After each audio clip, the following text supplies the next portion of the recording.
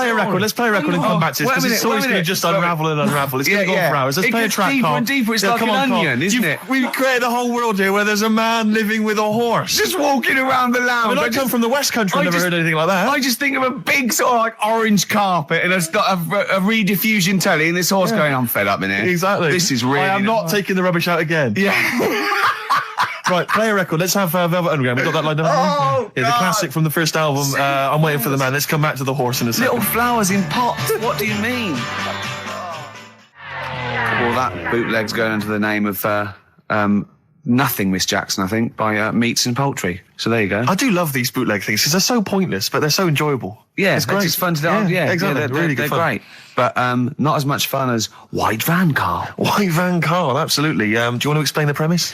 Well, we take the Sun asks someone else and asks Karl. It's simple as that. The Sun have just taken a normal person. We flipped it. We're going to ask Karl the same questions about the week's news. Yeah, just basically your opinions, Karl, as ever. What do you make of, well, obviously the big news, David Beckham's broken foot? Is this a big concern for you? No, I mean, it's sad. You know, it's sadder for him more than anyone, because, you know, to like be in the World Cup is like the main thing for him, isn't it? Yeah. But he's still a young lad, and I don't think he'll give up. I reckon he'll still turn up. He'll be all right. And, yeah, good luck to the lad. You know I like David. I'm not going to slag him off. Voice words. Yeah. He says that like he knows him. Like he's popping round for drinks later. Yeah, like we tried to stitch you up. Go on. But obviously yesterday, was it yesterday? I think maybe Thursday. The Sun printed a big picture of David's foot and encouraged everyone to touch it at midday, because hoping that this would somehow, if we all thought and prayed together, somehow that would help his foot heal. Do you believe in that? No. Any belief in that? No, you're going down the old like Yora Geller route, aren't you? Sure. I know, it's stupid. Yeah. I'm sure. I mean, it's nice effort and everything. It sort of cheers everyone up. Hold on, you believe in ghosts and warlocks and licking toads? Why is that any more stupid than all those things? It's not going to work, is it?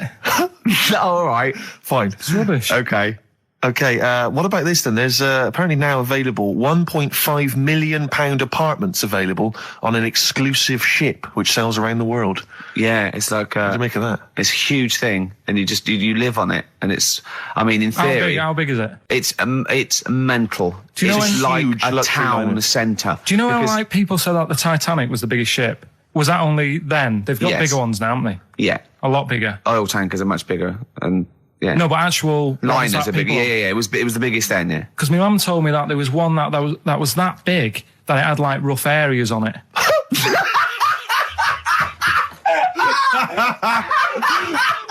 Oh God!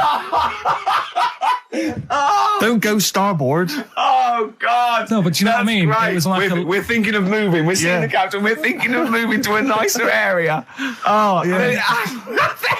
I've heard they're very rough in aft. Oh God! Oh, that's they steal your tyres. A ship's so big there was rough areas. Oh, how big is this one that you're talking about? Well, I don't know. It doesn't give me the specifications here, but they're huge. They're huge. In theory, I mean, it's that thing with it's obviously marketing, but they're going to solve the overpopulation crisis, where soon we'll all just be floating around the sea. Yeah, I can see that. The Shining here on XFM 104.9. We're doing White Van Karl. Got another one there? Well, it's just your thoughts really on the Queen Mum's very British send-off that she was given this week. Yeah. What do you make of all those people queuing up to see her? Did you think that was incredible? Right. Well, what we said last week, you know, there was I don't quite understand why there was so many people there who were like getting really upset. Do you know what I mean? Really upset, crying and stuff. And, you know, you can lose someone who's like related to you, and you don't cry like that. You sort of sit there and you think back to what you did with them and stuff, and then that's it. But the queue thing, wasn't it like miles long and stuff? Yeah. It was, yeah. Right, I was sat watching this with Sue. 12 hours queuing. Yeah. It never got to 12 hours. It did, but that was the estimated time. No, but how long is a queue when they're just like, you know, walking along? Think how far you can sort of like, you know, stagger in 12 hours. Incredible. It was been ridiculous. Yeah. But again, you know, if they want to do that, it's their time and that, isn't it? And it was at the weekend, so they could have, it's not as if they got out of work to do it. No. You know what I mean? They used their own time, so good on them. But I thought, right, what they could have done, remember when I studied Che Guevara? Yep. Yeah. right? And don't be offended by this. It was just an idea because they did it with Che Guevara. Remember when they cut him up? Yes, remember? they cut him up. Yeah. What was the reason for cutting him up? Well, they cut up Che in order to try and. You told us that they were going to send bits of his body to Fidel Castro and various other people, wasn't that right? As a warning, wasn't it, though, to all to people like one to. Yeah, my understanding was that they cut him up in order to so they could bury him in different places, so that there'd be one shrine. There'd be not one place that you could go to in order to well, sort of make him into a martyr. A little bit like that. I've like I can vaguely see where this is going. 6 cues, and it's like number 1. You can go and pay respect to her head or whatever. Oh God. No, but I just was thinking the way of speeding it up. I'm not having a go. I'm not, because they haven't done it, so it doesn't matter. But they did it with Che Guevara. Yeah. Everybody would have felt like they've got close to her, and it would have speeded it up. No, I mean, but I can understand. Can I just say that genuinely, Carl is not being disrespectful here. This is his best idea to cut down the queues. So don't phone in. He's not suggesting we should have done this. He genuinely is. But I mean, he's not doing it to be nasty or wacky or he thinks this is a good idea. So can I just throw a thought at Che Guevara, who was like a powerful man, he did a lot for the world and what have you. Yeah. And are you aware that I feel slightly responsible for this, because have you heard of the quote, a little knowledge is a dangerous thing? Yeah. Okay. Steve, next one? No, just a very quick question. I can understand those that have queued for 12 hours to see the head. I'd be a little bit annoyed if I got there to find a toe. I'll tell you what, though. I'll tell you what they could do without chopping her up. They could put about 9 queues. Each could see each hip she had. That's true enough. Because she's had about 9 of them. Yeah. So it'd just be, if you want to see the whole body, it's a 12-hour queue. If you just want to see a couple of the hips. Here's another suggestion for you, I've just thought, right? What? Instead of everyone queuing to see her, why not put her on a trolley and wheel her past everyone else? Running. So you could have some students on Rag Week. They can combine it, like when they're always pushing a bed. They could just run it along the queue. No, that'd be fantastic. That'd be disrespectful. Right, as opposed to the chopping up. So sure.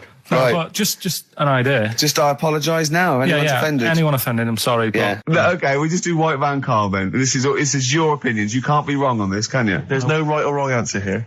Okay. Right. But so this is where we ask Carl his views on the big news stories of the week. Basically, we've stolen an idea from the Sun newspaper, and So this isn't cruel, this programme, is it? I don't think so. picking on me. It's not, is it? It's weird because a few people have said, "Oh, you're picking on me." It depends how you look at things. Isn't Sure. Yeah. But you do like it? We could look at it like it's a laugh, so it's not a problem for us. You know we like you. You know you're our favourite. Yeah. I'm going to say thing in the world, but I don't mean that, in a derogatory way. No, I'm cool with it. Yeah? Yeah. Right. Okay. So your views, please, on the fact that attitudes are changing to the possible marriage of Charles and Camilla. Oh, what do you think of that? The roars at the moment, because the recent tragedies are apparently high in the polls, and people are coming around to the idea of Charles and Camilla getting hitched. What's your thought? Whatever, really. I mean, if they're happy with it. The thing that comes out of it most is it just goes to show, right, that there is someone for everyone. Just because, I mean, no disrespect to Camilla, I'm not a good-looking person either, but she isn't a stunner, and yet she's gone and picked up a royal. Right? Yeah. So I think it's good for things like that to happen, because it cheers you up. Do you know what I mean? Gives you a bit of hope. Thanks, Carl. So yeah, it's good. If they're happy, if anyone's happy, it's a good story, isn't it? Yeah. You know what I mean? Yeah. He's had a bit of bad luck, and now he's got someone else in his life. So. While he's doing this, I'm just doing a list of questions to ask him what he thinks of things in the world. Okay. Is that all right? Yeah, no problem. Okay. Okay, what about this then? Are you disappointed by the nation that a third of us are apparently unaware of St. George's Day? 23rd. Is St. George's Day the one with the snakes that we've talked about? No, that's... Are you one of that third, do you think? St. George is the patron saint of England who killed the dragon. Yeah, I mean, there's too many of these days, isn't there? That's the problem.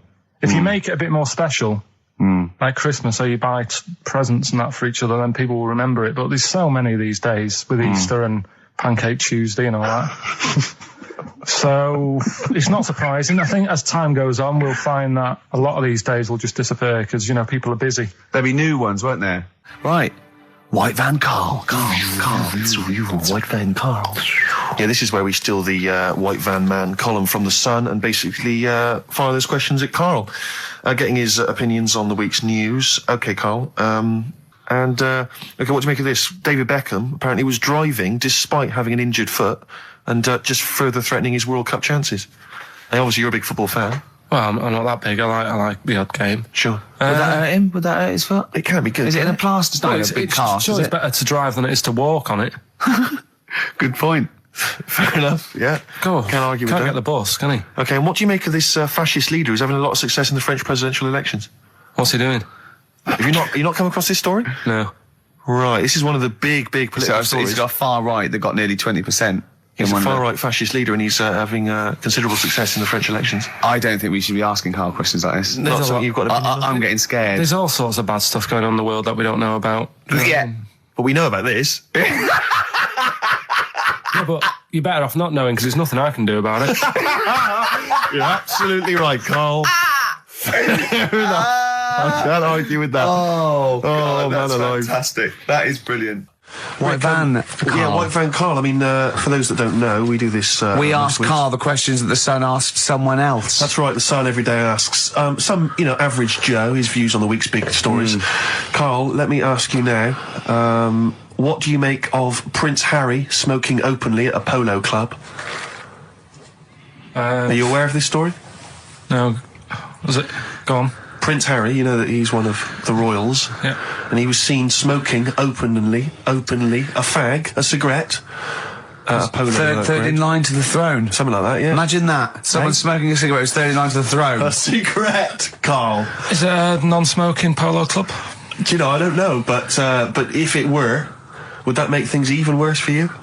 Well, No, yeah. seriously, what do you make of it? This is, the whole, the furore is he's a role model, he's a royal. Should he be seen puffing away in a public place? I don't think it matters, does it? Not a concern for you? How old is he? Is he old enough to smoke? I think he probably is, yeah. Right, yeah. Well, fine. I think the trouble with this role model thing, with anything that's legal, it should either be illegal or not. Yeah. I just don't think you can impose things like that, because you could say that it is bad for you, and it is bad to start smoking, and it really is bad for you, and it causes cancer and everything. But everyone knows that, don't they? Well, yeah, but you should either make it illegal or shut up about it.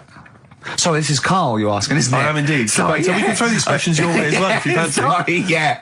It doesn't matter. But Karl, what are your views generally? I mean, it's obviously cigarettes are perfectly legal and so on, but what about stronger narcotics? Because I know you're very scared of drugs and stuff, aren't you? I'm not a fan. I don't No, what's your concern? What's your worry? Just like you might get into them. It's like you might have them and go, oh, this is all right. Exactly, Karl. Exactly. Although I was talking to you about it earlier, and you weren't very sympathetic about a lot of young people who have perhaps gone to crack or smack. Didn't you describe it as their own fault? Sometimes it is, isn't it? Yeah. I mean, I could have turned to it where I grew up, but I said, well, don't want to do that. It's not good for you. Sure. And I avoided it. You turn to ghosts. So you've got no sympathy for anyone who's a drug addict? It's their own fault, is your... It depends, doesn't it? Sure. Do you know what I mean? You can be an addict if, I don't know, something... I'm trying to think of a nice way that Well, you most might people end up... start on stuff like that because something really traumatic's happened to them. Very few people go out for a laugh one night and go, let's all try it. Sure. So, but, yeah. Just anyway. say no, I suppose, is the Just say attitude no. in the end. Listen to the cast of Grange Hill. Now, this will scare you. Now, Karl, you will be a little bit unnerved about this. Have you seen the film Jurassic Park? Yeah. You know what happened there? Well, according to the Sun here, it says scientists are planning to clone mammoths for a theme park. Look at his face. Look at that. He looks like a dog caught in the headlights of a car. He's terrified. I love Karl. He sprung to attention Karl. there. Is that the best news you could have? Man moths.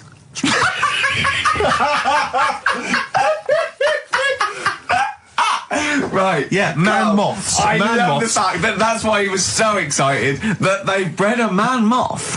What is this? Yeah, it's a human being that hides in your wardrobe and eats the entire jacket in a day. Yeah. What do you mean, man moths? Mammoths. Mammoth, the big hairy you heard cow of from the mammoth? Ice Age. I mean, elephant. You're not so excited about that, then? You can take or leave bringing back mammoths to life, but a man moth... A man moth is a different matter. Oh, if we'd have never brought that up, he'd have gone and told someone now. Yeah. You know, they've bred an half man, half moth. This and is that's what we that's how mean. things start. This is what we mean when you hear these ghost Are you stories. slightly deaf? Is that it? When you hear these stories, you're slightly deaf. And his head was in the basket, and he went, count how many times I blink. Is it? Carl, is English your first language?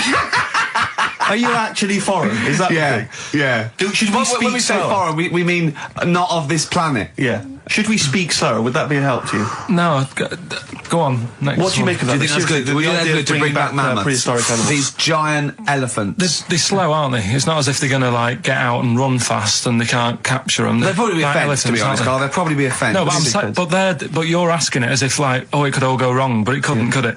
Well, Really? but the point was about Jurassic Park is they thought it wouldn't go wrong. They thought they had it all under Yeah, but control. that was and Have you dinosaurs. learned nothing from Jurassic Park, Carl? Dinosaurs would say, oh, think about it before you do it. But with a hairy elephant, it's not going to... Not a concern for you. Would you go along to see him? Would you be interested in that? If it was in the area. He's the best. He's great, isn't he? I'd love a queue, Nothing right? impresses No, him. but what I'd like to do is Carl sitting like Yoda in a little cave, and I'd just like to see people like Tony Blair and, you know, Stephen Hawkins in a queue, and they go and say, Carl, got a bit of a problem. And thinking of cloning a man and a moth. Problem? Not an issue. No, if I'm in the area, I might cruise around and have a look at it. Otherwise, just don't send it near my clothes. Oh, that's fantastic. So it's just for a second. As the words man moth came into your head, how excited were you? I mean, were you both terrified and excited? For the moment when you thought that they'd cloned a man and a moth? I pictured... What kind of face did he have? Did he have the moth's head or was it a man's head? just a little man head. Right, what was his face? What did it look like? He just was like a bit shocked. Perplexed, yeah. So it was like he'd been grafted onto the body of a moth without his consent. And when he was asleep, Yeah, he'd woken up. he just went in to have a goiter removed, Yeah. and they said, we've He replaced woke up your with goiter with the body of a giant moth. Yeah. Is that all right, Mr. Jenkins? So he had the head of a little... Was it a little boy or a man? Little man. Right, okay. And he's just bumping into a lamp. He's just bumping into a lamp. If you went into hospital and they'd done something, what's the worst thing they could do, right? What would you rather have done, right? You wake up and you've got lobster claws for hands. Right. You wake up and you've got duck's feet. Or you wake up and you've got one horn coming out of your head. The worst thing, Yeah. probably the horn coming out of my head. Why? Get in the way. That'd be useful, wouldn't it, in fights and stuff? And for like parties, people would play Well, I suppose quoits. the lobster claws would also be quite handy there. Definitely. Listen, we haven't done it for a while. White Van Man. I thought there's some interesting questions raised today, and I think it might be nice to just throw them Carl's I think we direction. set Carl up again in the last hour as a person that people want to know They wanna his know what he's opinions thinking. on the They wanna world. know Yeah. what- If you're not familiar with it, on Saturdays, the Sun newspaper asks a typical white van driver questions his opinions on the week's news, and we thought we'd throw these in the direction of Carl. Yeah. And then, what do you make of this teenage thug, Carl, Mickey Carroll, who spent 4 months in jail and he's won 9.7 million on the lottery? Is that justice? When you think of all the good people that are going hungry, and there's a lad there and he's won. Did he buy the ticket before he 9.7? went in? No, I think he bought it once he'd come out. So he's done his time. He's done his time. Fair enough then. He's been punished. Yeah. Right. He's bought a ticket. He's had a lot of bad luck. Mm-hmm. Now he's having a bit of good luck. All right, next one. Are you concerned that now he's got all that money, he could turn into like a sort of mastermind villain? You know, like a James Bond style villain? He's got a criminal streak, we know that. Is that a concern for you? I mean, we imagine don't. that he could build some kind of underwater We fortress. don't. With my lawyer's hat on, we don't know that. Yeah, well, well, he'd have to prove that he didn't have a criminal streak. I'd say you've been in jail for 4 months. Yeah. Sometimes people are bad because they haven't got any money, so he might be Interesting an point. angel of gold now. Or whatever Yeah. it is. It's a long time since we've had any white van, Carl. For those that don't remember this particular hot feature, we basically ask Carl some of the questions that are asked of a white van driver in the Sun. They always have this on Saturday afternoons. Anyway, here's the first one. They're not fascinating, Carl, but I'm just interested on your take, really. Yeah. What do you make of Cilla Black quitting Blind Date after her husband sent a message from beyond the grave? Are you familiar with this I didn't story? know that. What's that? She went to see a medium, and supposedly her husband passed on information through the medium, which was incredibly vague, but persuaded her to quit live on air. Well, it's about time, isn't it? If even dead people are saying, "Enough's enough," But I'll tell you what, though, talking about ghosts and that, do you know how I'm into them? Yeah. Right? How weird do you think this is, right? Well, it's not true. Before you say it. Excellent, good old Pete. Hey, Nice to have him back. Good to see you, Steve. I've got some here. Brought in. It's just a normal soup. It's Rooster's Pride. What flavour soup's that, Steve? Oh, I know you brought that. And it's all it's a genuine article, and it's cock soup. Can I have a close look at that? Maybe there's some more humour I can draw. What, you want a closer look at my cock soup? Just a cock soup. Let me just. It says here delicious, appetising. 3 to 4 servings. You know what I'm thinking of when you're talking about the soup? I'm thinking of innuendo. I'm just thinking of a man's cock. Penises, yeah. Let me just say. It's the darkness. Use Rooster's Pride cock soup as a snack with crackers or toast. Still thinking of a normal knob. An appetiser, again, or a soup base. That doesn't really work as an innuendo. No, that's disappointing. We'll work on that, though. The darkness growing on me on XFM 104.9. Going well, isn't it? I've enjoyed it so far. It's been a bit naughty and everything. Yeah, a bit smart. Nothing wrong with that. No. Carl, Alright. having a good day? Not bad. Yeah. What mood are you in this week? What We mood always is that? trying to assess each week. You know, it's a bit edgy. He's got a red head. What's all that? You've got a red head all around the side and the front. What's that? Sunburn? No, I think I'm allergic to having my head rubbed. Right. Right. Now, who would rub your head? That sounds a bizarre thing. Your girlfriend? Weird, isn't it? Yeah. Who's rubbing your head? Well, yeah, but I was squeezing his head, fair enough, and he was screaming in agony. And then he went and made me a cup of coffee. And as he came over, just spilt boiling hot coffee on my legs. I'm all wearing shorts, and he went, "Sorry," just like that. It's like a series of Jackass out there this morning. I mean, my legs are burnt. Your head's a little bit red. But apart from that, having a good day. Not bad. I was on the way in today, right, Steve? Walking in? Walking in, always walking in. I get left early and stuff. I like to get in early, get some bits done, that. Monkey News, songs of phrase. That sort of thing. And living in London, right, there's a lot of shops that open early and stuff. Do you know what I mean? People say that's a good thing about London. Yeah. It's almost like 24-hour city and stuff, right? I'm walking in and there's like, you've got your news agents open. Obviously. Selling newspapers and that. That's good. They've got to be open early. Then you've got your coffee shops, your Starbucks. You have a cup of coffee in the morning. Do you know what I mean? They're doing well in the morning. Then you see like the odd restaurant and you think, well, maybe they sort of got the doors open, but they're preparing for lunch. So you think, fair enough. Yeah. I'll let that pass. Yeah. Carrying on walking down the road. Bondage shop. Open. Sure. About 10:30. Yeah. Busy, was it? There's a couple in. Really? Some good offers. About 10:30 for a bondage shop. I'm assuming if you're into bondage, though, you stock up at any time, day or night. I mean, you don't... Yeah. Well, I assume it... I suppose you get up and you go, "Oh, I've got nothing on. I need to be a bit tied down. Yeah. I need some rope. These clothes are too baggy. I need more belts. Oh, God. I need more straps. Yeah. Oh. Get some rubber on my face." Weird, though, isn't it? What were you doing in there? So just having a browse. But, so a bit worried really, because the things that I've noticed this week like that's probably a little bit smutty. You've brought your soup in. I just found it out there. Sorry, yeah. It is Rooster's Pride cock soup, noodle soup mix, chicken flavour. But I mean, do they not know that is obviously just going to be used on the Graham Norton show and Chris Tarrant when he's doing his show abroad? Yeah. I mean, do you know what I mean? How could they call it cock soup in this day and age? Don't keep saying it. Well, no, it's fine, because you can say cock as long as it means the male, we've done this. Oh, do you mean the chicken? Yeah, look, it's a picture of a chicken. Yeah, sorry. What did you think it meant? No, I don't know. I thought it was in my head. Okay. Sorry. Yeah. But, there's something else that's a bit sort of... A bit blue?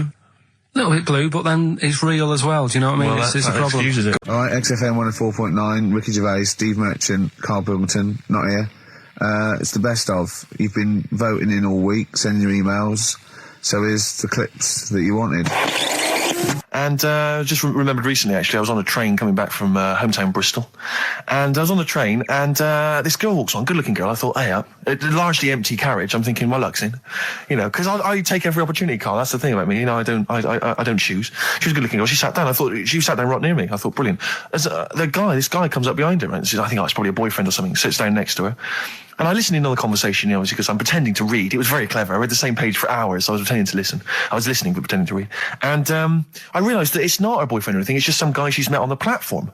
And I'm thinking, brilliant. If she's the kind of girl who's just going to start talking to someone, you know, on a platform, on a train, brilliant. I'm going to be in here. Because he was only going one stop. So I'm thinking, what's the worst that can happen? He'll nick off, you know, I'll get chatting to her, you know, and who knows? I could join the... is there a train equivalent? Foot High Club. The Foot High Club, brilliant. And so I'm excited, you know, I'm listening in. And it turns out that they're both kind of graduates who've just finished university, or they're coming to their finals or something.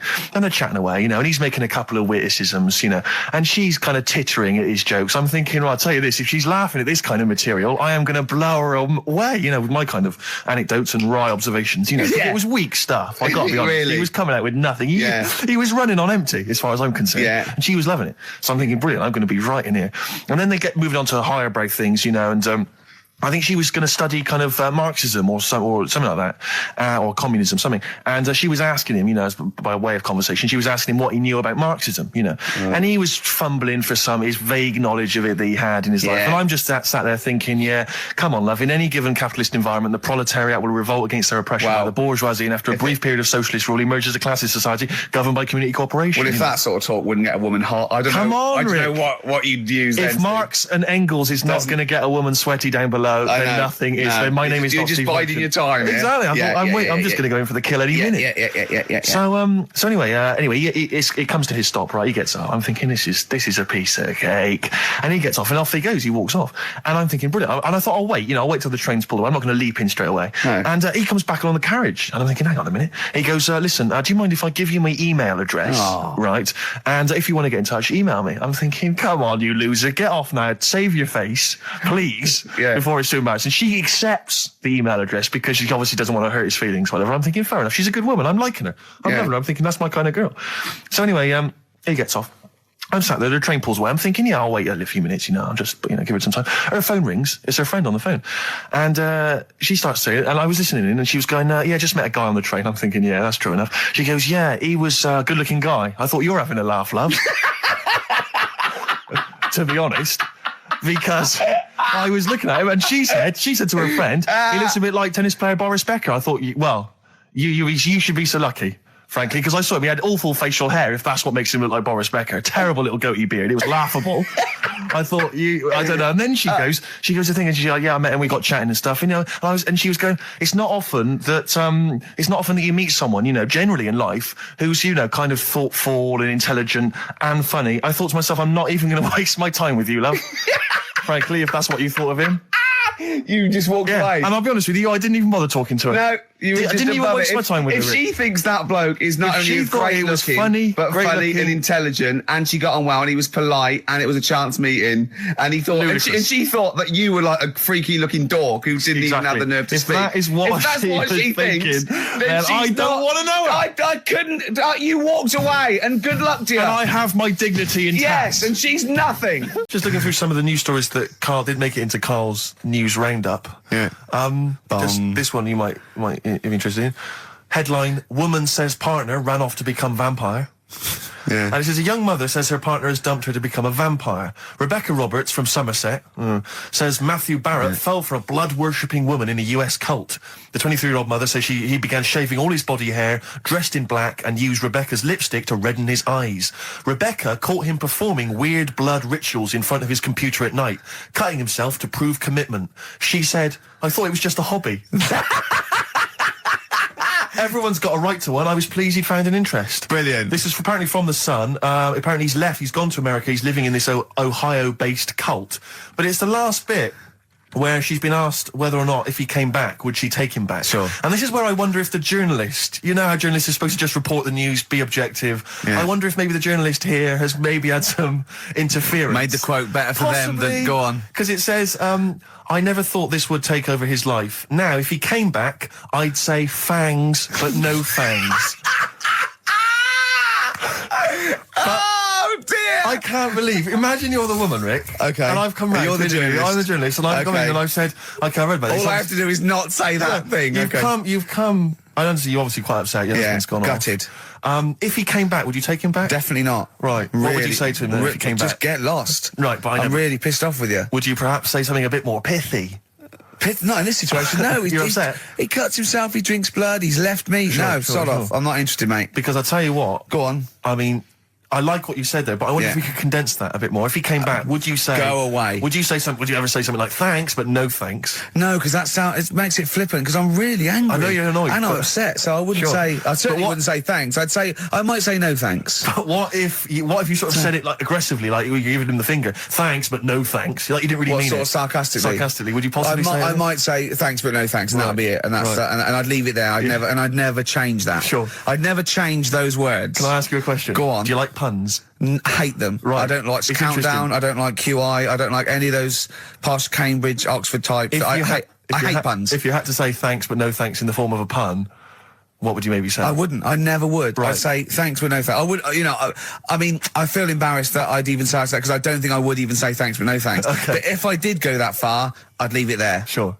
So, have you ever noticed, as I have, go on, the similarity between the word thanks and fangs? Not really. It's very similar. Not thanks, really. Fangs, F-T-H, there's a K. Fangs very much. G, it's A and S. Well, the A, the N and the S, but that's about it. Would you agree it sounds marginally similar? Yeah, Is it possible you might one day say fangs but no fangs? I wouldn't know. Right. I could put that though, could I? But don't say I said it. Right. I mean, yeah. Fangs, but no fangs. Yeah. This is the thing. Just, if you ever read an article in The Sun, The Mirror, anything, do not believe it. Really seriously question and query it, because... If it ends with fangs, no fangs. If it ends with a pun, almost certainly they never said it. Yeah. Okay.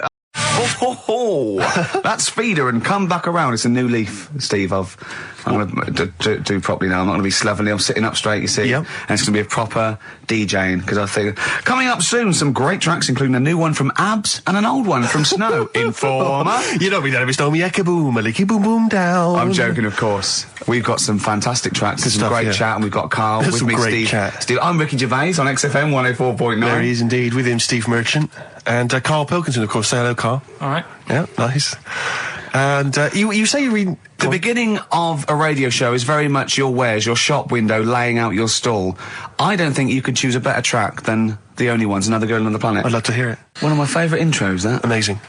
Oh, that was dangerous, because I once heard on Capital Radio, this has got to be the greatest rock intro of all time. And they played Money for Nothing by Dire Straits. Brilliant. Yeah, I can just imagine them putting their head down. I remember a friend of mine, when I was at school, he just bought a car, and he took me outside to show off the stereo system, Money for Nothing. Really? He just played that. I've never heard the song before. Just played that for its entire 4 or 5 minute duration. It is a to good show song off for the sound system. Yeah, it's a good song for showing off intros and sound systems. Exactly. Yeah. You said you were driving along earlier. You saw someone. It was one of those zooped up sort of sporty saloons. Nice. You know, the big like a Mondale or something. Big, and it was blaring out, and the bloke in it was sort of like, I could tell he was 24, but already going bald. Yeah. From like obviously his estate agency job, not too well. Yeah. But he's made a bit of money, and the stereo system was ridiculous. I mean, so loud, and it was going through Covent Garden. He was playing Snow in Informer.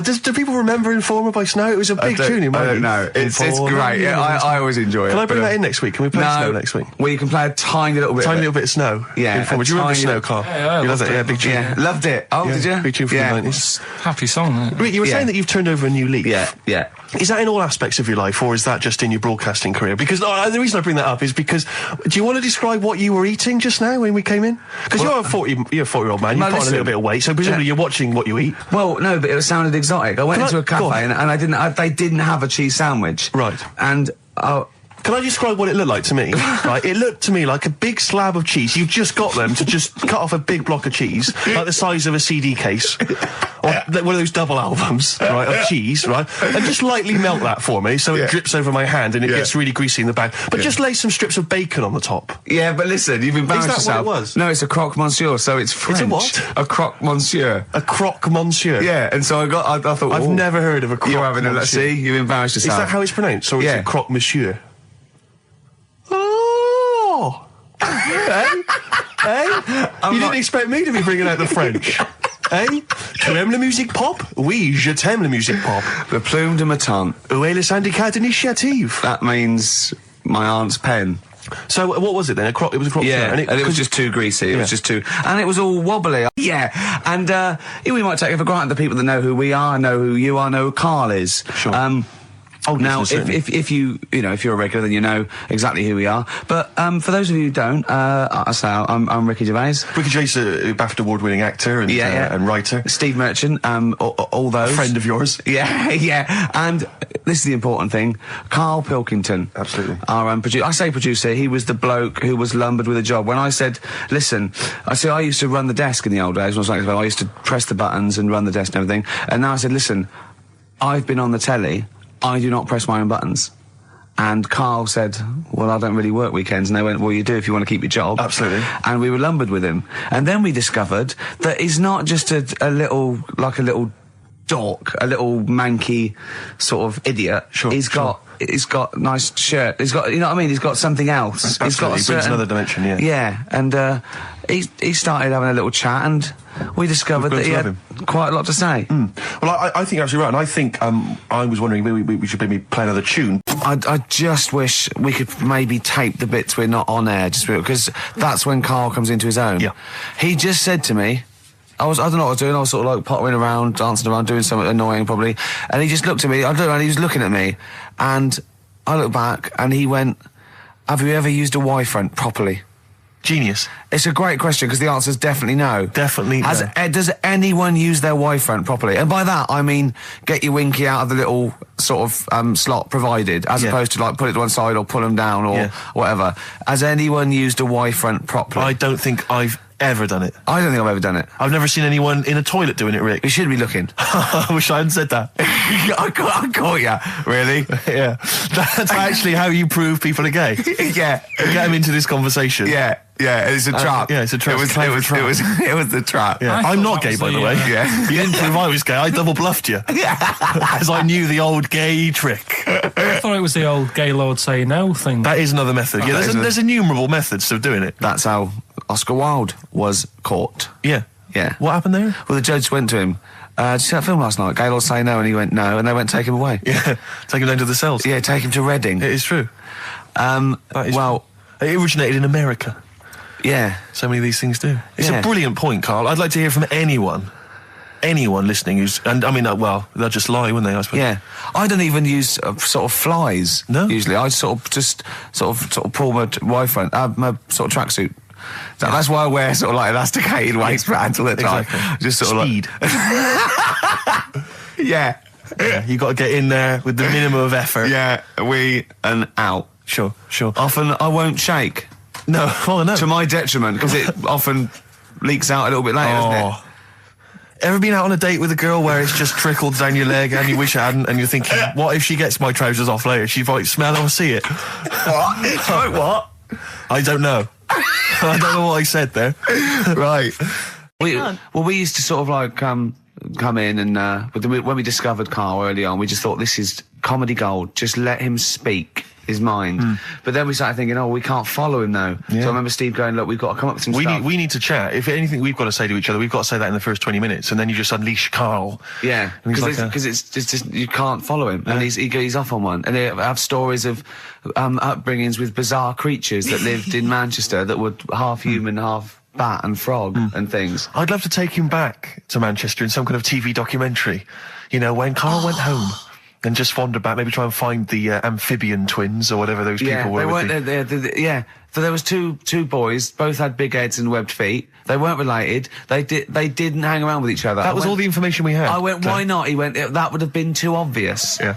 Like they look at each other across a room and go, you think if I'm coming to see you just because we're a similar species? Yeah. You're mistaken, mate. You make your own friends. One starts to walk over there, one shakes his head and just mouths too obvious. Yeah. Don't do it. Too obvious. Out of one of his mouths. Yeah, that's what they're expecting. Yeah, don't do it. Don't do it, Webby. Yeah, but anyway, he'll be back shortly, I'm sure. He phoned me. His dad's ill. His dad's in hospital, so Karl went back to sort of look after his mum. And he was so sweet. He said, I'm back here just driving my mum around. And he said, so unbegrudgingly, he just went, it's like old times. And I said, sorry to hear that. And he went, that's all right, yeah. I think it's going to be fine. And I said, how was your holiday? He went, yeah, it was good. Except it were a nudist beach, so didn't tell me. I went, of course it was. I went, what do you mean? He went, well, sitting on the... I don't know why they have to do it. I don't know why they have to do it. Why do they have to do it? He went, Suzanne said they think there's nothing wrong with it, like being a transvestite. Right. I went, I love the fact that your girlfriend has to tell you what's wrong and right in the world. And he went, well, we're walking along the beach, fella coming towards us with knob out. I went, oh, what's going on here? Right? And he said, and because it wasn't all nude, he's walking round, he's stark naked, and he wants the freedom of that, but he's got a big rucksack on his back with his clothes on just to get changed. He went, so what's the point in that? Right? And I went, he should just carried a book. He went, what, and covered it up? When he went, oh yeah, good idea. See? He went, but I wasn't happy. He says, and that was the first day, so we didn't go there again. I can just imagine his little face. Yeah, just going, all right, gobsmacked. That's out, Yeah. that's out. What's that doing out? Why has he got his out? I imagine Karl sort of dressed in a suit, in a sort of safari suit, done right up with a cravat. I'm not undressing. I don't want people seeing the flesh. That's for you, love, and no one else. But I love the fact that as this girl goes, Karl, they don't think there's anything wrong with it. They're just happy that way. and he in his own mind just goes, like being a transvestite. He knows there's nothing wrong with that. I'm always a little bit suspect about people who like walking around nude. I thought you meant transvestite. No, nudists. What? Hold on. Can you be a naked transvestite? What are you then? Yeah, I suppose you're a... When Eddie Izzard's naked, is he a naked transvestite? That's an interesting metaphysical question. Yeah. Because, I mean, was it last week that you had the classic? Was it, I can't remember, I'm paraphrasing, Karl, apologies. Something like, I'm here in Texas, I've fallen in a puddle, and my knee has got wet. Yeah. Whitney Houston. Yeah. And also, it was last week when there was a little bit of confusion over the one for Holly Valance. Right? Of course. I don't think it was confusion, I think it was your error. Yeah. No, it wasn't. And it was Holy Valance, and you meant Pelmet. Then Becky, who called up that time and said, oh, if you're getting mistaken with Pelmet, right, she sent me an email in a week saying, I've done a bit of research. Yeah. It was my fault. I've made an error. Yeah. It is a Valance. Okay. And I know about Valances. As I told you last week, at the very end, my auntie loves them. Yeah. Right? She makes them. She started off just like putting them on top of the sort of window around the curtain. And then she thought, I can do more with this. Yeah. And she had a little coffee table that had magazines underneath. And she said, I'm sick of seeing them magazines when I'm sat down. She sounds like a Pilkington. So... I'm sick of seeing them magazines when I sit down. So she put a Valance around the table. She just got Valances around everything now. Yeah. Right? Then, next step... she tapes everything. She never actually watches telly. She tapes it all because she gets sick of listening to the adverts and that. Yeah. So she tapes everything. So she's got loads of videotapes and that. And the video used to get on her nerves. When she was watching a film, she'd see the clock changing. Oh. And it distracted her from the film. So she put a Valance around that. Yeah. That's genius. Yeah. So, that is or is it mental? Only Mrs. Einstein can tell. I don't know. She's even made a little Jack Russell look like a hovercraft. Yeah. He's great. So everything's got a Valance. If you go round and you stand still for too long, the chances are she'll put a Valance around your head. Yeah. This is this is Auntie who? Auntie Nora. And this is the one that farted for 5 minutes. Lest our listeners forget. Farted for 5 minutes. Called his mum, saying I'm farting. 2 minutes into the fart. She said about 2.5 minutes in. God. She said I'm about 2.5 minutes into the fart. My mum said, how long's it been going on for? And she said, well, it was about 2.5 minutes before I called you. Yeah. And then it went on for a further 2.5 minutes or something. And then it stopped. And, she couldn't time it because there was a Valance over the clock. Yeah, she used to annoy her when she was on the phone and you put her off seeing the time. She was guessing it was 5 minutes. This was one consistent fart. Yeah, I mean, it wasn't making a noise, it was just... Oh, it wasn't making a noise? Just gas. Right, endless gas. So, there you go. That's fantastic. One of the worst things that happened to me was when I was, when I was about 16 or something, we went to, it's a fire There's a fire alarm going off. There's a fire alarm going off. And the fire light's going off. Yeah. Should we not just maybe play a record and go and check that out? Wrap it up if you want. No, not wrap it up. Play a record, I'm gonna go. No, the fire, it's gone off, Rick, it's gone off. Oh! Well, we might have burnt down! Yeah, I think we'd know about it. The flames licking around our ankles would be a clue. God. I'm going to go and investigate. You shouldn't ignore a fire alarm, should you? Blimey. We're entertaining the nation. Oh, look at him, he's scared of fire. What do you mean?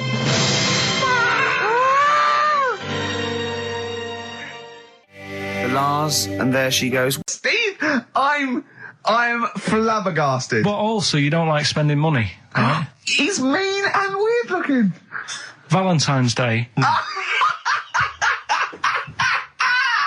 Are you sort of,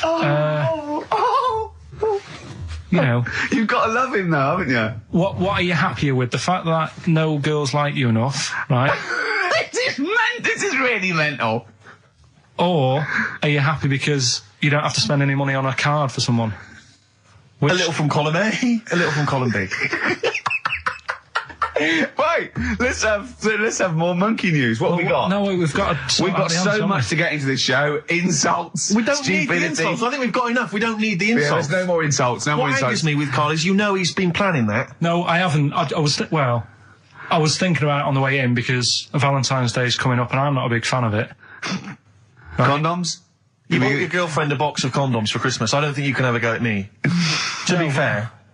No, but I don't just treat her on Valentine's. I'm always... Do you know what I mean? You don't even treat her on Valentine's. You don't even treat her at Christmas or on her birthday. When do you treat her? Hang on a minute. Wait a cotton picking minute there. Oh, why I order. Wait a minute. What's that? Tiffany Dog. I treat your girlfriend better than you, and I've only met her twice. I took her out last night and she enjoyed herself. Where'd you go? Until she had to write the cheque. Where'd you go? To a chippy. A really... No. Play a record! Is it a chippy? No, a quality one. Right. Oh, God! Under a fiver for two. Oh, nice lots. wrapping. Not newspaper, greaseproof paper. And bread. That's Feeder, Just the Way I'm Feeling, on XFM 104.9. Ricky Gervais, Steve Merchant, Claire Sturgis. Well, he's defying me. He's not calling in. We're going to give out his number and he's not calling in. That's even more annoying. Who does he think he is? I don't know who he thinks he is. I'll tell you what I'll tell you who he is. Yeah. He is a little bold Mancunian. Let's never That's let him who he forget that. is. I don't know who he thinks he is, but there's the fact. Just, Carl, call in, because you're annoying me and Steve. He's been slagging you off as well, Steve. Well, go on. What's In the he saying? week, you know, he was slagging you off. I mean, in the week, I was joining in and laughing along, but now I'm thinking but now I'm thinking that you're more on my side than he is. Thanks very much, Rick. I'm glad to see you've come round. He said he was. I was in the pub with him and Johnny. All right, so there's a little audience. Good. And he went, have you seen Men in Black 2? I went, no. He said, have you, Johnny? He went, no. He went, there's a thing in it that looks just like Steve. And I went, what? He went, it's a thing, it's got really gangly arms and bulbous eyes, and it just works really fast in the Aliens registration thing. And I went, all right. I said, well, bring that up Saturday. Since he's not here, you know, what do you think of that? Well, the reason is that I think the problem I have with is this, that if I was to say things like that about Carl, I'd destroy him. He'd be a broken man after I'd finished with him. Call in, Carl, or Steve's going to say a few things about you. I'm going to get a couple of home truths out there. I can't believe it. I cannot believe it. Yeah, we were, you know, at the time I was joining it, we were having, you know, slagging you off on other things as well. Sure. But now I'm thinking, maybe maybe you were wrong. Maybe I was taking the mickey out of the wrong person behind their back. If you receive any phone calls from people you don't know, we don't know anything about that. Instantly, we don't know why that is happening. That is just going to be a weird, spooky thing. So, and don't bother telling the story about Men in Black 2 either, because I don't think people will be interested. Actually, on the subject of Men in Black 2, what? Have you seen that, Steve? No, I haven't, Carl. Tell me about You it. should see it. Go on. Why? Because there's this thing in it. Go on. What, a stupid, bald Mancunian tosser? No, weirder than that. There isn't anything weirder than that. Big eyes, it was gangly. Keep talking. You've got to see it, because you wouldn't believe how the likeness and that. You've got to get the film out tonight. Right. It's not as weird, it had a normal voice, right? He's done you and he's not even here! I'll tell you what, mate, it ain't worth coming in next week. Stay on the line, Carl. Play a record, Claire. Kings of Leon, Molly's Chambers. What do you think of that, Carl? Alright. There's a surprise. Another insightful remark. Steve is not a fan now. Not only does he know you've been slagging him off behind his back. No, I wasn't slagging Steve. If you get it out on DVD tonight, you'll know I'm not slagging you off. It could be your brother. I love the fact that it makes it worse, but he's thinking you're going to go, oh, he wasn't slugging me off. It does look like me. I do think I'm an alien. I love the fact that you hope Steve will go, he's got a point. It's a spitting image. Yeah. I am, seriously, Carl, I'm really angry. I'm so angry with you at the moment. You haven't seen it yet? No, I know, because I know what it's going to be, and I'm just... Why? I'm fuming. I'll tell you why I'm angry, because he doesn't do it in jest. No, but what do you think it's going to look like? What do you think this thing's going to look like? It's going to look ludicrous. It's not going to look anything like me, but No, he's going to like pretend it does. Go on, what? Go on. No, it does look like you. Yeah, of course it does. And you looked like the Human Z. Well, you know. I mean, to be honest, you did a bit, Carl. You walk like him, you're bold like him, you got a sort of gormless face like him. Any more? I don't smoke. That does. I'm not arguing with you. I'm not well on that. Oh, you're not well. What exactly is wrong with you, you whinger? Well, it's just, do you know, like I always tell you about the restless leg syndrome I've got. It's like Yeah. that, but all over. So you're just shaking around the house? I'm just, yeah. What do you look like, Elvis? What are you doing? You're shaking around the house. I'll tell you, with your bald head, you probably look like an enormous vibrator. Oh, God. That's what you probably look like if you strip naked. Oh, you'll have the Scottish widow coming round. Oh, dear. That's, what's her name, by the way? I heard you talking about that. That's, Amanda Lamb. Amanda Lamb, who's in the Place in the Sun programme. Is she actually a widow? Is she a Scottish widow? Hoots, man, my husband's dead. Do you want any money and a bit of my clam? Brilliant. All right? That's the sort of quality you've missed out on today. Well, anyway, you're going to be back next week. We need you back next week. Yeah. Yeah. Well, how do you know? Also, how did you know you were going to be ill today? Because you phoned and arranged this yesterday. Convenient. And I spoke to you yesterday and you didn't sound very ill. I felt ropey yesterday. You've got a bit of a bunged up nose. Even though I have a bit of a bunged up Even though I was nose. ill, I still sorted it out. Yeah? I'm a little bit sweaty. Even though I was ill, Carl, sorting it out does sorted not it mean out. you phone up Sturgis and send her down. That's not sorting it out. That's making things worse. Have you learnt nothing? Thanks, Claire. If you're not part of the solution, you're part of the All right, problem. mate. Yeah. My leg's a little bit achy. Oh, wearing wet jeans. Oh, I put wet jeans on again. My lasagna it was frozen. Can you hear the venom and hatred in our voices today? I need the phone number of your girlfriend. Let me explain why. I was lucky enough, once again, to be on your quiz team this week. Ricky, Still to beat me. He's still to beat me with his team, yeah. We, Second I came. we sort of the gang here and some friends, we sometimes go down to a pub quiz in the local area, and I was very nicely, I was invited by Karl to be on his team. Twice now I've been on that team. Ricky's always on another team. And what can I say, Karl?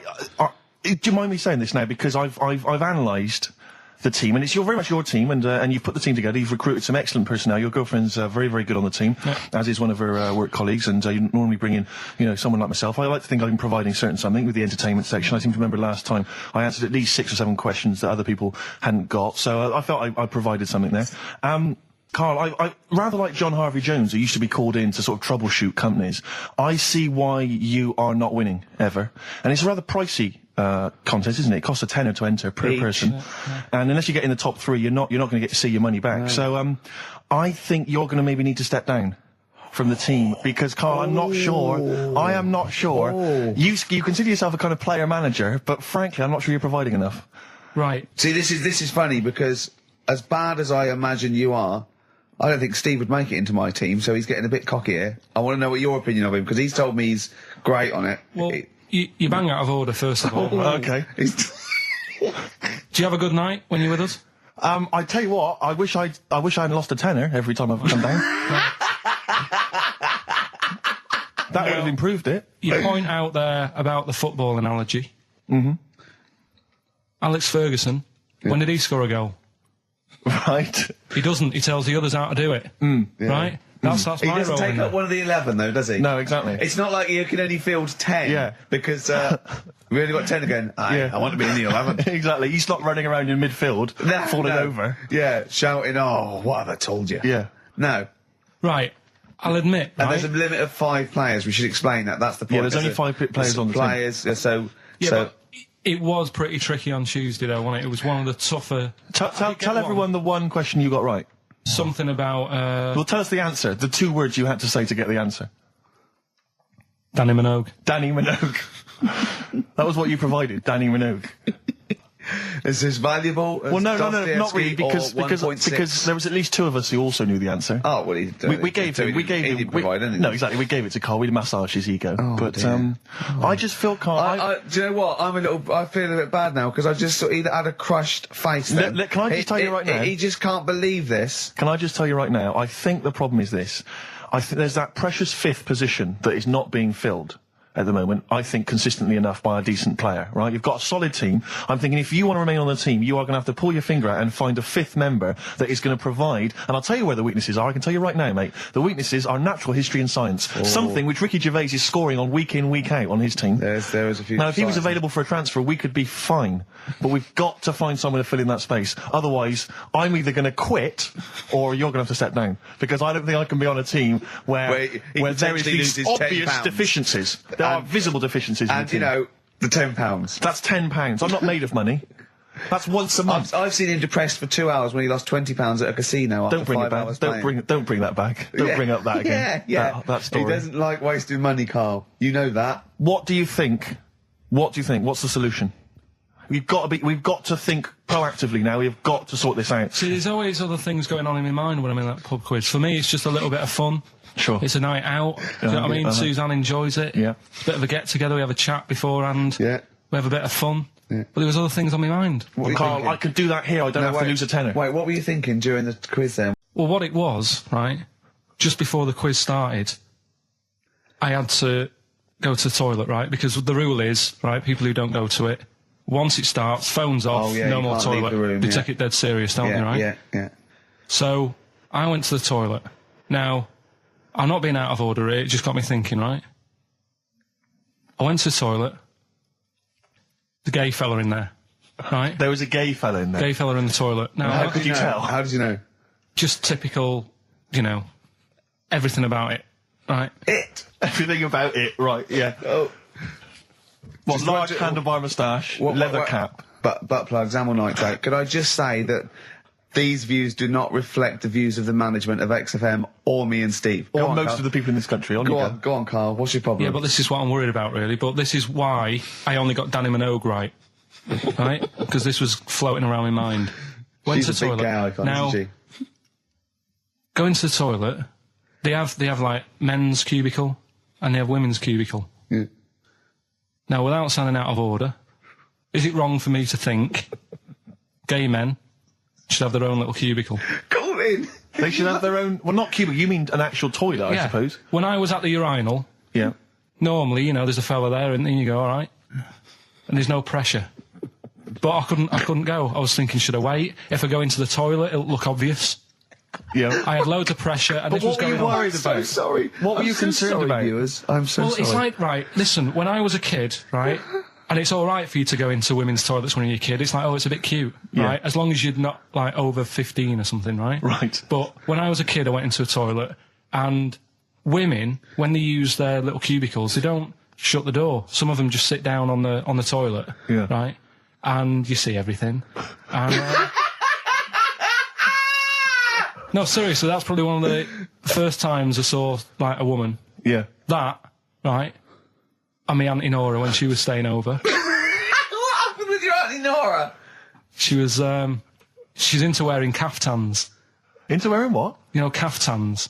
Oh, yeah. What are caftans? Big, bellowy sort of dresses. Right. And, I used to sit on the floor at home in front of the telly. Sure. She was on the chair behind. Yeah. She did a bit of a sort of a Sharon Stone scene. Oh, God. Yeah. Did you see it? There was no underwear. No. What age were you? What was it like? What age were It you? was like a ripped tennis ball. What? Right, we're off air. Hello, is there a fire? Oh.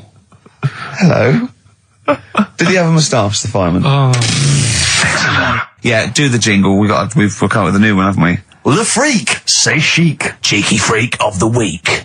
Right, well, couple of bits. I don't know which one to use as the main feature for this week. It's not good, is it? Well, there's been another one born. What? Little kid. You go on. 4 eyes. Insult. Just a guy who wears glasses. Come on. 4 eyes, 2 noses, 2 mouths. That's weird, isn't it? This bloke, did he also have 2 heads, 2 bodies? Sort of born sort of slightly separately? He wasn't stood next to a mirror. No, it's weird, that, isn't it? That's all you've got. Is it? I love that. That's weird. That. How much if the doctor said that? Well, Mrs. Parks, kid's got 4 eyes and 2 noses. Weird, isn't it? Any clues? Any clues? So that's it. That's all the one. information. Well, I'll tell you what, No, but that again- shouldn't be the main one. Okay, No, I've answered but your like I say, what's the idea of this feature? What do I say all the time? Don't know. I always say, think about it. Think about what that would be like. Okay. What? Giving birth to him? No. Being, I think it's a girl. Being like her. 2 mouths. 4 eyes. What would that be like? Mad, innit? I don't know what this feature is. Where did you go on holiday? Sardinia. Good? Yeah, it's alright, yeah. Nice food and that. It's important, isn't it? Yeah. And nice beaches and what have you. Excellent. Always like a nice long beach to walk down. Yeah. But, so we're having a nice walk, right? You know how, nudists do me head in? Sure. Right? Not a problem though, is it? It's not like being scared of spiders where they might jump out under the kitchen sink at you. You know what I mean? It's not a big problem having your head done in by nudists. Yeah, but it just annoys me. It sort of ruins the day a little bit. Because it makes me feel uncomfortable. All right. Take your clothes off if you feel uncomfortable. It's much more relaxing. Yeah, but, well, anyway, right, so I'm walking along the beach, right? Lovely long beach, might have you know, watching the sea, picking up shells and that. And what are you wearing? What's your natural beach club? When he says picking up shells, I imagine he's on all fours going, like that, you know what I mean, looking at things. Just like washing his nuts in the sea to get them tasty. Yeah, going into the sea and then kind of shaking himself and all the water flies off. Yeah. I've just got, you know, flip-flops on, pair of shorts, and like a little light shirt. Sure. Mm. So anyway, walking along, and Suzanne goes, "Oh look," right? And there's this woman, German, I think, coming out of the. How can you tell she was German? Underarm hair. I'll get to it. Forget Okay. the underarm hair. She came out. It looked like she was smuggling seaweed. I'm gonna burst! I'm going to burst! Oh God! And the funny thing is, right? She. Smuggling seaweed! Oh God! She was a bit hairy down there, was she? Mental. I felt bad because I hadn't had a shave for 2 days, right? Looked at her, it was ridiculous. She might as well have kept her trunks on. It was just like she was wearing furry trunks, right? So anyway, so I'm walking along. So, yeah, go on then. so Suzanne's like, "Oh, look," and I'm like, "Oh, not again," you know, because every time we go away, there always seems to be one of these. Is she by herself, this woman? Well, the weird thing was, she was with her husband, right? Yeah. But he had shorts on. He was happy, right? But every time, like, because I walked past her and he sort of ran off because he's embarrassed. Do you know what I mean? There's nothing normal about it. What can he do? He can't go, "All right, mate," because he knows it's odd, right? How old was he? Sorry, how old was she? It's hard to tell when someone hasn't got clothes on. Do you know what I mean? They always look older, don't they, when they haven't got clothes on anyway. But I'd say she was about 40, 41. Okay, right. So I walked past, and the annoying thing is, she got there on a bike, right? No clothes on, little pair of boots next to the bike. So if you can wear boots, just pop some shorts on. You know what I mean? That takes more effort for me, putting boots on. So put the shorts on, right?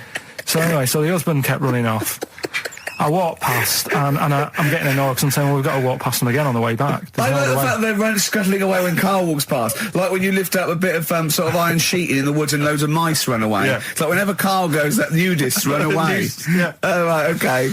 So we sort of come walking back and what have you, and you know, I have another look and what have you, and he runs off again. Why are you another look if it offends you so much? Oh, you might as well just have a look. You know what I mean? It's just putting it on show and what have you. But the interesting thing was, I just wondered whether the husband... If the husband were nude, you'd looked at his tackle. Because remember, when you went to see those two strippers, and it was a woman and man, and they whipped their shorts off, you said you looked at his tackle first. I think any bloke would. Wow. You would. You just check it out. It's natural, isn't it? You just go, oh, right. So it is normal or whatever. Because you don't know if... do you know what I mean? You don't know if what you've got's right until you see someone else's. No, do you know what I mean? Yeah. But anyway, so... but he got us talking, because I was... Then, as soon as I saw her, sort of, day's been ruined a bit, so I'm walking up the beach... Walking up the beach with Suzanne going, how does it happen? Do you know what I mean? Why do people do this? What fun are they getting out of it and what have you? And I just was thinking, is there any chance that fella, right, didn't even know that she was a nudist until they went away? Do you know what I mean? Because I said to Suzanne, if I met Suzanne, it's like we're getting on, yeah, everything's fine. Yeah. And then you go off on holiday and you go, you haven't got much luggage.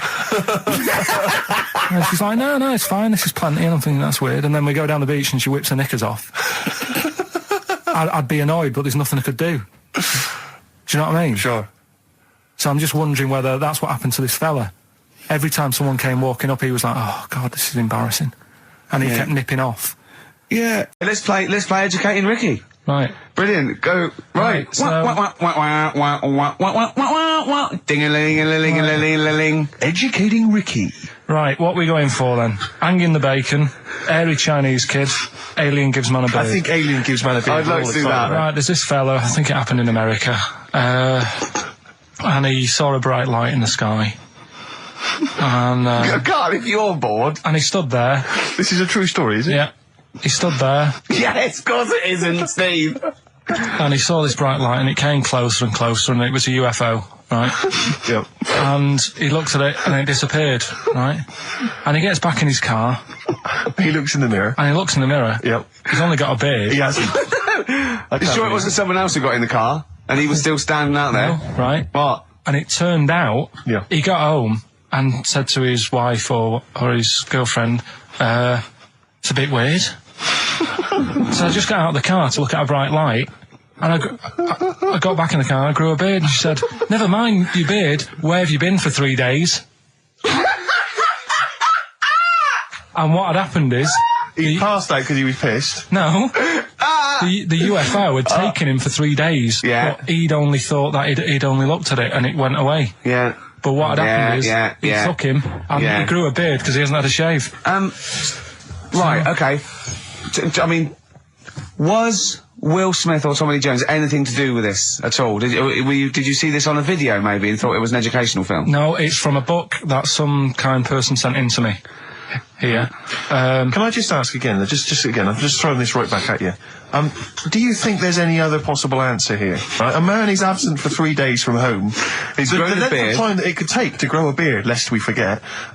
What if he hadn't actually seen a bright light in the sky? What if he was lying? What if he was lying? He got knocked unconscious. He'd had a car crash. Just lying. No, just lying. Or he was just lying. Yeah, he'd been on a bender, getting pissed for 3 days. And that with was his an mates. excuse to his wife. And they went, Dennis, what are you going to tell your wife? Well, wait a minute. Wait a minute. You're not going to believe I was out with you, lads. Just say you're only away for a minute.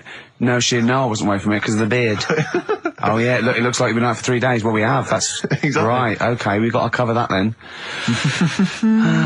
Alien abduction. Great one.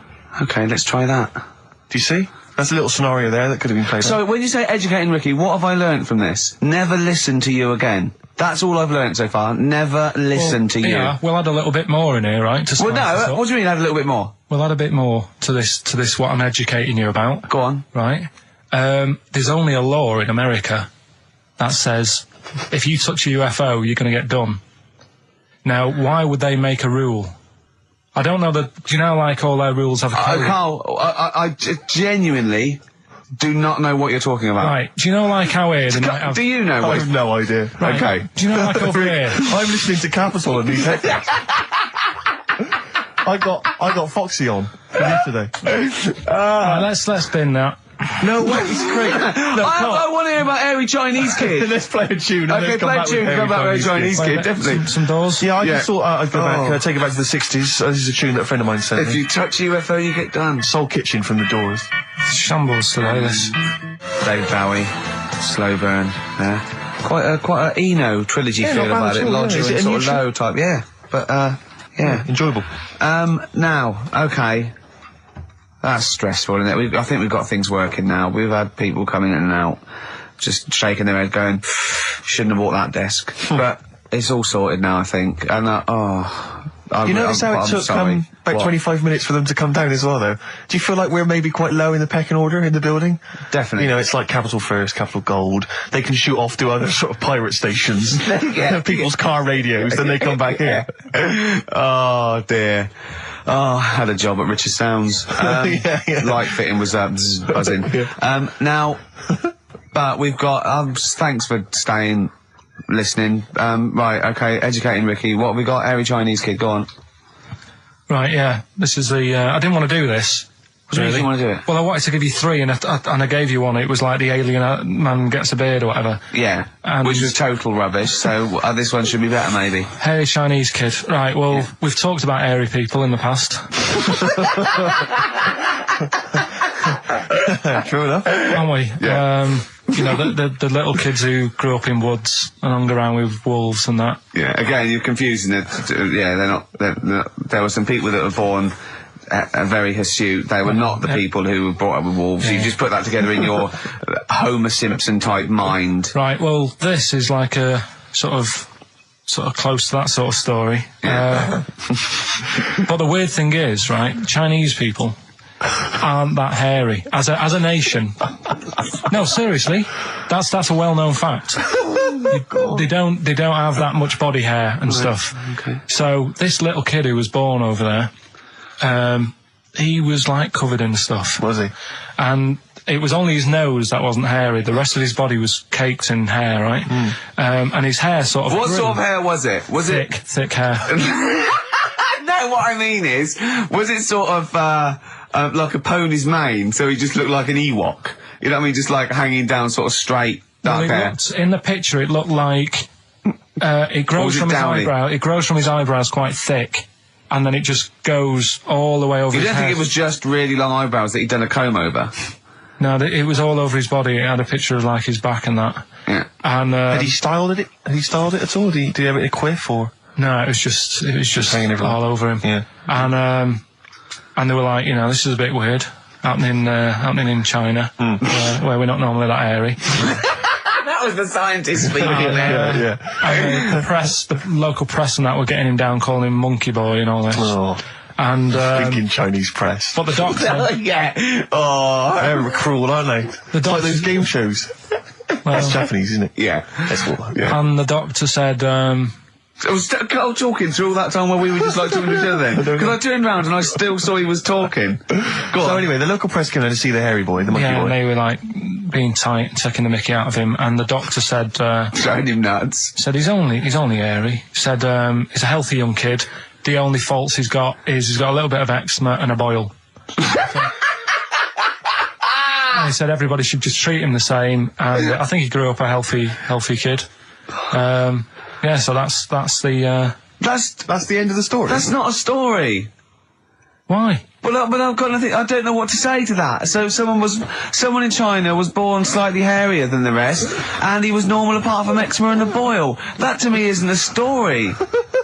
But if it is, I've got a million. I mean, it's sort of like bloke from Manchester went a bit bolder than the rest, got a job on radio. He was normal. I mean, that's not a story, is it? Do you know what I mean? Dandy Warhols and Bohemian Like You on XFM 104.9. I'm Ricky Gervais, with me Steve Merchant and Karl Pilkington. Karl, what's the story then? Right, so what did you say you're going for? You've got your 3 titles, your 3 teasers. Well, I think I'm going to go for Don't Do That to It. You know it can't live without an edge. I'm looking forward to this. Right. So this is educating Ricky, for those who have just tuned in. Now, something that Ricky told me about when he was educating me was that a cockroach, if you cut its head off, it lives for a week. Yeah. Right? And the only reason it dies is because it can't take on water. Sure. It doesn't have a great time in that week, though, does it? I mean, it doesn't get much done, I don't imagine. It just needs water, and because it can't find any, like its eyes, it eventually dies. Yeah. Right? No. So what? No, it's not. That's not. It's anyway. You can't drink. Anyway. So have you heard that one about worms? Okay. I have. Go on. if you cut a worm in half, a lot of people have said in the past that it'll turn into 2 worms. Right. But that isn't actually true. Okay. Who said that? No, it used to be like, you know, kids at school said it on, kids at school and stuff. Yeah. So that, you know, a lot of people think that. Don't pick him up on stuff, Steve. It's bad enough. Sure. So, but what they can do, if you get a worm, right, and you find out which end its head's at. Right. If you you've got its head there at the left-hand side, right, and if you sort of cut it in half. Right. But not in half. So there's more of its neck than the tail, if you know what I mean. Yeah. The bit that you've cut off will sort of die, and the rest of the worm will get better. So in a way, you can cut it in half, and it'll survive, but only one half will survive. Okay. Yeah? What have you learned there? I wish you hadn't chosen that one. To be honest. I know, because it's nothing, is it? Yeah. You know that joke, how would you tell a worm's head from its eye? You put it in a bowl of flour and wait till it farts. Yes. Right? I told my mate that, right? And he went, what if it coughs? Yeah? Yeah? Yeah. So, there is a bit of truth in that myth of cutting one in half. Where did you get this information? I don't understand where you get this information That was from the Fortean Times. It was like the myth about worms. Yeah. That was the big article that week. Did it take you as long to read that article as it took you to tell us just then? I like the fact that it starts off debunking a myth that we hadn't heard of anyway. Exactly. You know the big thing about cutting a worm in half and making 2 worms? No. Yeah. What's the other one? It's not the thing to do either, by the way. Don't go doing it. No. It's not very nice. But, it's cruel. But it can get by. And it's pointless. Yeah. There's no scientific worth in that.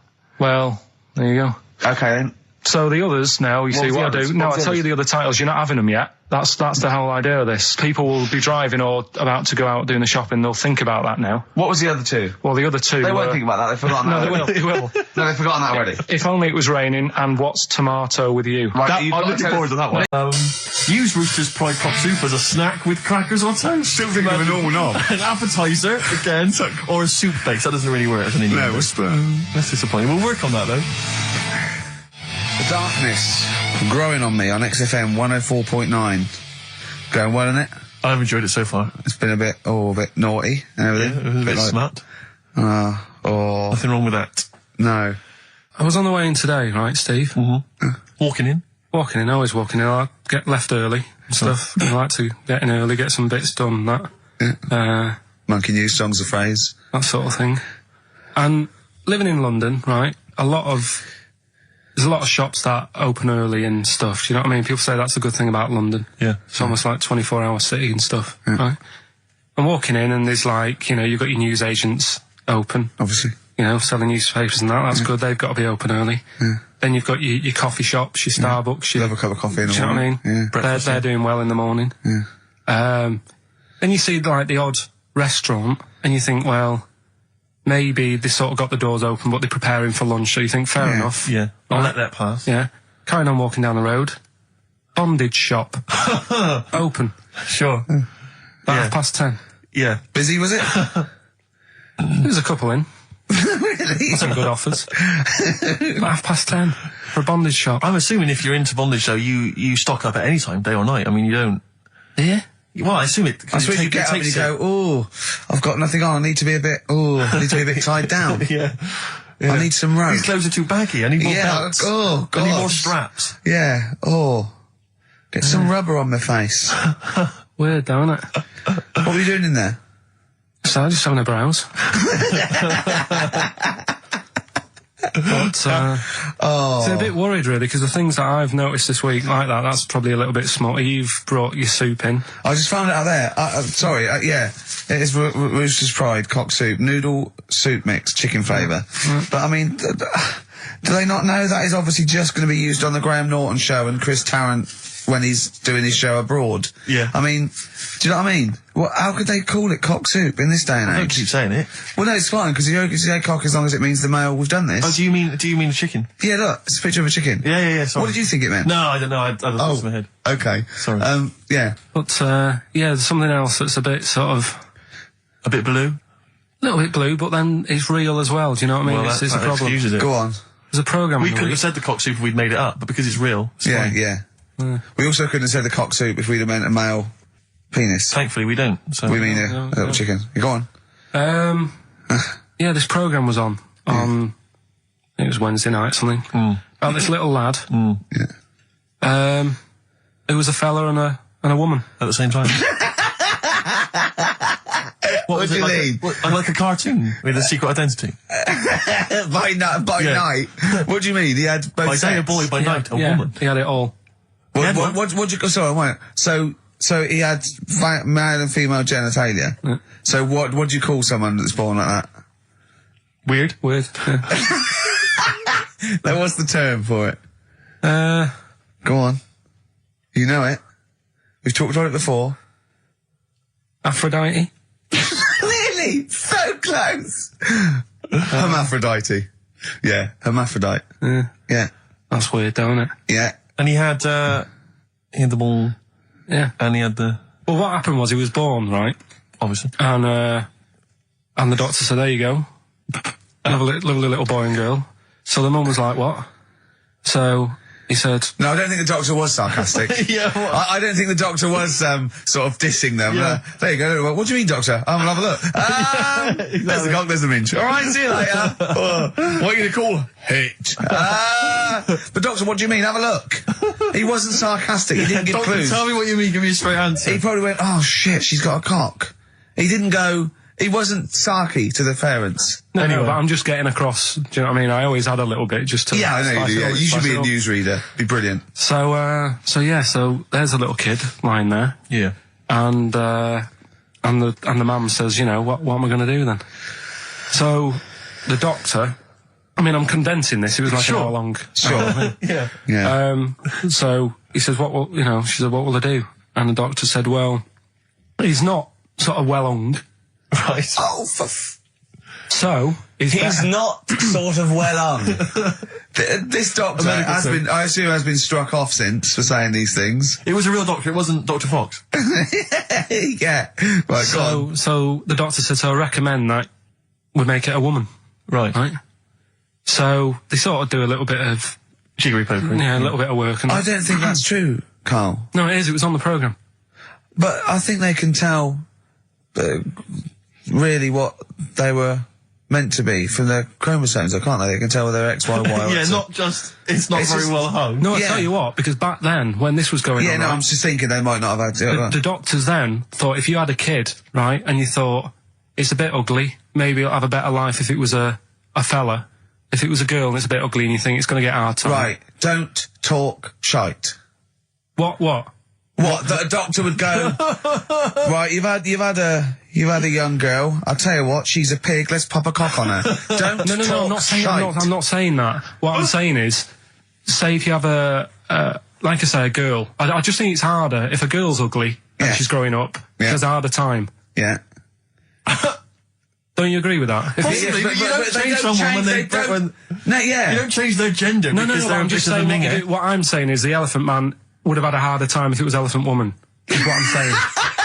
But listen to me, listen. What the doctor was saying is, if you get a baby before it's 2, Yeah. back then they thought you could sort of say, well, instead of giving it a go-kart, give it dolls to play with. Right, back when? What are we talking about? The Middle Ages? We put a song on, come back to this. Yeah, it's Bruce Springsteen, Atlantic City. Bruce Springsteen, Atlantic City, on XFM 104.9. Okay, look, have another go, Carl. What were you saying? As an hermaphrodite, yeah, he was born both sets. The doctor said he's not well hung. Let's lose that.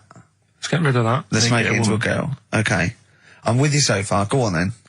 So, anyway, gets away with it a little bit in the early years. Right. Starts going to school, gets away with it a little bit, Sure. right? But then do you know when you get to that age and your head goes all funny? Like when you're a teenager and you sort of, I don't know, your skull goes... Mine never did. What are you talking about? No. What That's do you what mean your head goes all teenage funny? years when you look a bit odd. Do you know what I mean? You go from being quite a good-looking person and then your body starts growing. At a different rate, so you never know till 21 whether you're going to be a looker or not, or whether it's just... Yeah. I know, Right. go on. Yeah, I'm still waiting. So, Your head grew outwards at exactly the same rate, didn't it? That's why it's Your spherical. head grew faster than your hair. He's got a lovely head of hair, but just below the skull. Yeah. He's got a little afro in there, but it just couldn't get through the follicles. It couldn't catch up the skull. Expanding. Oh, bless him. Oh, come on, Baldy. but the thing is, right, so you see these pictures of the lad stroke woman Yeah. who's trying to be a woman at the age of 14, 15. Yeah. She's got one of them big heads. Right. Like a okay. lad. Doesn't, she starts having a hard time. She doesn't want to play with the mates, with the dolls and all that. She's more into go-karting and that sort of thing. Gets to an older age. Yep. Decides to go back. Is now sort of with a woman and having a life of a fella. But did did the doctor keep it for him in case he needed it? No, he's had one put on though. Has he? Where'd he get that from? Dunno, maybe that bondage shop. What do they do when they do that? Do they put on what do they do? Maybe someone could call in and tell us. If you're a woman, and you have a... Do you want to speak to someone who's got that information? Yeah, I do want to know. What do they If you've got that information, I don't want to talk to Do them. they construct one? Do they construct it? From plasticine. Or do they whack on a dead one? What? What? Whack on a dead one? Yeah. What? What? That's not, it's not, what do you mean? No. When a woman has a knob put on Yeah. to have a sex change, where do they get it from? Is it constructed? Do they find, like, I don't From know... a donor. A donut? From a donor. Oh, well, yeah. A donor? A donor, yeah. Yeah, but presumably it's like... Maybe there's someone who well, wants after to they're become- dead, I mean. No, I thought maybe Very few there's- people... It's not like giving someone a kidney and then sort of like celebrating maybe with if you're them. a guy and you want to become a woman, you've That's got one to true. spare. That's true. Yeah. Well, a swap. Yeah, just do a little swap, probably on the internet or something. Or Noel Edmonds. What do you mean? On Swap Shop. He's not a man. No, but he could go, we got a fella here who, got a lovely, nearly new, unused penis. Wants, Yeah, Keith Chegwin out in Wants- kind of Bognor Regis. wants a couple of tits and a fanny for that, so, call in. It reminds me of the, do you remember the John Wayne Bobbitt story? Which Yeah. it's always seemed odd to me. I never really kind of got all the information. Do you remember that one, Carl, where the woman cut off her husband's penis because When he was sleeping. I think he was sleeping, and she drove off. I think he threw it woke in the up woods. quite She quickly. that's so much better than the alarm Exactly, clock, alarm isn't call, it? yeah. And she threw it out. She threw it out of the car window. into the woods. Yeah. And he went and found it. Yeah. But imagine if he'd got to the hospital and they'd sewn it back on. He'd gone, "That's bigger than I remember." I'm not sure this is mine. How many of you cut us where we dump all the knobs? We dump all the That's knobs where- out there. Yeah. That That was an extraordinary story. And then, bizarrely, he became a porn star. Yeah.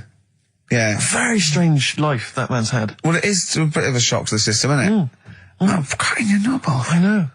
Do you remember that French bloke, the performance artist of about 1910? Do you remember him? No. He, as a performance art, he cut in a theatre, he cut his knob off to a crowd of people.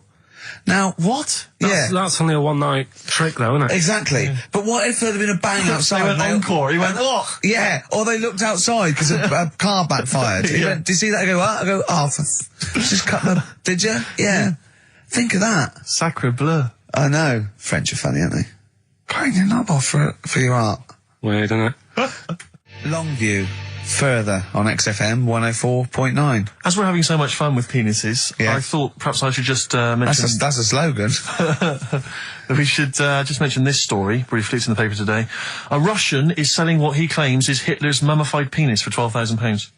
Yeah. Ivan Zadurprov says his ex-Red Army soldier dad hacked it off as a souvenir after storming the tyrant's Berlin bunker after his suicide in 1945. Yeah. Not.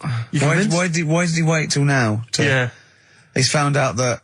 That might get a bit of £12,000. £12,000. Which doesn't seem a great deal. Doesn't seem a great deal of money, really. Well, it's useless, isn't it? True. You're not going to be able to use it. It's not going to be able to. It's not going to be a donor. Imagine that if you walked round. Yeah. You'll never... making love to a girl. You'll never believe who this is. Yeah. You never believe who's doing you, love. He's like, this is going to freak you out. This is, just relax. Okay, sit down now. Was that I got a all little right? surprise for It was you. brilliant, yeah, so you enjoyed it? Yeah. Right, are you a fan of the Third Reich? Exactly. Well, no, awful racist. Okay, let's go a different tack. Yeah. You did like the sex. I love the sex. Okay then. Yeah, it's not going to be Hitler's knob, is it? But I like the idea that, I mean, you're a ex-Red, you're in the Red Army. Yeah. You've just stormed Berlin. Yeah. 1945. You crash into the bunker. You've gone through terrible. Terrible. How you've lost 20 million comrades. Unbelievable. Oppression It's been everywhere. going on for years. You're in there, you see the man. Here he is, he's dead. He's dead, The figurehead and leader of one of the most despicable, You turn to your friends, there's a tear in your eye. Yeah. And your immediate thought is, I ought to chop off his todger. Yeah.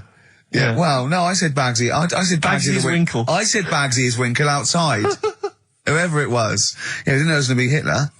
Brilliant. It's just, I can't, it just doesn't make sense. It's ludicrous. And I don't know how is he expecting to prove this? Because I want some proof. Well, I think that's why he said that. He probably started off with, I've got Hitler's face. And they went, brilliant. Oh, let's have a look at it. What do you mean let's have a look? Well, just check his Hitler's face. Obviously I know what he looks like. Oh yeah. No, it's not. Yeah, you know what no, it's not his face. What wouldn't you know what it looked like? Well, I mean, no one's ever seen his genitals. That's what I've got. Yeah. I've got his. It's got a little swastika on it. Is that proof, is it? Yeah, little Have you got tattoo. his ball? Well, no, the Albert Hall's got one, his mother's got the other, so I don't know. See, the Albert Hall, I would have thought, would probably be paying that £12,000 because apparently they've already got his ball. Yeah, they got one of his balls. They got one of his balls in the Albert Hall. His mother's got the other. Yeah. But if they got the Todger If as they well, can track down the one his mother's got, they would have a complete set of Hitler's. I'm just hoping it doesn't fall into the hands of some kind of crazed genetic scientist. What, I could clone it from his knob? Could clone Hitler. Back to, I don't even want to think about the future if that's the sort of way we're going. Exactly. If that's the sort of way we're going, Carl, I'd rather not know about it. What do you make of it, Carl? Weird, isn't it? It is weird. I mean, I don't want to go on for this too long. We've probably got about a minute left for the first half hour, and I reckon should can this sort of... What, 30 minutes of genital talk? Well, That's enough just on a quickly, Saturday afternoon? Go there's on. one in a museum. I think it's like that London museum. What? One what? Well, do you know like how people are buying weird stuff and that to put in museums? Yeah. There's this device that, I mean, think about it, years and years ago they used to torture people, didn't they? Yeah. Really badly. And the device Yeah, that they've there's got... no real good torture, but go on, I see your point. Yeah, but this device, right, think about it, you've done something really bad years ago. Yeah. Right, and you're thinking, oh, what are they going to do? Do you know what I mean? Could do anything here, it could be the end for me. The device they've got is this thing that you put on your bits, as a fella, and it's sort of metal, so it means you can't sort of, you know, get excited. It puts a stop to you, sort of... That wasn't a torture device. I think it was a Victorian thing to stop adolescent boys wanking.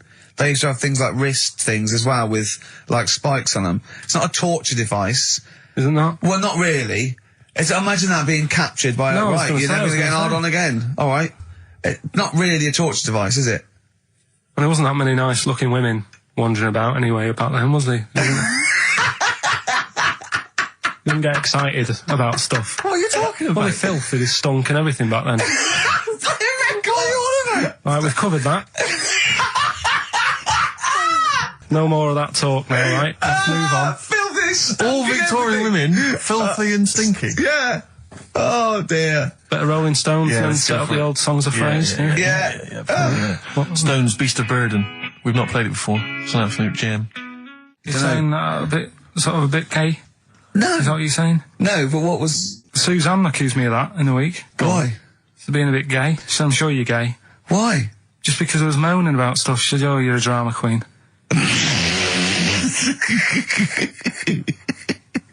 Right, well that's What were you moaning about? Not having enough gay sex? No. She didn't have a knob. Yeah. It's going, why don't you get yourself a nice little knob? Yeah. I mean, can I call you Frank, please? Could you wear this false beard? Yeah.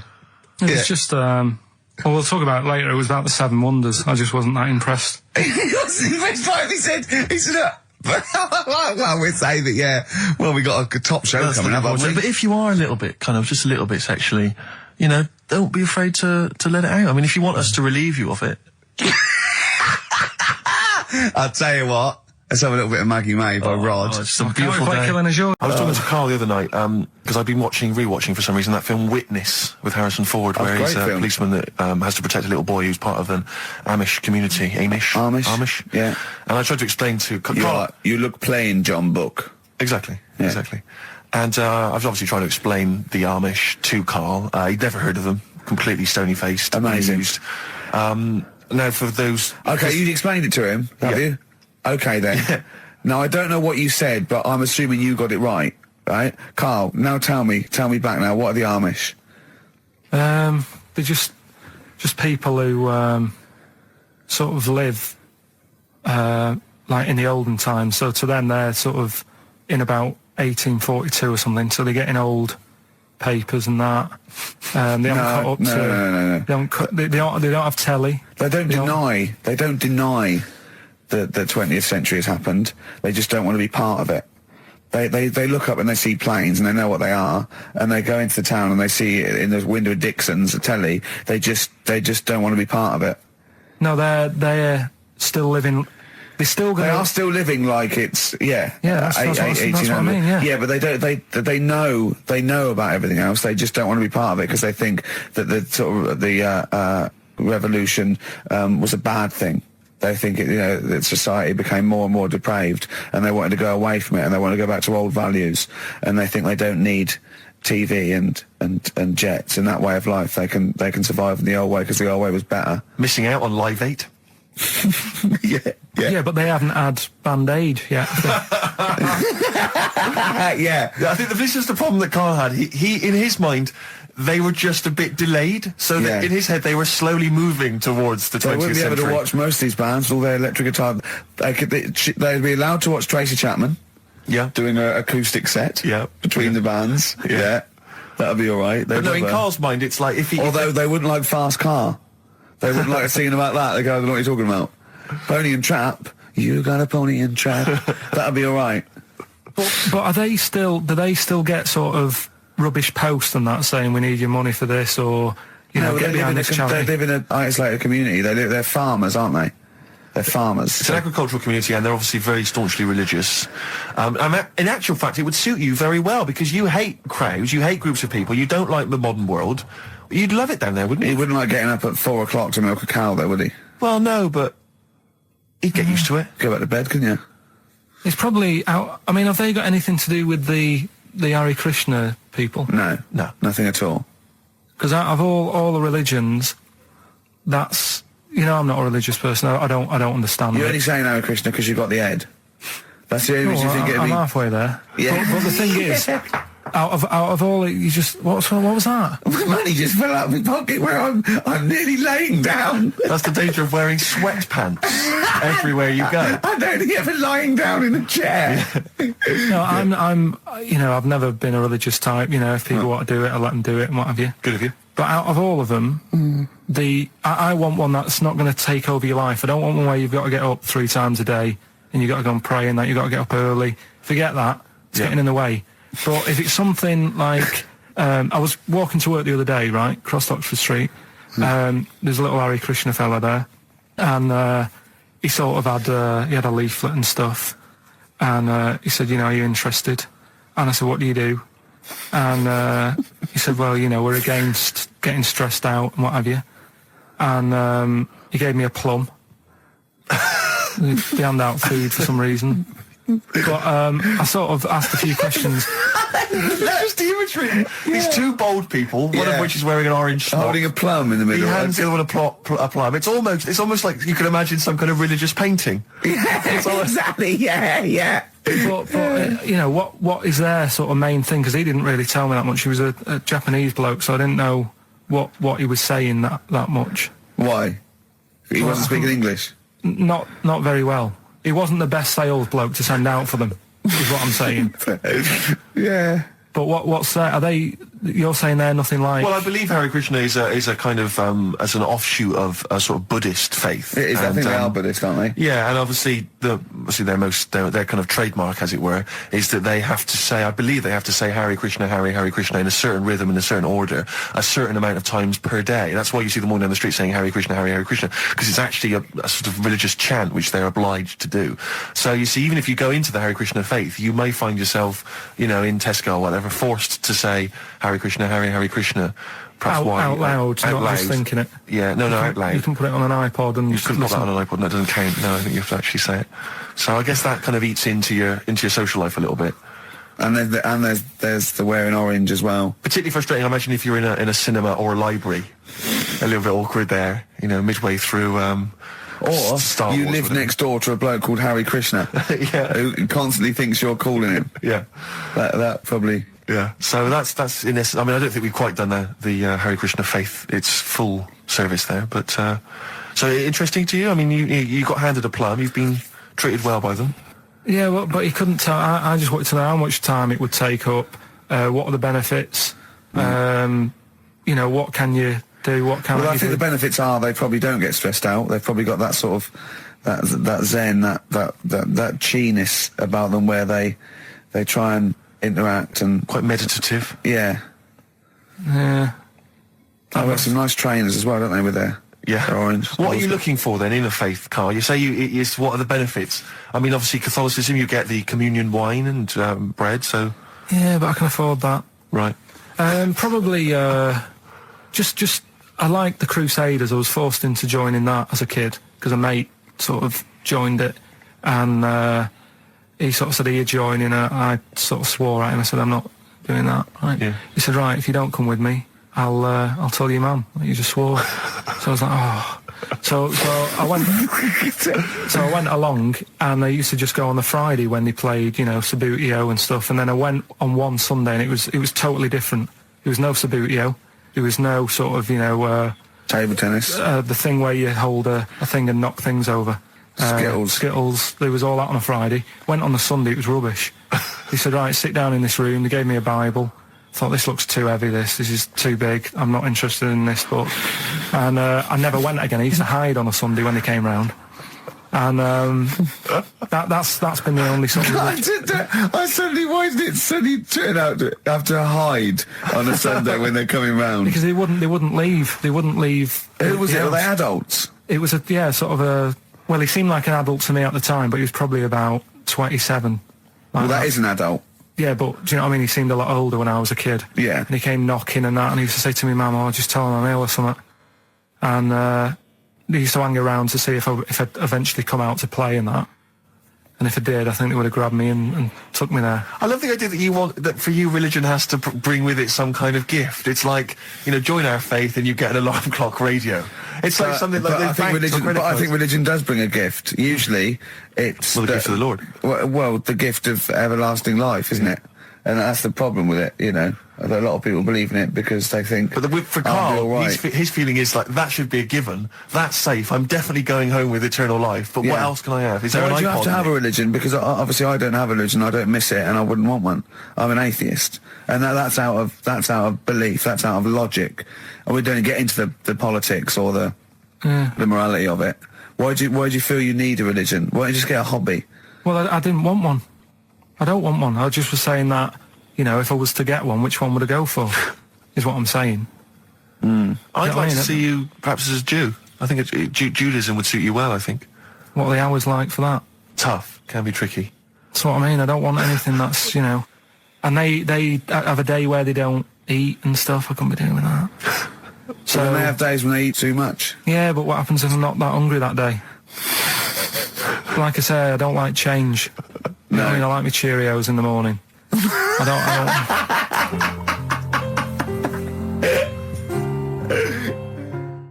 I still have that other... What's the best job you've ever had still, Karl? Talk like about it. Is still paper round. Is it still the paper round? Yeah. That's ridiculous. No, it was good though. If you look at it, what I liked about it, you're your own boss. No, you're not. You're not your own boss. No, the guy who runs the news agent is your boss. All right. But then once you get out and you've got your papers and that, you're on your Do own. what you want can as long think as you about deliver the stuff. papers exactly to the places he said you are in the time he said. Yeah. It's and I do. freedom, isn't it? Any jobs you wouldn't do?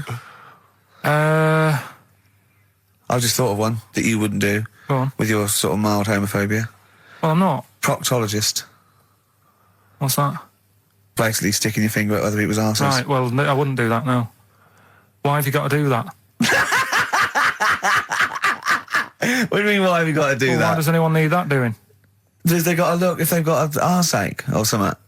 Which trainee doctor makes that their speciality? Do you know what I mean? That must be, right, we got a place for proctologists, and it's you, Meadows. You came last. Oh, seriously, what? I'm not the arse doctor, am I? Yeah, you came last. Oh, I'm a bum GP. I can't believe it. Yeah, you got to, I can't believe this. Yeah.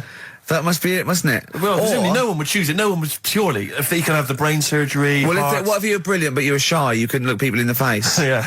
You could you could do anything you want. No, I just don't want to look at them. I just want to do their asses. Yeah. Really? Just want to do the asses. Yeah. Yeah. Look at Carl's face. You didn't know there was such a thing as an arse doctor, did you? No, not really. Specialised. He does nothing all day but that. Well, he probably has a sandwich about 1 o'clock. Yeah. Washes his hands. What do you mean he does nothing all day but that? You don't say that about a brain surgeon or thoracic surgeon, do you? No, but that all day. That's not good, is it? I love the fact that I can blow his mind Yeah. with just things that people take for granted. A dentist just looks in mouths all day. Yeah, but that's a bum What? job, that. Bum job. Just think of that. Oh. So what do you need to know then there? It's a lot to know. You gotta have nice nails. Yeah. No rough edges. Well, you'd be alright, because you got that job handing out biscuits to the old people because you had nice hands, didn't you? So, yeah. And I know a lot about biscuits. I know my biscuits. Do you? Yeah, I know which ones they like and that. Do you? What do they like? What do old people like? Bourbons, rich Do they tea. really? Because that's my least favourite. I would never eat a bourbon. I could be starving and I wouldn't eat a bourbon. If you want to let us know what your favourite biscuit is, email in Ricky.Gervais at XFM. But I'll tell you what, with all them eating biscuits, I bet they get arse problems, don't they? So you could double up, couldn't you? You could be handing out biscuits in the morning and checking out. So why would you go and have that done then? What sort of problems then? What do you mean? Loads of problems. Like what? Prostate. And they've got to go there. They have to like have a little, you know. Well, problem. there was that. I told you that story. That bloke. It's not an apocryphal tale because it's about an orderly's report, and it's the bloke that filled out the form. And what happened? He went into hospital basically with a sauce bottle up his arse, and on the report, he said obviously, you know, pleasuring himself using a sauce bottle. And on the report he said that he'd been shopping at Safeways and he'd come in with his shopping and he'd forgot his key, so he'd put his bags down on the step, right? And he started climbing up the drain pipe to get in, right? But as he was climbing up, his trousers and pants fell down. He slipped and fell, and the sauce bottle went up his arse. And the orderly said this story would be somewhat believable if Safeway sold their sauce bottles with condoms already attached. That's like a game of Kaplunk. So he put. I love that he put a condom on it. I wonder if that was so he didn't want to get an infection from it, or he wanted to use it on his chips later. Guess what? I lost 400 quid cash this week. Gambling? No, that's tragic. This is why it gutted me. It wasn't even on your gambling addiction. No, I had a photo shoot, I had a suit, right, and I'd claimed back some expenses, and I'd had it in my pocket. And then when I took the suit home, it must have fallen out in the street or the cab. And I remembered it, and I went every pocket twice. And it was just the fact, I don't think about, oh God, that's terrible, that's a terrible blow. I think, oh God, if I had it back now, it would be free money. Yeah. If I suddenly found it now, I'd have £400 that was just free money. And I had a little nap to get over it, and I was... And you were fine. I was okay. But that was good. Someone £400 just found what a gift that is. Oh. Just, I mean, untraceable. Was it in a money clip? Was it rolled up in a money clip? No, it was just literally 400 quid in an envelope. Oh, and that's so a that, treat. I know. See, I'd always hand it in. I genuinely would, unless I found it in the middle of a forest or something. If it was in a street. Do you know what I mean? No, Because a bear dropped it. Yeah. But I mean, if I found it in a pub or a cab, I'd just hand or it in a to skip anyone that who you're was in. rummaging through. Yeah, exactly. Yeah. But I'd hand it in. But there's no way. If they found it in the street, there's no way they could do it. You know, it goes to the police station and it sits there for 6 months. But Yeah, exactly. Well, it's a waste of time, pocket it. But, because when I was younger, I remember being outside a post office once when I was about 10 or 12 and finding a purse and thinking, oh, that's nice. And opening it up, there was some money in there and a pension book, and so it was obviously an old lady. I found an address, I sent it to her, and my mum said, you know, you've been so good there, you'll probably get a little reward. She'll probably send you a little reward. Nothing. I got maybe a thank you note, but no cash, no moolah, nothing. Really? And I was livid, because I'd been told that I was going to get a reward. I thought I've been a good Samaritan, nothing.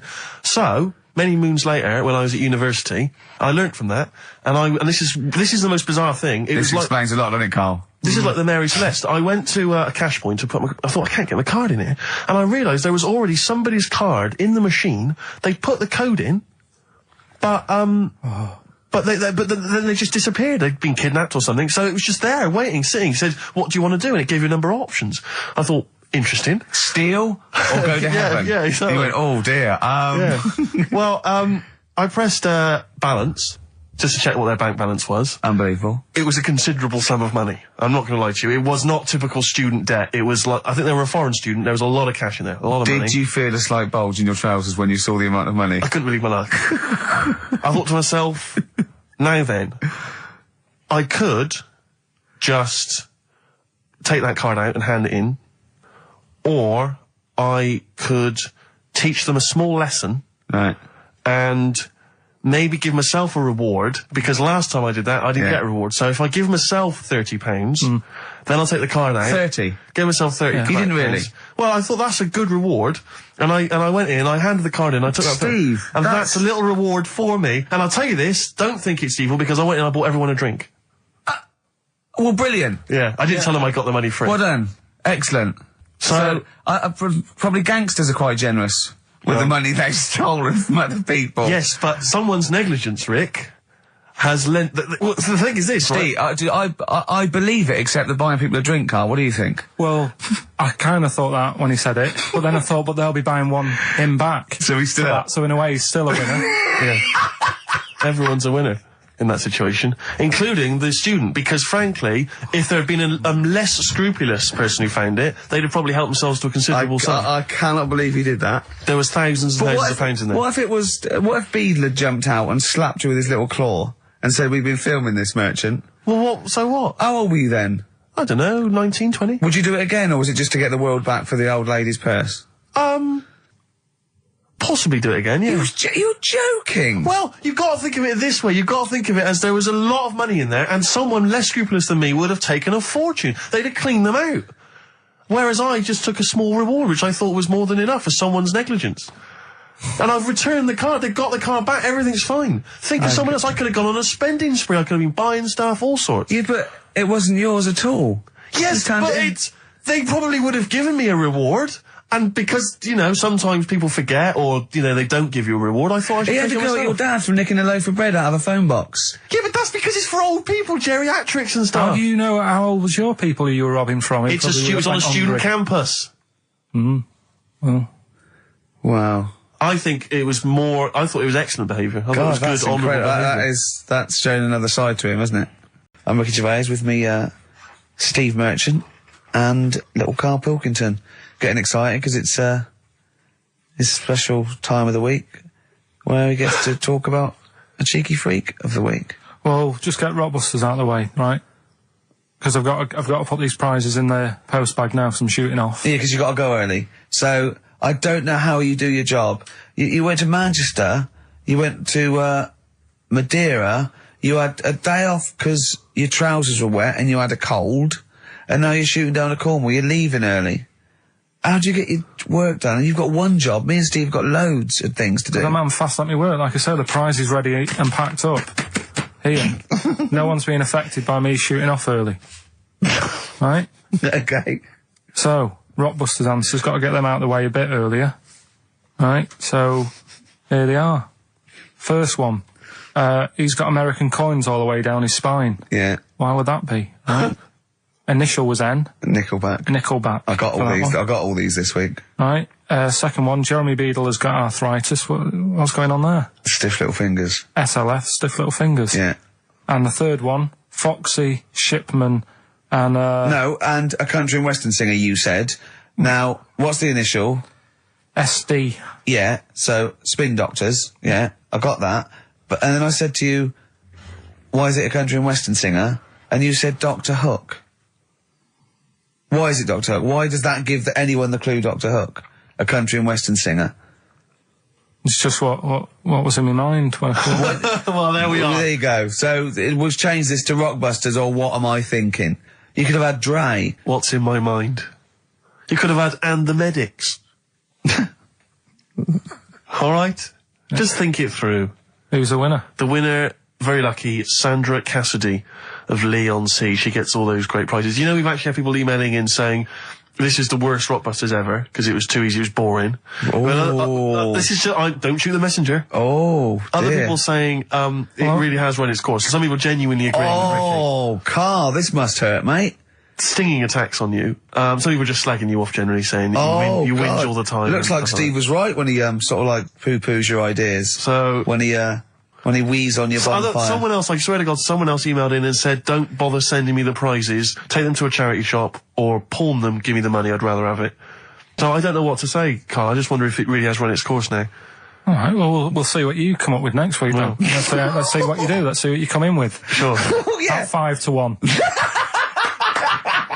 I'm guessing you'll be popping in with another hip-hop track. Yeah. Full of effing and jeffing Well, again, no, I won't bring it into you, I'll do it myself at home, because obviously that makes it easier. Obviously dear. you can't cope. Oh, dear. Are you actually going to be here next week, or are you still going to be in Cornwall? No, you see there again, I'll be back in time. And in the week, when I go to, Cornwall, see the Monkey World. Yeah, you're 2 days past the Monkey World. That still work. Yeah. Still work? What? What, you're going to interview some of the monkeys? I Get some love stories? that. I love that. You were going, could a monkey live without bones? And so I'm going, Carl, shut the please, just look at the monkeys and eat your ice cream. And that's work, is it? Right. Right, are we having Cheeky Freak of the Week? Do you want to do it? What Yeah. time have you got to shoot off? Could do with shooting off sort of soonish, Okay. to be honest. This is not radio. Have you ever heard that on a radio show? Chris Tarrant going, I can't shoot off right now.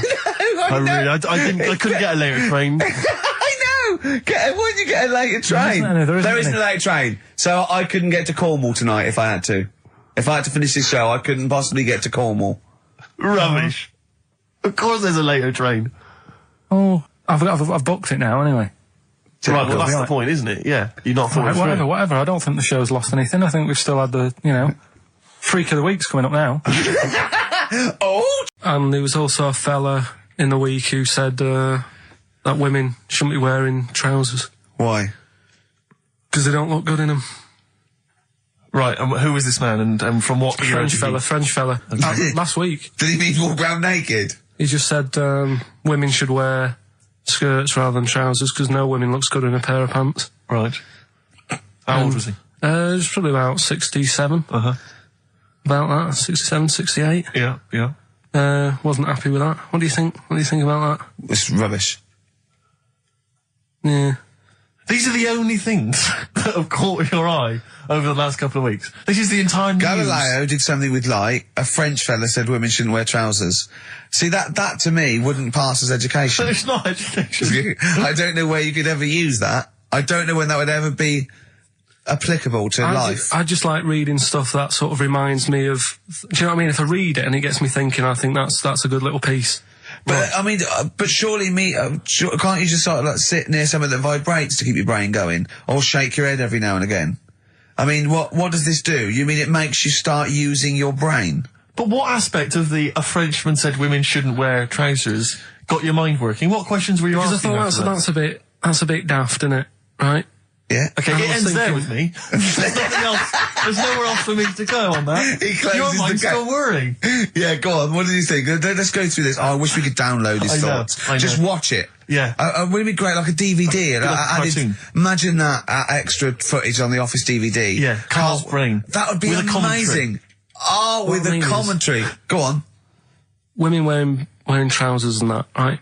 On the estate that I grew up in. Yeah. On, right? There was a woman about 4 houses down. Right. Rough. She's the She one was, or the estate? She was, right. Yeah. She's the one whose kid took a horse into her house. Yes. Right. Now, we won't go over that again. No. If you're a new listener, I think we covered. I think they get That's the all you idea need to now. know. Right. Yeah. Now, she used to wear leggings. Now, they're a bad idea. They are a terrible idea. I agree with you there, Carl. If you're a lady of What the colour? normo Were persuasion... they pink? No, they were sort of black, but with all bits on them. Oh, right. Do you know what I mean? What, toast and Just horse bits. droppings? Yeah, go on, yeah. And she used to, she's quite a big woman. Sure. Pauline Quirk, I think Yeah, we described her as. Look like a light bulb, which It is is those kind of women that are attracted to leggings. Yeah, I know, yeah. They are drawn to them like a moth. They shoot to a flame. Yeah. She used to wear them, and that's what I remember when I read this piece. She used to work on one of those sex line things. Right. Right, she used to do that. But What, was she, an engineer? the weird thing with her was, she had big eyelids Right. Go on. that were too big, and this is what I was thinking. What right? do you mean she had big eyelids? How big do eyelids have to be for you to go, they're big eyelids? What was she shoplifting with them? Would she come out of Dixon's with, like, radio stored in them? What do you mean she No, had it big was eyelids? It was another one of them popular things around our way. Do you know? Like, What do you mean popular things? They think didn't people go, have they go, oh, I'll tell you what, they're all the rage. Can I get some big eyelids, please? No. It was just like one of them things that people suffered with. Just big eyelids. They could hardly open their eyes. What do you mean? What do you mean? That's one of them popular things round where I grew up. People had big eyelids, they could hardly open their eyes. What does that mean? What sort of freak town were you born in? You had webbed feet people with big heads. You got women with big eyelids. What does big eyelids mean? Are you confusing her with the horse? Yeah. Did she have hooves? Look, what? Just too much skin. It was like the neck of a chicken,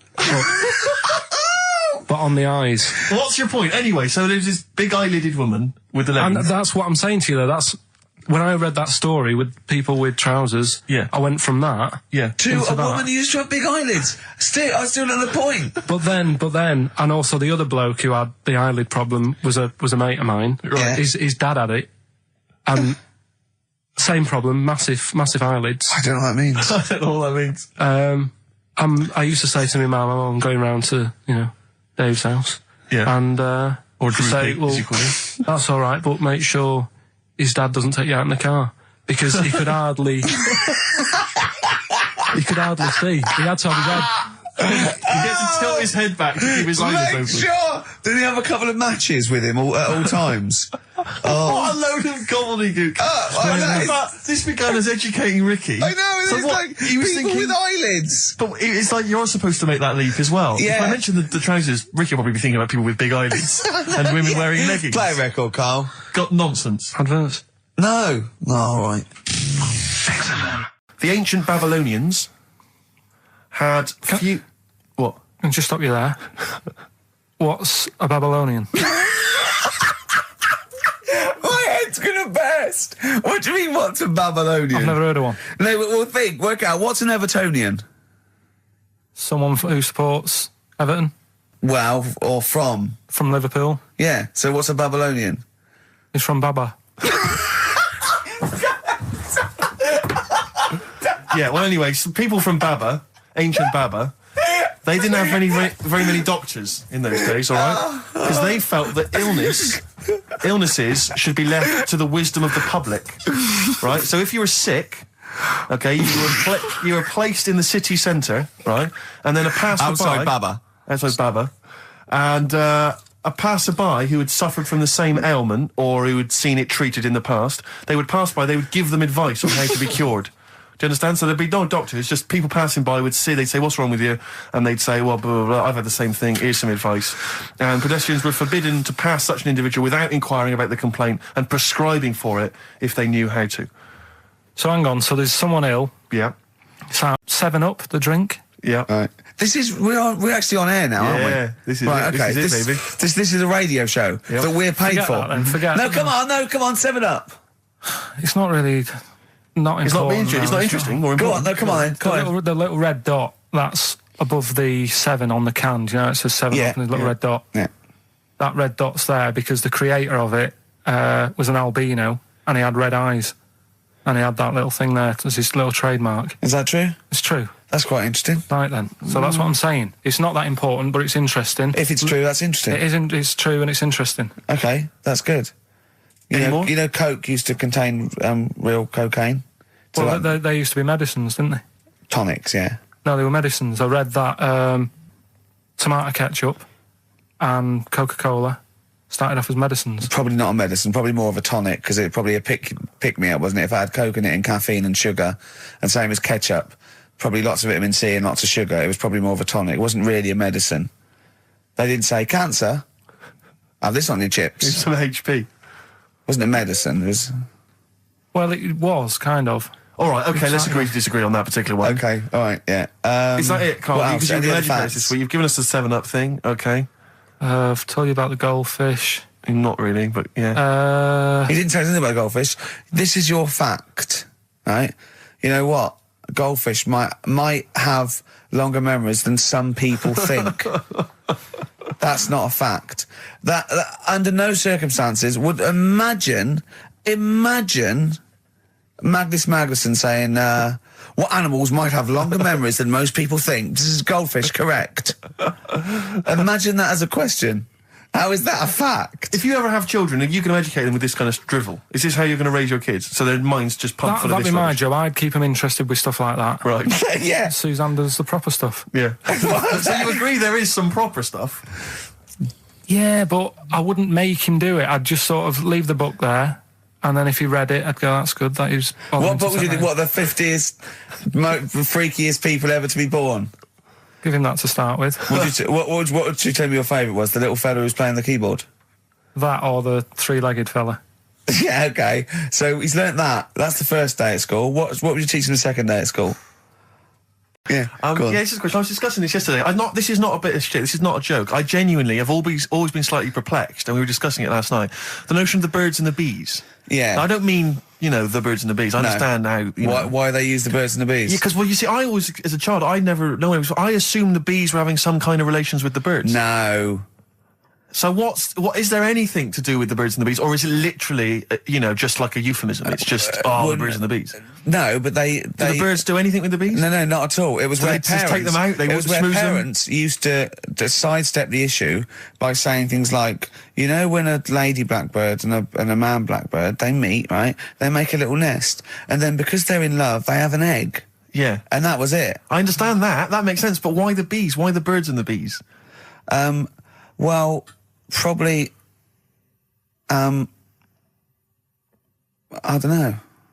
I don't know. You see, within nature, forgive my ignorance, within nature there is no relationship between bees and birds, is there? No, not at all. No, not at all. Nothing's going on. But probably what it was, if the parent found it hard to say, Daddy puts his penis at Mummy's vagina, it was much easier to say, like in the insect world, billions of them queue up and just fill the queen with spunk for about a day. Sure. Thus avoiding the embarrassing intercourse. Exactly. That's what I think, Carl. What do you think? Were you taught about the birds and the bees? Did anyone bring that up with you? No, it was Carl? just in that class, wasn't it? When they put a video on. That's what we had. No, we had a film. And they just said, I watched that. And then... What film, though? Basic Instinct? It was just like, two people.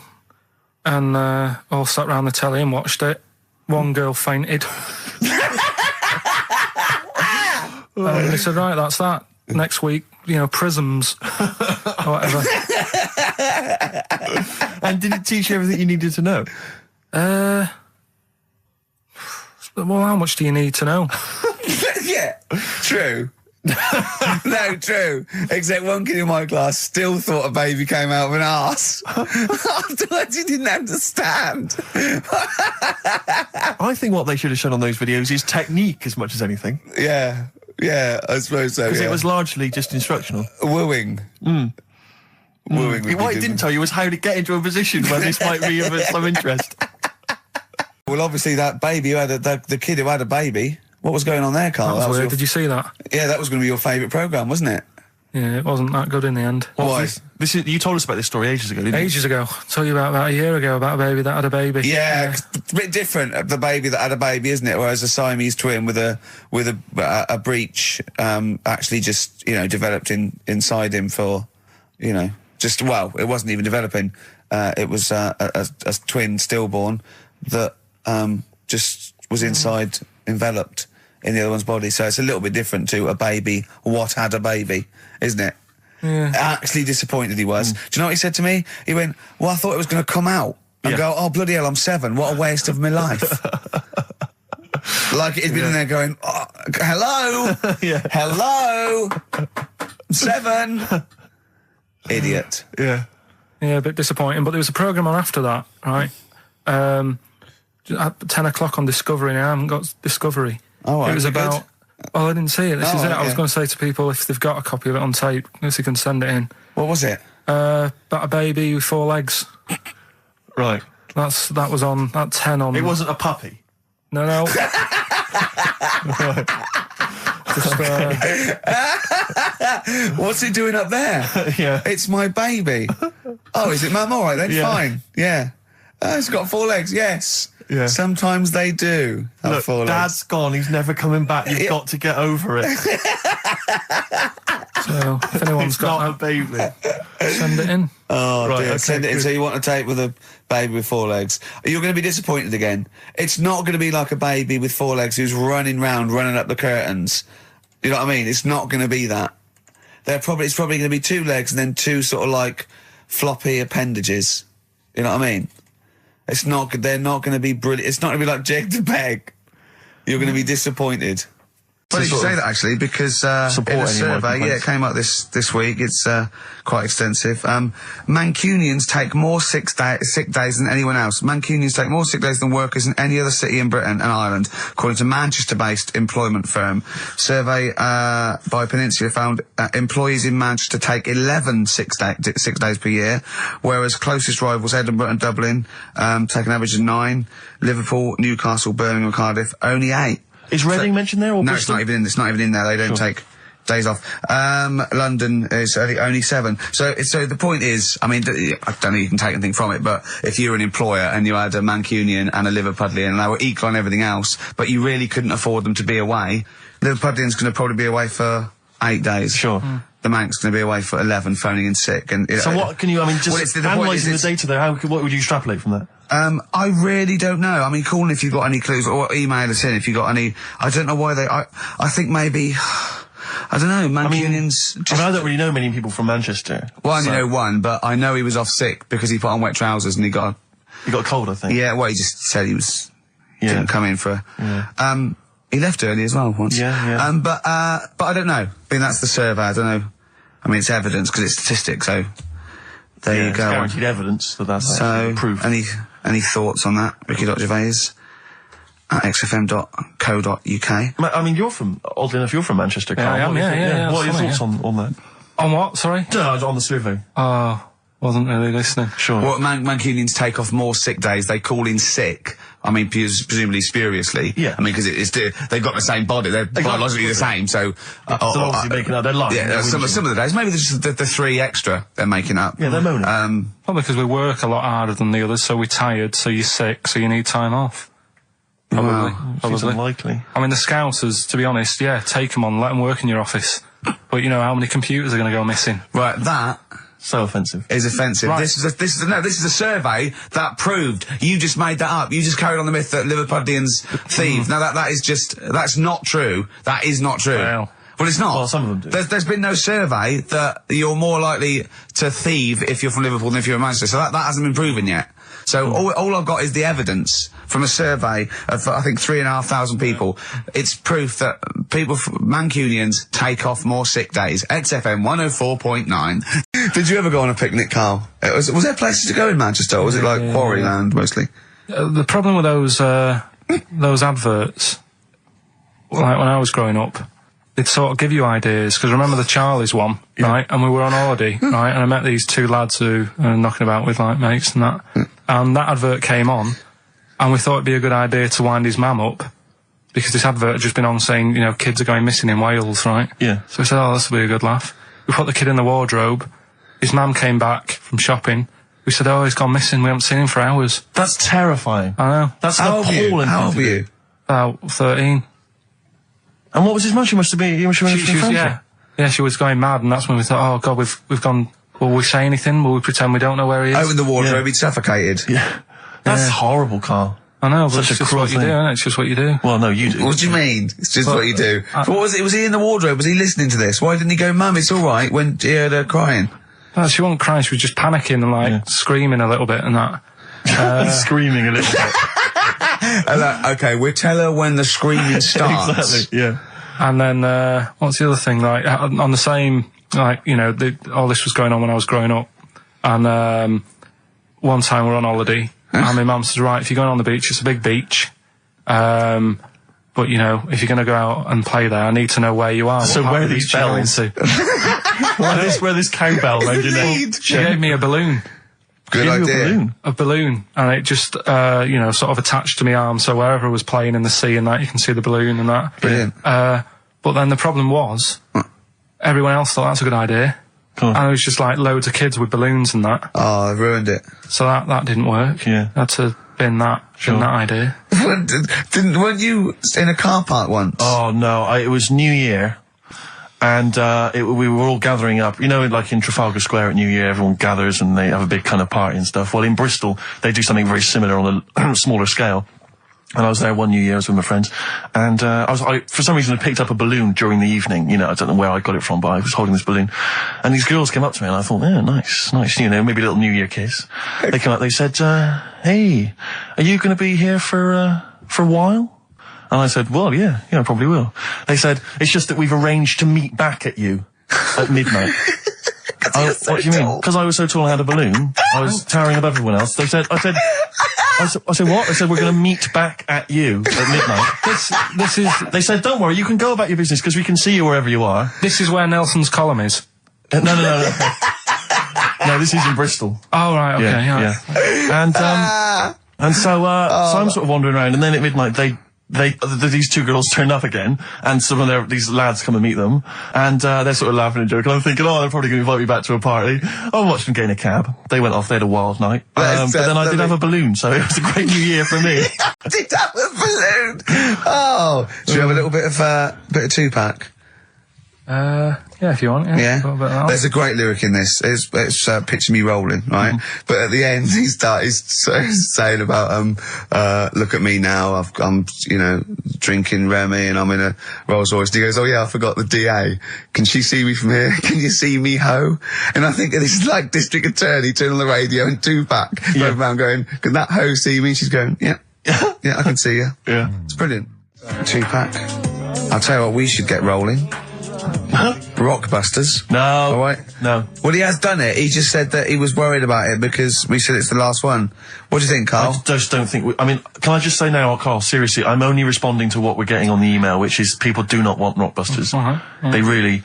There's one guy here he says, it's James Pooley, he says he's preempted Carl by giving my answers to this week's quiz. I don't know what the clue would be, but his answer is no van ear. Nirvana. Yeah, good. Nirvana, yeah. That sounds like one. Number 2. One of them, right? Mount Everest. Go on. I need more. Right, well, there's a problem. Yeah. Because people are leaving rubbish up there and that.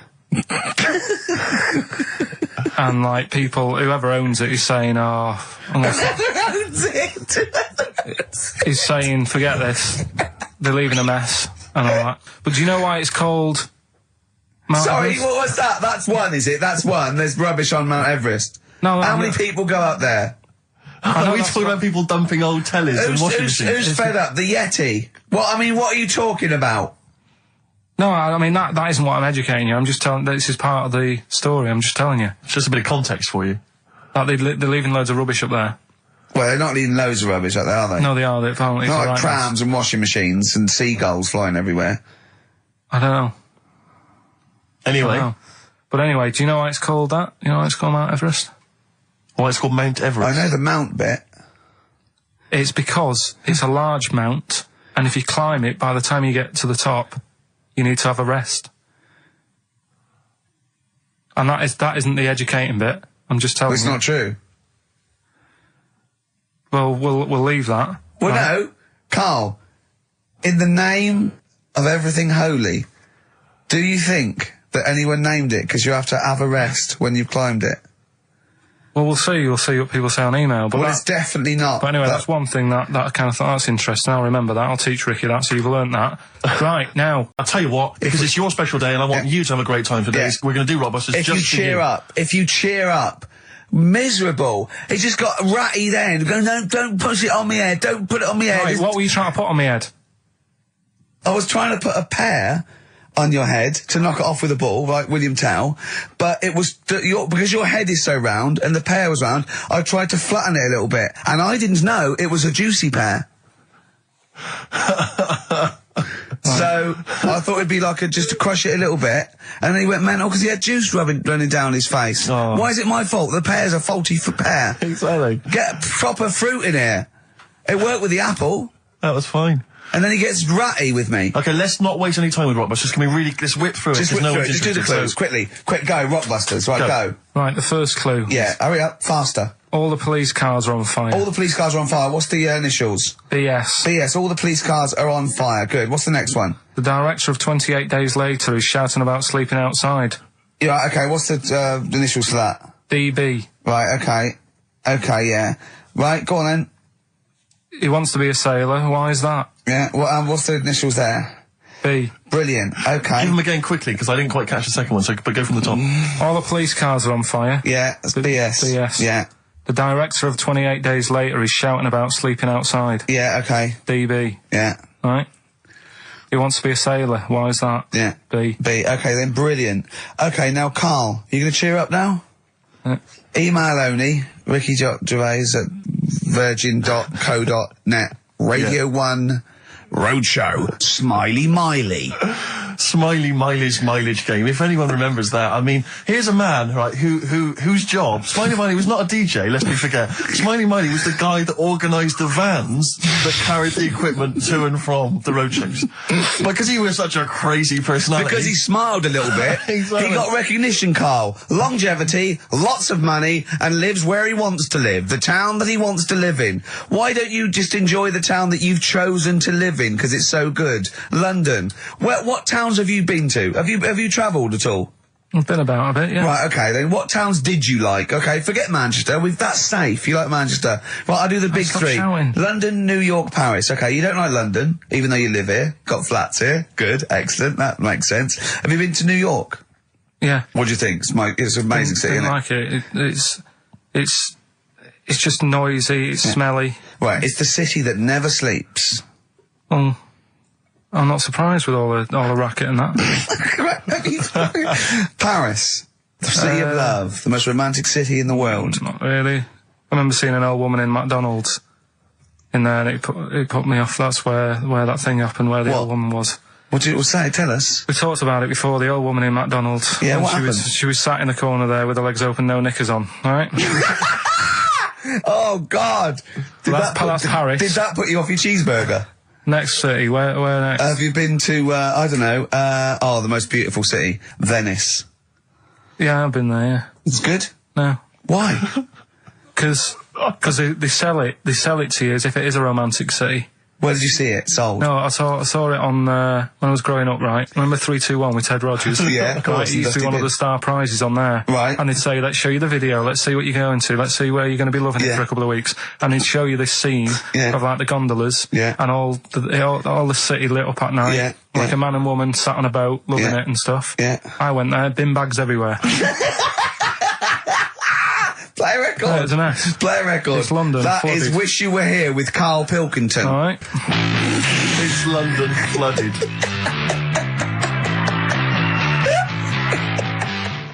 Black Rebel Motorcycle Club. Stop. On XFM. Carl's back. He's cheering up a little bit. Because I think he's vented his spleen a little bit on cities around the world that aren't as good as Manchester. So, is any of your family left in Manchester? Because they all moved away, didn't they? You came here. Your dad's moved to Wales, for Christ's sake. Well, your family are all around the... Brother joined the army. Get anywhere. Just take me anywhere. I don't know where he is. His sister's moved away, so no Ireland. one... Yeah. Yeah, there you go. You see? So, That's just one family. That's one family who love Manchester. Exactly. All right? Tell you what, Steve. Go on. I did find out in the week. Yeah. World record, right? Person with the longest trump. With the longest what? Wind. Fart. Right. Right? 2 minutes 42 is the world record. Okay. Right? Well, I'm immediately thinking about a relative of yours who I'm sure did longer than Who that. still lives in Manchester. Auntie Nora. Now, Auntie Nora did it for how long? 5 Reportedly, minutes, wasn't it? starfighter for 5 minutes. But unfortunately, she was the only person in the room. Whereas I think, which one's alive, Ross or Norris McWhirter? I don't know, actually. He has to be there. Yeah, I think he actually has to He'd be have present. to be there. Would you want to be there? Well, he'd have sort of equipment, looking at his watch, going, finish? You go, yeah. He goes, well, that was 4 Did minutes. she 59 go from like a seconds. size 10 to a size 6? Did She show some old dresses. like a hovercraft. Exactly. In a big dress. Yeah, Just yeah. slightly off. Yeah. So, it has to be invigilated. But again, you know, how was the Guinness Book of World Records one invigilated? I mean, who was supervising that? Who was He said, monitoring I can fart for 2 minutes. They went, well, we've got to see this. Went round. And, he just probably let it rip. It's probably circular breathing. He's probably sort of sucking in air and swallowing it as he's going. And it's a continuous one, isn't it? It's not like, yeah. I mean, it said, you know, that's how Nora's happened. Me Auntie Nora. She had a little bit of wind. It went on for like 2.5 minutes. Sure. That's when she called me ma'am. As it was still going on. And said, there's something not right here. I'm And, leaking. She said, oh, can you send your dad round? You know, my dad. Yeah. Sent to me ma'am. With a cork. And, With a lighter. I think this would be the best one I want to ever. show the kids something. he said, I'll be there in a bit, get the windows open. But what it was down to, because I was talking to Is my she mum the and one dad with the about split tennis ball? it. Yeah. Can we not talk about that again? I was talking to my mum and dad about it, saying, you know, why do you think it happened and that? And it's because she never chucks food away, right? And she'll sort of mash it all up. And she's got all these ice cream tubs in the fridge that are just full of Cabbage like water. old mashed up food. Really? And she prepares everything. Right, she doesn't work, she's retired now, she's got nothing to do all day, but everything's got to be ready Still for calls her. in sick. Do you know what I mean? Everything's got to be done. Even though, if you're going round to her house and you're going there for tea, it's like, what time are you coming? And it's like, well, I don't know, maybe 5, maybe 6. Yeah, you're Well, no, late, I need because to you're know, late I when you need have to to meet know. us at 5 or 6. Do you know what I mean? That's what... So sorry, when you say she mashes up food, she literally takes the remnants of a dinner, could be sort of some... Anything. And just smashes it all up into a... Yeah. And then what does she do with it? Put it in the fridge, and she's got it in the fridge, it's like January, February, March, she's got all these ice cream boxes that are just full of... But she doesn't... She reheats it and eats it. Oh, then she, puts I it in thought the she was pan. just keeping it as a No, souvenir of each meal she'd had. No, put it in a pan, warm it up. Oh, that's And that's what it grotesque. is, it's just... A lot of vegetation, is it? Yeah. Why does it only happen once, or does she save it up once a year, just let it go? I don't know. Well, she is mad, she's... Yeah, she sounds potty. She doesn't answer the phone anymore in case there's a burglar. Checking if she's in.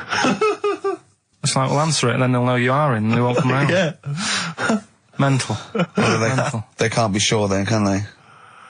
What do you mean? Well, if there's no, well, okay, well, maybe it's someone just...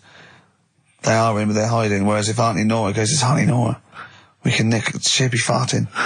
We can sneak in when she does a loud one. Because we'll be aware of the telly. What's stopping it? It's got a valance round it. It's got caught on the cat. So, have we got a recap on Rockbusters? Anyway? No, recap. just has anyone got the right answers? Has anyone got the right answers? Let me just check here. Here's one from someone who just says, he's given an answer. Answer to number 1, I. Number 2, don't. Number 3, care. Right, okay, is he close? Has anyone got 3 answers? I can't find one with 3 answers. So, again, you've done something wrong, Carl. No, no. This isn't radio, play a record. There you go. Someone's got it. Give it to them. Fine. Okay, give us the clues again. We'll give the answers straight away. Yeah. No fanning around. Yeah, Right. it's really pointless. Number 1. Yeah. All the police cars are on fire. BS. BS. Yeah, what was that? I can think of something. Go on. Blazing Squad. Brilliant. Okay. Right. The director of 28 Days Later is shouting about sleeping outside. Yeah. That's Dan Yell Bedingfield. Right? Danielle We're never- Bedingfield. Right, we'll never let him do this again. I told you I washed my hands of it. I know, but I Why just did you thought... let him? Why do you... Because he was grumpy. But this is what happens. Look what's happened. Danielle Bedingfield. That's what happened. The director of so Danny Boyle, so Dan, right? All that for Dan, about shouting about being Danielle Bedingfield, right? What's the last one? He wants to be a sailor. Why is that? Yeah. Beyonce. What does that mean? Beyonce. He wants to be on the sea. Play record. You're never doing it again. You just signed your death warrant. What have we done? You're never doing Rockbusters again. And if Monkey News is back, they would ban that as well. We've and we're unleashed it. serious this time. So Joe in Catford, stuff off to you. Oh, I can't believe what we've done. He's even doing the shout out. There you won. Well done on that. What have we done, Rick? What have we done? Right. Can I do a little psychological test on you? On me? Yeah. Okay. It's brilliant, this. Someone emailed it in. Brilliant. Right. Little story with a question at the end. Okay. Right? Right. This is going to be so annoying. No, it's not, honestly. Well, it is, because you're going to think it's science and it's going to be trite. Alright, well... Go on. Right. Little story first, right? There's this funeral, right? And this girl was at a funeral. Same funeral? Yeah. Right. It was a mother's funeral. Oh, yeah. Right? She met this fella who she didn't know, right? But she thought this fellow who she met was amazing. She didn't know him, right? But she thought he was brilliant, right? Like a dream fella. Right. And she fell in love with him, right? But never asked for his number, his phone number, right? And she couldn't find him. Now, a few days later, the girl killed her own sister, right? Yes. Question is, why did she do that? Okay, well, it's one of those stupid things then, isn't it? So it's not logic, it's what am I thinking? No, it's not. Seriously, it's a proper, it's proper real mental logic. test. It's a proper mental test. A mental test. It is a bit mental. So you understand the story, yeah? Kind of. Let me just get it right. So there's a funeral. A girl goes to the funeral of her mother. Yeah. She meets the guy, or she meets the guy at the funeral. She meets the bloke. He looks alright. I fancy a bit of that. Right. Has a chat with him. Yeah. But doesn't get his name, doesn't get a phone number or anything. So to cut a long story short, the things are asked, right? So the reason she kills her own sister, is this something to do with finding out something about the man she met? Well, just answer the thing. Just why did Oh, okay then. I'll answer it then. She went mental. He was a spy called Derek. What do you mean, just answer it? Anyway, I'm testing Steve. Right. Well, she killed her own sister because her sister had stolen some money from her and was sleeping with her husband. Is that it? Well, That's an answer. It's an answer. It's an answer. What's the answer on the paper? So, Well, come on. come on. Well, the answer is No, an answer is. that she was hoping that the guy would appear at the funeral again. He'd go to the funeral. Right, that's not a proper psychological test. It is. It's one of those stupid little shitty things. It says It's here. like a man goes into a field and dies. Why? His parachute didn't open. That's what I'm thinking. I'm surprised you learn anything. Oh, Honest to I God. love I'm that. surprised you Romeo learn and anything. Juliet. Oh, Juliet's a fish. It said she was hoping that the guy would appear again at a funeral. If you answered this correctly, you think like a psychopath. This was a test by a famous fella, right, who used it on killers, and most of the killers got the answer right. Did you also think that? Was that the answer that you gave when you first read it? I didn't know. But I wondered what you would have got. Good. So that's proof I'm not a psychopath. Yeah, but that's the point. But it's a psychological test for looking at something very, very specific. What's up with that? Well, what was the best that could happen? That he'd got it right, so he is a psychopath. Look, I'll ease you in with something fairly easy, a music-based question. Kylie Minogue versus Dido as Queen of the Brits. What's your view there? Go and have a watch. It doesn't really matter, does it? What does it really matter? With the Brits. I was watching it the other night, and I think Kylie will be a good-looking old woman. Do you ever do that? Sort of I want to, Steve, I want to celebrate with you. Every time he opens his mouth, it doesn't matter. I want us to open a bottle of champagne. I know what you mean. Do you know what I mean? It's sort of like we did that. Yes. No, do you Go on. do that though? Look at people, and another person who springs to mind, Jenny Powell. I don't think she's that good looking now. Who's Jenny Powell? Is she that girl that used to be the assistant on Wheel of Fortune? Yeah, Leslie. Yeah, I think she's a bit over the top for a young woman. But when she gets older, I think she'll look Be a bit of a stunner. Okay. So for you, Kylie Minogue, whereas you don't feel that about Dido, is that right? She's alright, she's normal. I prefer Kylie's sister. to Kylie. She Okay. looks, you know, I can imagine her being hard work to live with and Who, Kylie? not Right. doing washing up and that. Right, sure. Being a bit fussy. Okay. And what do you make of taxes rising in the next budget to pay for NHS improvements? Well, my dad went to hospital to have an operation once, Yeah. so I feel like it's worth paying it because I've got something. Because people might have to go to hospital. Yeah. Yeah. Well, it makes a change when it's someone in your family, doesn't it? Yeah. Because you sort of realise. Yeah, a change is as good as a rest. And the weird thing is, if it weren't for my dad, I wouldn't be here doing this show because when he was in hospital. Well, no, I'll stop you there. Yeah. To be honest, that's all you need to know. You wouldn't be here, true, but no. But No, because this was after I was born. So I would be here. But his more direct involvement was what? Yeah, because when my mum was seeing my dad in the hospital, I got a bit bored, went for a wander, found the hospital radio station, Yeah. and got a gig.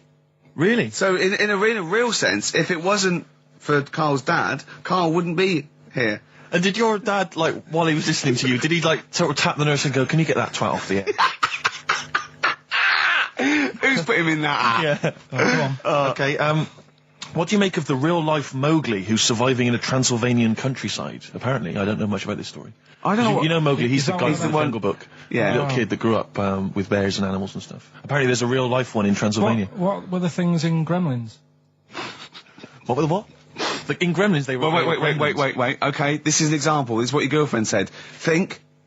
What were the things in Gremlins called? I can't remember. Just, I mean, really. Something like that, isn't it? No, wait. Just really think now, Carl. Just with everything with all the brain power you've ever used, think what the things in Gremlins were called. It's not there. There's a clue here. Oh no.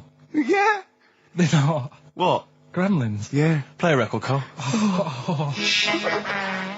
What about the fact that the world's tallest man is living in a semi in Neasden? It's alright, isn't it? Something that someone told me in the week is that, do you know all these tall people like this guy? Yeah. Which is a bit weird they've only just found him, considering he's the tallest man. I think that's a bit weird. Yeah. Someone genius. told me that, do you know the guy who was in James Bond, the big bloke? Yes. Jaws? He's got the same illness as this bloke. Right. And what it is... It's called tall. It's something about... You're suffering from tall. You've got a small tumour or something just behind this part of your head. Yes. Oh, yeah. Just sort of in the middle of your eyes. Yeah. And the pressure on that makes you grow really tall or something. Yeah. So he needs to get it sorted. That's right. I'm really glad. Stroke, he, she. Yeah. I'm really glad that the pop idols, Cliff Richard, Westlife, made it to number one. Bo Selector. Bo Selector. Oh, here he is. Look, Here he is. come in. Hey, look, he's... How have you... Oh, God. I don't believe that. that's pathetic. I do not believe that. That's absolutely pathetic. Now, they won't believe this, will they? No. Right, No. if I say that Jonathan Ross just got his massive member out, and he is a big lad, come and sit down. I've got your tickets, Mr. Gervais. Thank you. What's going on here then? I mean, why are you dropping off tickets? Well, because, you know, in the spirit of the Comedy Awards, we like to have the rising young stars of the British Comedy That's Awards. right, and that's And, me. well, we couldn't find any this year, so we've asked Ricky whether he would sit in the rising young star seat, and I wanted to deliver the tickets personally, so there's no excuses if he doesn't turn up later. Yeah. I always suspected that you were sort of pretty well endowed. Yeah. And now we've seen, you know, it's on webcam. That was just one of my cocks. That's the one you're wearing today. Didn't we? Did We you? got in Don't trouble say saying that. No, we were This is meant to be the happening young station. What's going on? No, you can't say stuff like that. You can't.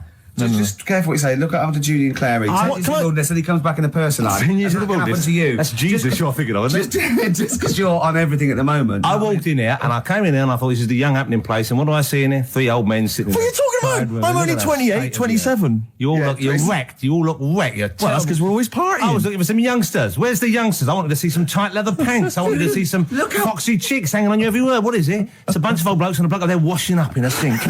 But look at him. He even dresses for radio. Look This at is him. ludicrous. It's amazing. Looks like, you're I love the one fact step you away. were on the phone to Gervais last night, weren't you? Asking his advice Yeah. on clothes. Look at him. He's going for the man down the DSS. I like that look. That's a nice look. Have you got a single pair of trousers that aren't elasticated at the waist?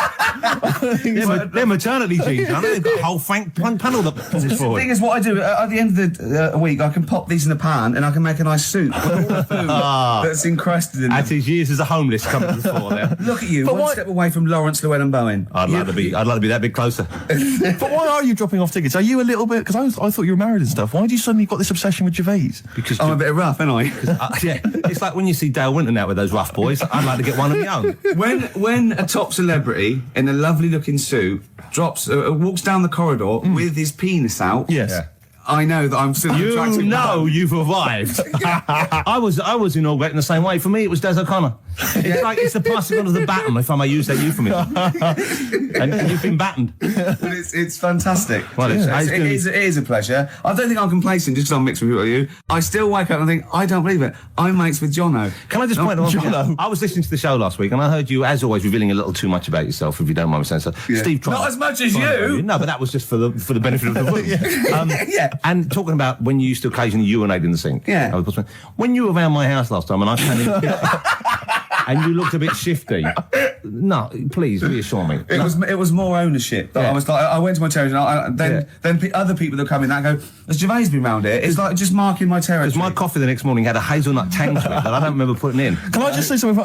Because I mean, I used to, mention to you, Gervais, when we first started getting involved in the business. Yeah. I should say, if there was one celebrity I'd like to be friends with, it's Jonathan Ross. Yeah. Lo and behold, Ricky's befriended Jonathan Ross. I'm nowhere to be seen. But Not Ricky invited told me- round. Ricky told me that I could be his friend, providing I never extended the arm of friendship. Right. with you. Yeah, if you ever... I thought as much. He tries to keep everyone else down. He works with from the office, all the other shows. He Yeah. tries to keep them down. He said, I didn't even want I'm you to number come in. one. I wanted Yeah. to meet you on the steps. Yeah. I didn't even want to tell him you were around. But you called. He went, who's that? And he saw your name come up and he went, well, can I meet him? Well, you're all coming tonight, aren't you? This isn't Radio 2, by the way. These links are way too long. This is snappy radio. We have to play out... Yeah. You might The be kids have lost interest. But the kids want to hear Coldplay, Catatonia, You know what I like? Faithless. How about some more of that instantly forgettable hip hop you play each week? One of those obscure hip hop hooray. That's the worst feature on British radio. You should be ashamed of yourself. Wait a minute, I've heard your As I was quiz on saying to Radio Bruce 2. Forsyth You're the other having a day, I laugh. said the hip hop's had its day. You should be that one. Put it away. Put it away. I'm Carl. Carl, how you doing? I'm all right. Got a question for you. Quiet man. Got a question. Yeah. The Pope. Yeah. What semi-precious stone does the Pope wear? That is easy. Go on. Topaz. Is that the right answer? I don't know. I might have wrote it down. I'm really sorry, Jonathan. That's not what he publicly admits to, but I have to know because I was hanging out with him at the Groucho one night, and he was saying, "Oh, look at this, look at this, look at that topaz. Go and buy that. Look at Look at that. Vatican City." Look at that. We can make a nice ring out of that, he said. Didn't go anywhere, but thanks for asking. I better go. I've got to go. I've got to go and buy you. some winkle pickers. Thank you very much. Okay. Enjoy Nice to it. meet you, Stephen. Yes. Carl, I wish I could say it'd been a pleasure, but actually it was quite creepy. See you later. FM 104.9. I'm Ricky Gervais. With me, Stephen Merchant and Karl Pilkington. Now, Steve, you know how Karl won't do anything outside his jurisdiction. He moans about stuff. Whinges He's got constantly. one job. We're doing about 5 things in the Always week. plate spinning. We just turn up and he's always available. He moans about it. He goes, "Oh, lucky you caught me." Right? He's chatting. He just He's one of those people that whinges enough, and people think he's overworked. So he got Mondays off. Right? He's just a whinger. Yeah. I haven't He got won't- Mondays off though, have I? Yeah, well, anyway, 2 hours on a Saturday. This is what the phone message he left me Wednesday on my mobile. But just is chatting about certain things that are going on at the moment. What he does need to know. Duncan, who mentions, is my agent. And, you'll understand a few other things. But this is the sort of message I get from Karl, right? Whinger. Old messages. Alright, 12:10, Wednesday. Just getting loads of people calling me all the time about Yesterday, DVD's signing for BBC London. I don't work there, but I've been dragged into that. I've got a woman on leaving a message from Talk PR going on about, do you want to go and see Pop Idol again? Right? They're just saying you and some listeners can go. So I'm sure you'll love that. I've got Jim Benner wanting you to introduce the tin buckets at the Astoria. So can you just let Duncan know that I'm doing his job whilst he's sat on his arse with his thumb firmly up his arse? Can you let him know that I'm running around like a here sorting shit out for you? All right, see you later. Message So, left 12. Do you know what I mean? I know, but that's the kind of phone message he's leaving. Do you remember who he was before you? But he's even annoyed that he gets a phone call. I remember he got a phone call for you to do a voiceover and didn't pass it on. You missed a voiceover. That was thousands of pounds. No, I did pass it on though. I told you. You I said you said someone had phoned. Yeah. That's not good enough. But who's that? Well, she didn't say, and I didn't ask. But Of it's course not my she job to do said. it. She didn't say. Rubbish. So you didn't take the number down? Just when she went, oh, can you tell Steve to call me? And you went, yeah. Yeah, well, I just thought you'd know her already. I should have known. It was a woman, so I should have known. He's having a go, you see? Unbelievable. I don't know how it's come back on me. You're the one who was picking on it. Yeah, exactly. I'm saying. I'm defending. Why is he having a go at But you? he never Because picks on Ricky because he knows you are his bread and butter. Seriously, do you know what I mean? The only reason he's got Mondays off is because you're still doing this show. yeah. That's why he's scared of you. That's why he's like, he has a go at you on the phone, but he always picks on me because he knows, I'm a pushover, I'm a nice guy. He's scared of you.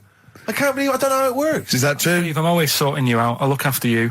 Sorted you out with tickets. I sorted you out with lager I got out. you today. Why are you picking on me? What do you mean you're sorting about tickets and lager? What's this? Right, whenever you want tickets. Yeah, sorry, lad. I don't want to use this as like moaning time and that because I don't like to moan. I'm busy and that, right? I've sorted you out tickets for gigs. Yeah. Right? What somebody doesn't even turn up to. Yeah. We won't even go on about that. Yeah. Right? Lager. He was sorting out the Cure. He complained it was boring. Yeah. There was that big drum of lager that you had, and you said, oh, put that in your room for me. Yeah. Because I don't want to carry it home. Right? Lazy. So I said, all right, then I'll put it in my room. It goes missing, it gets nicked. Then you have a go at me because it got nicked. Yeah. I get you another one. You make me carry it around town for you for half an hour. Then you say, oh, I can't be bothered taking it home. Can you take it back to work for me? Yeah. But interestingly, this is like a year ago, so it's obviously it's still pressing on you. Oh, is hang it? on. And I forgot the one when we had an argument over 50p. When I went out you for a didn't want to coffee. give me 50p back that you owed me. That was the same day you'd given him about 40 quid worth of lager. But see, this is my problem. This was my point at the time. It's not the 50p in terms of money is not what's important. The fact that you think you don't have to give me money back because it's only 50p, that was the point at stake. It's me who makes a decision. Oh, don't worry about the 50p, not you. It's only 50p. I'm not going to give it to you. Do you know what I mean? There's got to be rules, otherwise it's chaos, Carl. Come on, mate. All right? I don't want to fall out about No, it. that's not all right.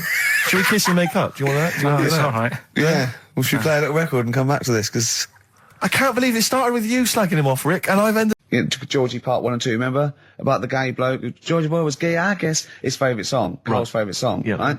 And I was going, oh yeah, I remember that, yeah. I said about, and I said, did not intend to take his life. He just pushed it when he gets mugged and killed. Do you know what he said? Go on. I was sitting outside, I was singing, he went, well, as I said, they go out too late. They go out too late. He meant gay people go out too late.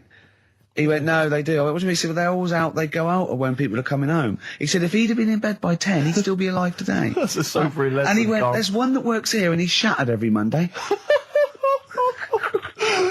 Oh, if you're gay and you're listening, just be in bed earlier. Go out when sensible people go out. Yeah. You're right, we're not on the continent, Carl. is your point. If you're gay and you're not in bed by 10, go home. Yeah. I don't get it. Now, right, okay, it's the film review. Carl, you just tell it from the heart. Tell us what you thought about the film, what you thought Can I just ask, is this the first time you'd seen Gladiator? You'd never seen it before? No. Okay. And what were your thoughts? Okay. The film review. Gladiator. It's all right. Nothing great.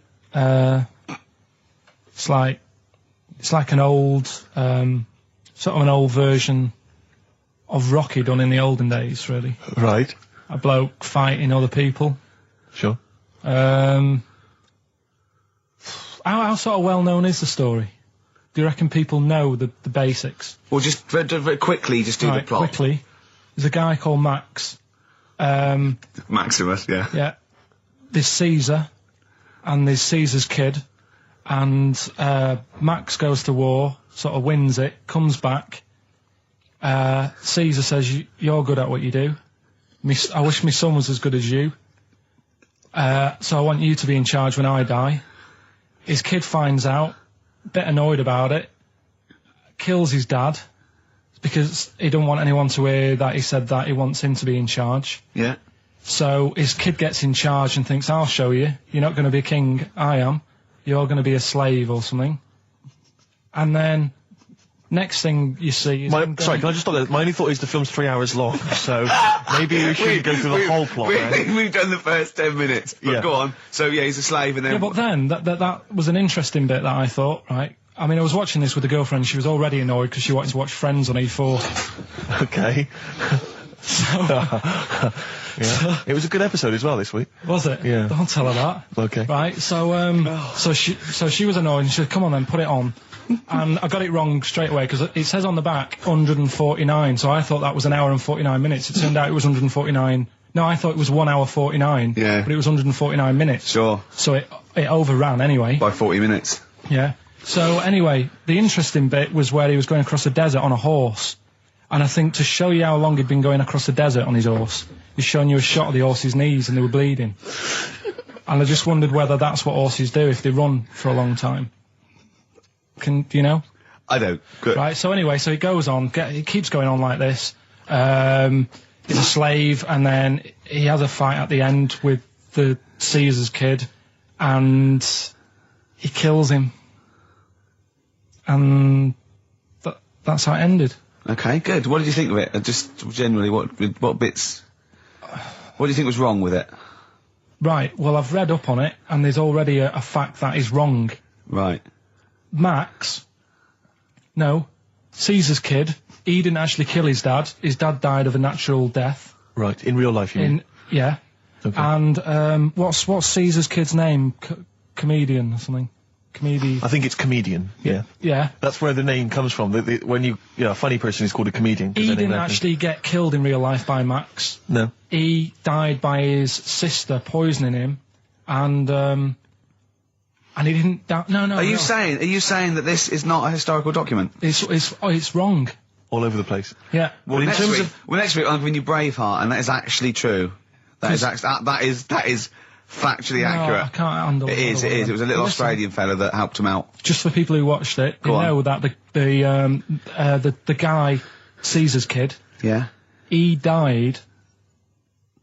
His sister tried to poison him. That didn't work. Apparently, he was a gay fella, and his boyfriend, who was a wrestler, strangled him. Where did you get this information? On the internet. I thought I'd look it up to see how much of it I actually got right. Yes. And that's what I read. Okay, so out of 10? 5. Really? Yeah. Okay. It's no good. I wouldn't get it out. And it's annoying the way it says, like, this film's got to be seen at the cinema, because I saw it at home and I don't think I missed out on anything. Very good point. I think that's probably the point they're making, but yours is valid too. Right. In Turkey. Nice. It's not, actually. Mm-hmm. That's where I went, and there was little fellas after Suzanne in the kitchen. What? What do you mean? We went to Turkey. You went to Turkey and there were some little fellas. Well, they had quite a few sort of midgets working in the kitchen. Why? Is it a theme? No, was it a theme holiday? I don't know. Might get them cheaper or something. Was it? So they were working cheaper. They were working in the kitchen, and one of them fancied Suzanne and kept sort of eyeing her up, and she was winding me up saying, "Oh, not eyeing up and down, just eyeing her up." Yeah.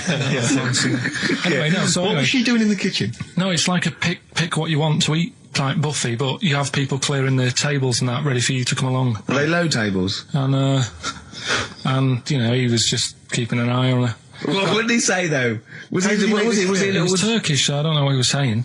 But he was a little fella, yeah. Did he? What do you mean a little fella? What do you mean little fella? Sort of dwarf-like. What do you mean dwarf-like? He had magic powers, or he was 4 foot? No, what do you mean, Carl? A little bloke, just like a normal bloke, but small. If you stood him in the desert, you wouldn't know. But he'd be hot at first. Right, Carl. You should watch out for the monkeys. Yeah, underground. Those underground monkeys are dangerous. You can't just say there was a little midget fella who was eyeing up my girlfriend and then leave it. What do you mean? What was happening? This is a story to us. This is much more interesting to us than, and she was deaf, right, and she hit her head. That's much more interesting. I don't understand how it manifested itself. Did he come over and say something? No, do you know when it's like girls know, don't they, when someone fancies them? What do you mean there was lots of them as well? Do they? That's worth knowing. Listen, right, come on, right. So you went to this holiday, yeah? Yeah. And you went into the dining room or something? Yeah, downstairs. And you looked over. You thought, this is all, there's no one serving. Yeah, and they go, wait a minute. Hold on, you looked down and there was a little waiter. There was loads of them running around busy. Why though? Why did they get summer? What do you mean? Because it was summer. They had more of them. They come out in summer. What do you mean they had more? What do you mean? Because it's busy, isn't it? Well, no, they hibernate in the winter. Why were they all midgets? I don't know, maybe it doesn't heat stunt your growth or something. No! Well, they just happened to, maybe it was a thing that they did for tourists or something, I don't know. I just got on with my meal. It was a holiday, do you know what I mean? God. Right, So it's a midget survey. I'm not going to ask any questions. Right, okay, yeah. So they're all little fellas running around, and this one always was like, you know, oh, do you want a new serviette? You know what I mean? Going out of his way to sort of... for turning on the charm. Yeah, he was going out of his way. The others weren't. Right. I think what was happening is he'd been working with Santa all the winter. Yeah. This is like a little summer break. This one He was hadn't your seen a girl. waiter, and so he was being polite to you. Maybe. But what did Suzanne say then? Well, she was using it to wind me up. What was she saying? Oh, he's... Oh, just like, you know, look. he may be small, but he's Well, built like a... Yeah, he's all man. so... Were you jealous of a midget then? You were jealous of him? It is a bit annoying, isn't it? Why? It wouldn't bother me as much now, because I've been with her for ages. Right. But at the time, that might have been one of our first holidays, and it's like... You don't want to be what's going on? I paid for this holiday. And then you get off with the midget? Yeah. Oh. So anyway... But it doesn't matter because you got chatted by a bearded lady. So. Tell you what, no, that's got nothing to do with that. What were you going to say? What were you going to say? I was going to say the hotel was half board, and maybe... Oh, right. I thought you were going to say it's just one of her shortcomings. So listen, right? Play a record. He said he's, you know, oh God, it's like a child or a cat when it's confused. He went, Steve reckons in ancient Greece, right, it was better to shag a bloke than a woman.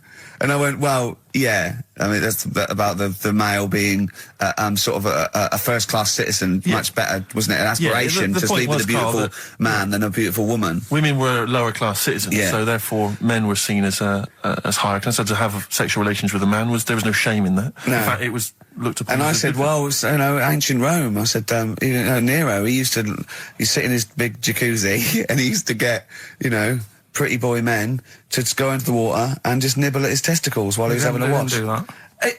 He did. Yeah. And he's not a gay fella.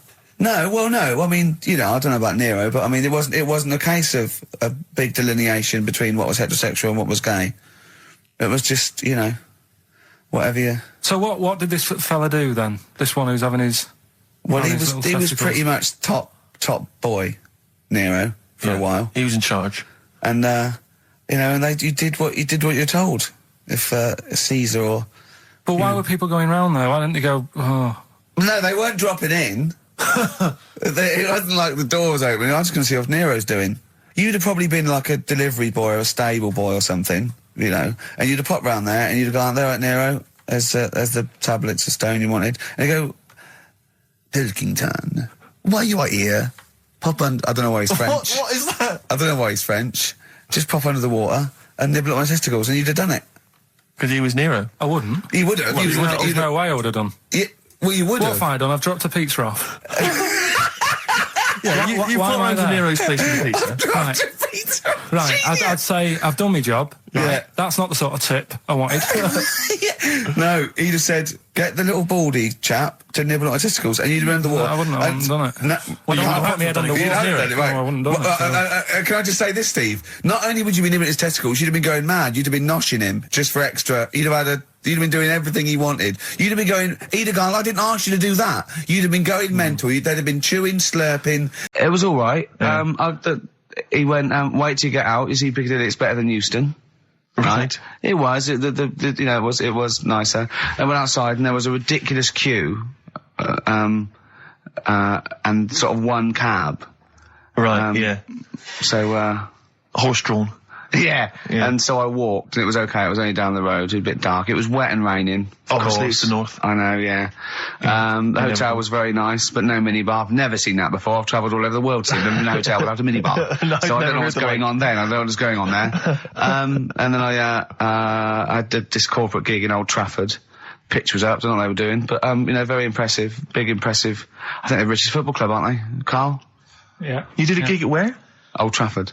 It was in a function room. Oh, there, well, I but, thought it was the stadium. No, I'm Incredible. not that big yet. Yeah. No. But I mean, you know, I can't really comment on Manchester. I do know that Liverpool was voted most important music city via poll. True enough. So, Carl, you're making noises while I'm talking. Yeah, but you do this all the time trying to wind me up. And I'm not saying Manchester's the best place in the world, but what I'm saying is there's bits of it that I really miss. Yeah. Like last Sunday, right? When I'd met up with Ricky, we had spaghetti bolognese, which was all right. And then I said to him, I need some soil. Damn, I wish you'd invited me. It sounds amazing.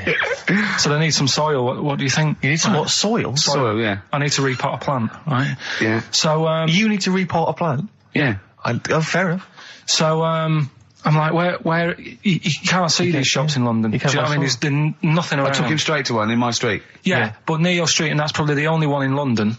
Well, you say that, Carl. No, it does annoy me. Round my way, it's like, you know... You can't move for soil shops. You can't. There's earth. You can just pick up handfuls walking down the street. Yeah, incredible. People just lean over into someone's front garden. No, you yeah. can take the plants as well. No, but what I'm saying is, Manchester, there's loads of decent hardware shops. Yeah. Here, you know, if you want a panini and a latte or whatever, you can't move for them. But for soil, I had to go virtually how many miles away from me to carry that soil home and stuff. Yeah. It's not good. I mean, London's all right. But if cities were sort of marked... It's neglecting the peat market, really, well, isn't there's barely any mulch available in central London. I'm sick and tired of not getting a good, decent compost of a Sunday. Indeed. So, you know, I'm thinking of moving to the north, where there is loads of soil and gravel. Indeed. And animal shite. Right, welcome to the show on that. Hello. Let's play. Right, and I say, right, your first one is W. Mm-hmm. And the cryptic clue, because it's done like crosswords. Okay. So not quite like Blockbusters. Well, this young man prepared for his death. And it's a W, so the answer. And it's not always going to be like our sort of music, it can be any sort of music that's out there. So the W is the name of the answer. I understand that, but is the answer always the band name, or is it, it's always the band name, is it, or the artist? Yeah. And so would the W be the surname, or would you have both the initials if it was someone's name? Would Elvis Presley be EP? Don't get annoyed, Carl. These are questions that I knew would be asked. I know this. He tested it on me. So you've got to tell them. Well, That's the point. Know the rules. If it was Elvis, I'd probably do E. No. Give him the answer. Give him the answer. Right, did you hear the clue? No, give me the clue again then. So the letter is W. It is a cryptic clue, and the clue's fine. Listen, and the clue is, this young man prepared for his death. This young man prepared for his death. Yeah. This young man prepared for his death. And it's a W, and it's his first name. That's what he needs to know. That's the, Yeah, but I don't... Well, shouldn't we have the initials? Wouldn't that make it easier? I mean, but it didn't do that on Blockbusters, it just had one letter. They did if it was, if... The gold run, they often had us for 3 or 4. Did they? Letters, yeah. But it was normally just one word. It wouldn't have been a name or something. Alright then. Y. W-Y. Will Young. Excellent. Right, I didn't understand it. What this was the young Will man prepared for this young man? So he's sort of mixed, sort of cryptic. Yeah. But I mean, you know, that's a good effort. That's better than usual. No, it's better than usual. It's not bad, is it? So do you want to play? Let's play Rockbusters. Yeah, Rockbusters. How many of these have you got? No, because let's just clarify a couple of rules here, Carl. Let's just make sure we thought everything through, because I'm pretty certain when they get these things on TV, they at least have a go at them in the office first before they put them straight on there. I'm sure that's how it works. I'm sure Bob Honest just didn't turn up the first day, and he goes, "Don't worry, we'll wing it. It'll be fine. Bring the students in. Let's have a go." I'm sure they did a bit of preparation. So let's just check. We've got every base covered. Yeah. Firstly, how many questions have they got? I'll tell you what. Let's do this off air then. Should we play a great tune? Well, yeah. Well, people need to call in, don't they? Because we're doing it, aren't we? Yeah. It'll be all right. And there's good stuff. I've got CDs, right? I've got some compilation stuff and a couple of videos and that. So that's what they're playing for. Call up now. 08700 800 1234. Get them on the air. We'll play the game. Brilliant. Yeah. Yeah. Is that what we're doing? Bit of the Cure. Brilliant. Pulp. Good news and bad news. Bad news is we have got enough callers to play Carl's game. The good news is we don't have to play any more adverts in this show. So if it doesn't work, sod it. Right, who have you got on the line, Carl? Sam. Now let's just remind ourselves, what's the game? It's Rockbusters. Okay, now calm down, Carl. I know you're a bit stressed. You've got a lot to do, but don't worry, you've just had a holiday. Throw this desk out. Let's throw it out and start again. Rick, don't get stressed. Go on then. People wouldn't think it was us if this show wasn't, half-baked and ill-formed and generally shoddy. That's what they've grown to love. Okay. All right. Sam? Hello? Is it sounding all right today? It is, just about. Right. Cheers. Danny's worth. Right. Then. Yeah. Well, And so we've got Sam on the line. Who else have we got there? so we've got Tim as well, haven't we? Hello. All right, Tim. Tim and Sam. You sound quite similar, lads. Could one of you affect an accent or something? Which one's Tim? Yeah, it's me. Okay, which one's Sam? It's Sam. That's slightly deeper, Sam. Yeah. And they're not against the clock anyway, are they? So it doesn't really matter. I suppose not. So I think Steve just wanted a bit of variety. you Okay. you understand the rule, lads? Could you explain them to us? Right, play it. Okay. Hang on, wait. Well, let me explain, because, I mean, life is too short. Now, Carl's going to read out, say 3 clues, yeah? And, just shout your own name and answer it, or shout the answer. Shout your own name, then the answer if you know it, and it's the person who gets the most right. Okay. Is that alright? Yeah. So, Here we go then. okay then. So Shouldn't it be the first to 3? Well, yeah, but then he hasn't got... I've got enough. It's fine. You've got enough clues for that. Right then, here we go. Welcome to the show. Oh, God. Right. First initials ST. Right. Is that right? ST. Well, I don't know. We don't know, do we? How do we know? Here we go. ST, and the cryptic clue is better than the average homeless person. Okay? Sorry, I think... Is that a band? Yeah. Is it an old band? Yeah. I think that's one word. All right then. S. So it's an old 70s band. Better than the average homeless person. Tim? Go on. Supertramp. Yes. Supertramp it is. Yeah. Well done. 1 point to you, No idea Tim. why that's right, by the way. You don't know. You don't understand why it's right. He's a super tramp. Oh, right. Better than the average homeless person. cryptic, yeah. Yeah. Yeah. Cryptic. Yeah. Okay. Second one. Come on, Sam. You got. That's actually quite good for Carl. Trust me, Tim. Take that as a good clue. Because, yeah, okay. We won't do this again. Right, 1-0 Right, to here we Tim. go. Right. F. The letter is F. That's the next one we're moving on to. And the cryptic clue is, the little girl is hungry. What shall we do? The S or F? I've got it. F. Ready. Sam. Peter. Yes, 1-1. Feed her. He's pulled out of Feed her. Yeah. Feed her. Okay. Yeah. So that's 1 each. So this is the decider, isn't it? Wait a minute, ITV are on the phone. Well, you said first to 3, so no, it's not, is it? That's what I said. Just do the 3 clues and who gets the most. Okay, well, we can do that now. So, here we go. I love this. This is rubbish. Go on. So, here's the last one. The initials are AK, right? And the cryptic clue is exploding pet. Shout out your name if you know it. Last orders at the bar, please. Last orders at the bar. Exploding pet. AK. You're tuned to XFM 104.9, Karl Pilkington's quiz, Rockbusters. The format is still available. The highest bidder, please give us a call, or you can email ricky.gervais@xfm.co.uk. Is it a band or a singer? I'll give you a bit more of a clue. It's a pop band. Okay, we wouldn't. Sam. Tommy Kissam. Yes. Hey. Oh, this is amazing radio. So who was that won? That was Sam who won. So it's 2-1 to Sam. So he wins. What does he win, Carl? He wins some CDs and some videos. No, he's got obviously now, Sam, if you're ready, take the spot. You're going to do the gold run. Away you go, Carl. I haven't got any more. You're a fool. Right, stay on the line. We're giving both some presents. Play a record for. Rick, I'm going to shoot off. Not come. Feeder, come back around. He's getting all stressed again. You know, we've only done an hour. I know. I'll tell you what. This You know, seems there's like another 3. hour to I go. know. I don't know what it seems like to the listeners. I say I'll tell you this, I'm not trying to be disrespectful, Carl, but I think maybe someone else should come in and press the buttons. Because I'm not sure you're across it. I don't think you can concentrate on talking and working at the same time. I'm not sure you can... Walking. Yeah, for you, it seems a bit no, like... don't say that. Look, he's gutted. No, there's a lot of gone wrong here. I say throw this desk out and get a real one. Seriously. Well, I think there's a Fisher Price when you can buy in Argos that might be worth getting. We got there, but we were stunned because it was second hand, this one. But this is like the Mir space station. I mean, it really is falling apart. Get a new one in. Let's not, I can't believe it. Look at that. Look at the library. Look at the gaps in the library. Let's not go on about this, because this isn't good. What? Whereas that quiz was. Whereas that was good radio. You can join in and stuff. But the problem is, Carl, why do you rush to do it? I told you before we should practice these things. Although, to be fair, Steve, I can't. haven't got time to do anything, so at least Carl's coming up with stuff. But I don't mind, running What other through with ideas it have you while got? you're having a kip outside. Really? Doing What the other ideas records. have you got? Have you got any other ideas, Carl? Because you've got another hour, but have you got anything at all? No, I wasn't disputing. He's all smug because he's had a phone call.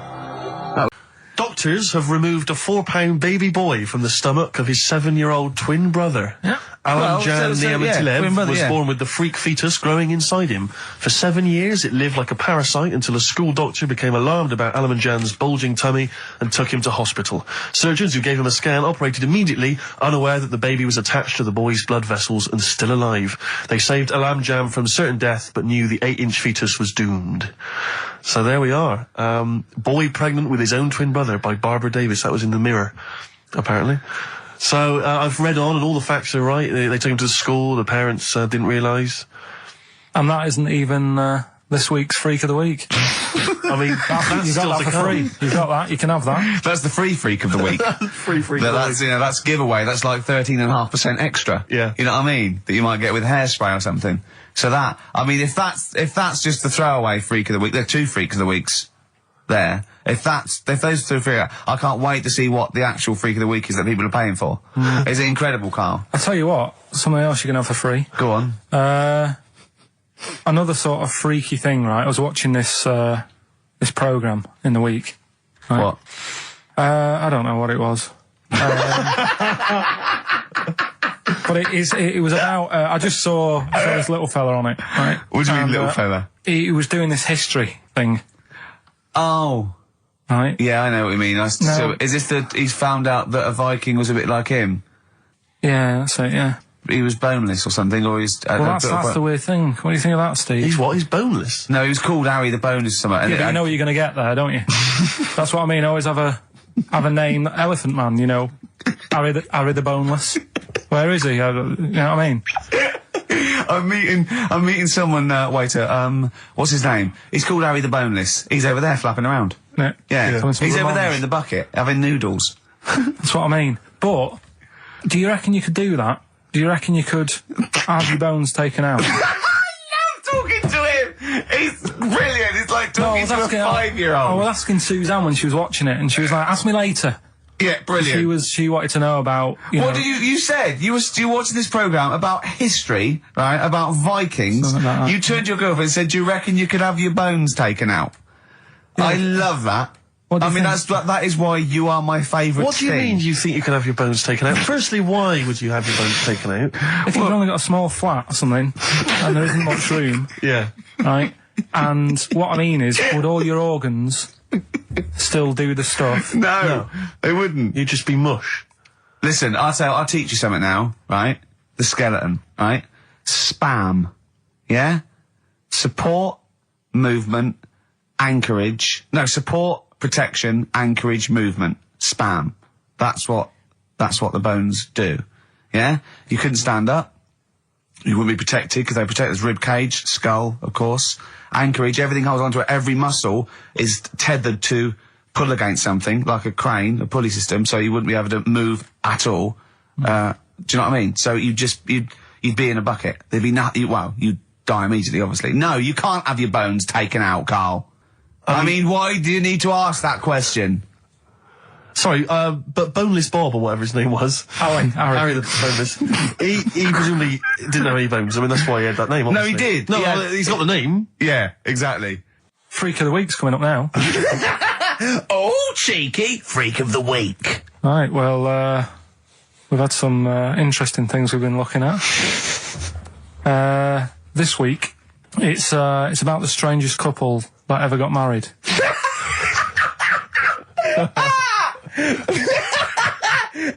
and we've had 2 sets of chimps, so it's stranger than that.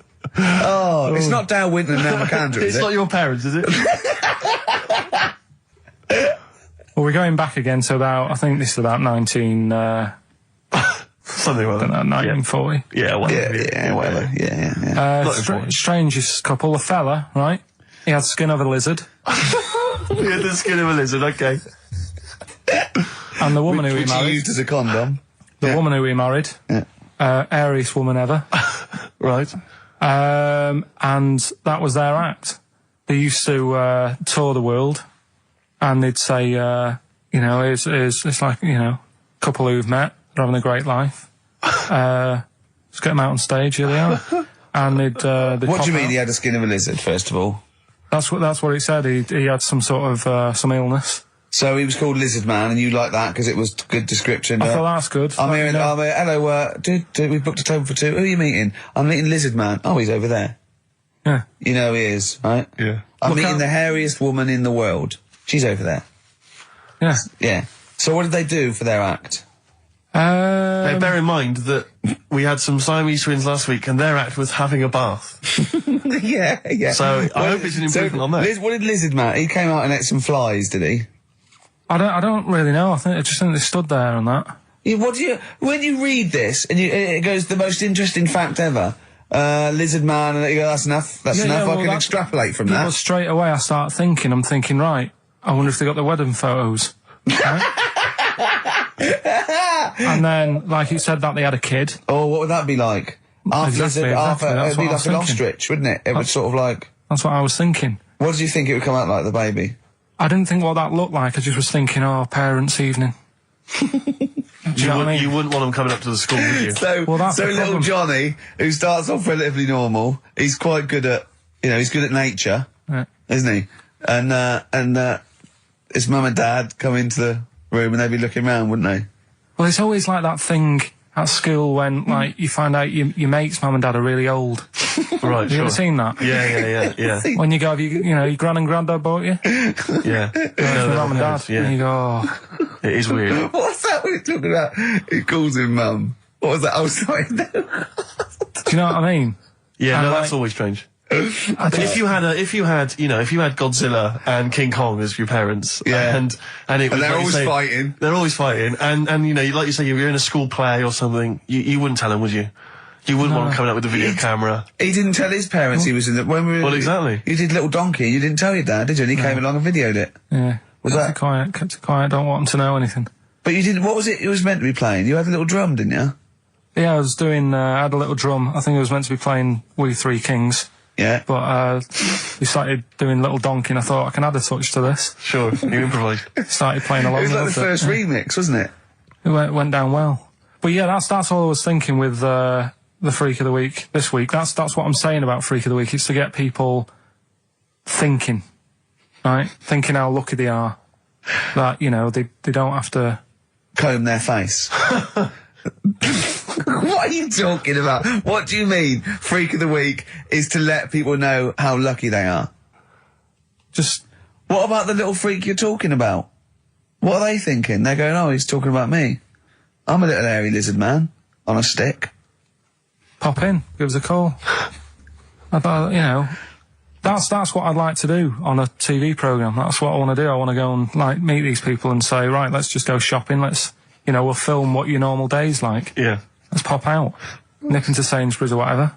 Yeah. Buy a comb. Park whatever. right up close to it. You know what I mean? Yeah. So what you're saying is you just want to get a little message out there, which is that there's always someone worse off than you. Well, there's proof of that in this room. You know what I mean? Oh, Carl, when's your train? In a minute, I'm going to get going now. I'll see you later. Thanks, Carl. Brilliant. What are you playing? You can play a song? Kirsten McCall. Yeah. I'll see you later. Here's a bit of science for you. Go on. Right. Read the other day. Yeah. If you dug a big hole, right, Oh, God.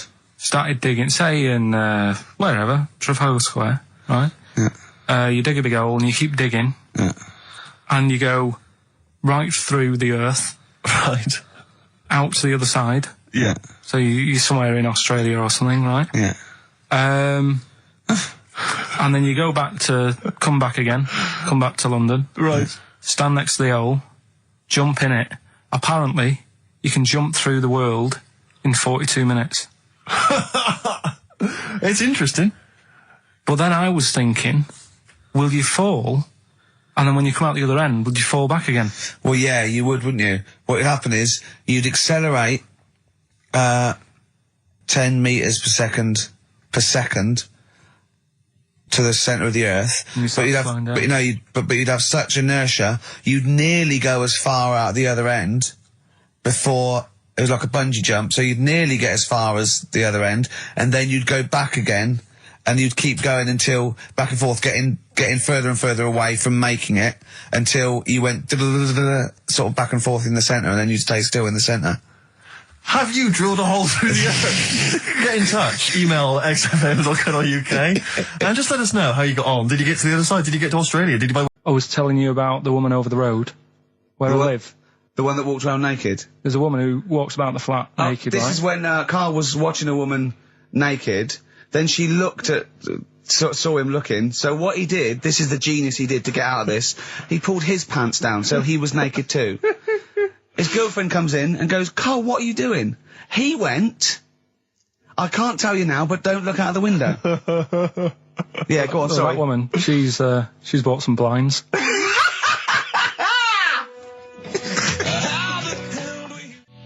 Nickelback, Someday on XFM 104.9. How old's the bloke from Nickelback? He looks about 40.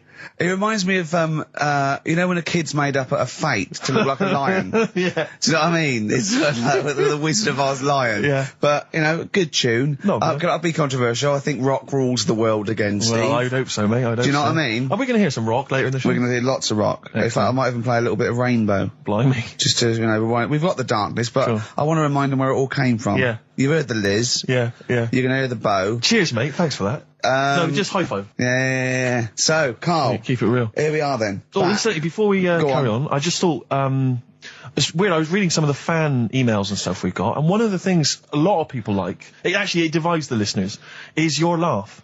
It's interesting. Some people love it, they find it infectious, they find it adorable. I mean, close up in a small space, like a kitchen Terrifying. or something, it's annoying. Like, Horrific. Carl was annoyed, because I squeaked in his ear earlier, didn't I? Sure. Why did I laugh? You on the toilet? I think I squeezed his head again, didn't I? And he said, no, it's not 1 o'clock He doesn't yet. like the squozing. The Squozen head. Yeah. but He's it the just- Squozen one. The funny thing is, right, we were out a few weeks ago with a mate of mine, right, and he went to squeeze me head, right, give it a squoze. Sure. And I was like, don't do that. You know, I don't like it, right? And Ricky said to me, mate, yeah, he doesn't like having his head squoze. As if it's like Marmite. As if some people love it. Yeah, yeah. And some people hate it. Sure. Yeah, okay. Well, anyway, Yeah. there was a little taster of the laugh. That was more the kind of deep, throaty laugh, the belly Yeah. laugh. But there's that kind of high-pitched squeak that you do. When I've got to sometimes. get air out quickly, because Exactly. I'm going to burst. Sometimes I laugh so much that my liver and all they try and get out to it, so I have to get it out really fast, like a siren. Right. Do you know what I mean? Is that how you explain the fact that you're quite fat? Yeah, That's just laughter waiting to come out. Yeah, Every time you laugh, solid. you become a svelte young thing, like Brett Anderson. Oh dear. Well, anyway, it reminded me of the game that you and I used to play in our very early days of XFM, when it was literally Make Ricky Gervais laugh. Make Ricky Gervais laugh, which was a great game. I think. I remember the first one. It was that fella drinking a pint of beer. Yeah. I remember Yeah. the very first time. It yeah. never. I tell you what, it's You not know what great. though? Ant and Dec do it now. Do They actually. It's very similar to Make Ricky Laugh. It's called Make Ant Laugh. Interesting. So many of our great ideas have been stolen. Yeah. Or stoled.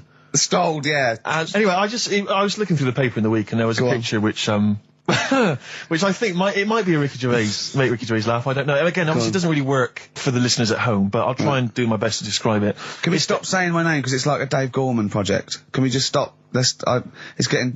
Let's say a word often enough, it doesn't mean anything. Yeah. Let's stop saying Ricky Gervais. Well, what we're going to refer to you as. All right. Well, Make Patty Laugh is a new game. I'm trying to get one of those squeaks of a laugh. I'm concerned because I know. I'm not a monkey. I'm not Sure, you're not a performing monkey. No, okay. I know that. Right. But anyway, let me just briefly summarise the story for those at home. Okay. The headline was Mum 48, a mother of 48 seduced boy of 14. Well, that's not funny. Not her own boy, obviously, but No, a still- neighbourhood child. I don't think it's a funny said- story so far. He said Grand Lana Allen, 48, led him upstairs and undressed to her waist, then took his trousers off. Okay, bear that in mind. This is a quote from him, right? Bear in mind, he's a 14-year-old boy, he's quite excited about this. He says, then we had sex, it was every boy's fantasy. Alright? You're going to show me the picture of her now, aren't you? So it's a picture of her. Oh, this is not... Bear in right. mind, This is... in his okay. own words, Rick. Right. In his own words, this was every boy's fantasy. Okay. Here's the picture. It's a silent laugh. He's collapsed on the floor. I want this picture. I was not expecting that. Oh my God. Oh God. She looks like the drummer of Iron Maiden. She looks a bit like Lemmy. But I tell you, she looks like reminds me of most. Did you see I those? don't think they've got one with a fag on as well. No, I know. It's just that's two of them out of makeup though. Carl, have you seen Every Boy's Fantasy? You should see. Oh God! Have a look, Carl. Oh God! How old is she? 48. Oh God! Oh, 48. That's lovely. Nothing wrong with that. I'd say if you weren't lucky enough to see the picture, she looks just like the oldest man in the world. His photos in newspapers and on the web for a while. He was about 135 or something. Carl. Yeah, look, it's, Carl's got a theory that Chinese people don't age well. This man was a Chinaman, right? And he was 120 or something. Yeah. Did you see a picture of him? Yeah, he's still alive. No, he's not. No, He's is he not? No, He's he dead. died at 120. So He said 120 or something, but makes you wonder. What makes you wonder? Well, because they don't age well, I think he's using that. He's probably about 37. Oh God! Honestly, we walk down the street, right, and we see an elderly Chinese person, Yeah. right, and Carla go, "Oh, I just think he is." Yeah. Like it's not. I don't understand this notion that Chinese people don't age well. I don't know where this has come about. No, I mean, I'm not having a go. No, right? I never want anyone to think I'm like having a go at them. But they are really good looking and they're healthy and that. Till they're about. I've never seen one, right? Can you Scared now. can you tell me if you've seen a Chinese person who's about 30? It's either 20 or 50. There's no middle ground. This is what I came back for. This is 2 hours of absolute drivel from the brain of Karl Pilkington. Let me just check something. So the Chinese gentleman who died recently was 130. Your theory is your theory is that he's maybe in his late 30s, early 40s. Yeah. This is an elaborate conspiracy on his part, because obviously whenever they talk about the oldest people in the world, it is always a Chinese person. Yeah, invariably. they do. Yeah, I mean, they seem to win that Again. every year. Go on. So your theory is that in those small backwater villages in China, Ross McWhirter comes to a little village. they go, the Guinness guy's on the way. He goes, well, until recently, the oldest person in the world, how old are you? And they're so embarrassed, because they think they look about 120, they go, 120, they go, really? They go, yeah, can I have his birth certificate? No. In fact, I think this Chinese bloke it wasn't verified with the conspiracy because he didn't have his paper. I said, listen, I used to run the desk in the old days when I was like, I used to press the buttons and run the desk and everything. And now I said, listen, I've been on the telly. I do not press my own buttons. And Carl said, well, I don't really work weekends. And they went, well, you do if you want to keep your job. Absolutely. And we were lumbered with him. And then we discovered that he's not just a little dork, a little manky sort of idiot. Sure. He's got nice shirt. He's got, you know what I mean? He's got something else. He's got he brings another dimension, yeah. Yeah, and he started having a little chat, and we discovered that he had quite a lot to say. Well, I think you're absolutely right, and I think I was wondering we should maybe play another tune, but after that, I just think we should re-familiarise our radio audience with Carl, and any new listeners, just somehow gonna let them get to know the real Carl again. Well, if you are new, you'll find that we like some old songs, some new songs, some chitter-chat. We get serious sometimes, there's some tears and some laughter. Yeah. We kicked off with Oasis' new one, Little by Little. We're gonna go back in time now to Iggy Pop and his Stooges with I'm Bored. Coldplay and In My Place on XFM 104.9. I'm Ricky Gervais. With me, Steve Merchant. Hello Steve, there, how's it going? lovely to be here. Yeah. Karl Pilkington there, pressing the buttons. Great to be here. Yeah. How long can you maintain it? I'm bored already. Yeah, already bored of doing that. Bored already. Every week you start it the same way. Yeah. That was not bad though. You actually grammatically made sense, which is really impressive. Yeah. Thanks very much. A rare treat indeed from Ricky Gervais. Some of the listeners have already worked out. Got nothing to say at all. Sure. Haven't prepared again. No. We did come in half hour early to prepare, but instead me and Carl were playing. You had to flick the football into the bin. Right. We had 5 goes each, or the world was going to end. Okay. And that took up. That took up a good 25 minutes. Yeah, I liked it when we came back, and then we started just trying to beat each other in the corridor, and I beat him. I scored a goal. He was gutted because he thought he fancied himself at football, and I beat him. And I was knackered and sweating. Yeah. As I walked back to you about 5 minutes ago, you were looking at the records. You went, and this was lovely, you went, Well, with another preparation then. Yeah. Like a sarcastic teacher. Yeah, like a teenager, like an annoyed teenager whose parents have embarrassed him once again. And you beat Karl, did you? Yeah. Because you're not. Yeah. I mean, you're not particularly. I'm not good at football. Well, you're no. not particularly nimble on your feet. Oh, come on. No, you're not. Douglas Bader is more nimble. I'm all right. You're not. Right. But Carl's sort of, I think he's got more skills than me, but he hasn't got the aggression and the weight. Yeah. So I just pushed him aside. Yeah, good work. Yeah. Good work. I'm going on holiday. Are you? Yeah, I'm not here next week. What are you going to do, Karl? Are you going to do the best of or something next week, aren't you? Yeah, that's what we've got to sort out. Well, I can't sort it out. I've got to go to the airport. No, straight after the show you've got to do some links. No, so- I'm not doing any links. I said I wouldn't, so... That's what we planned. No, we didn't. I said I'd do some during the show, and then you I thought you were joking.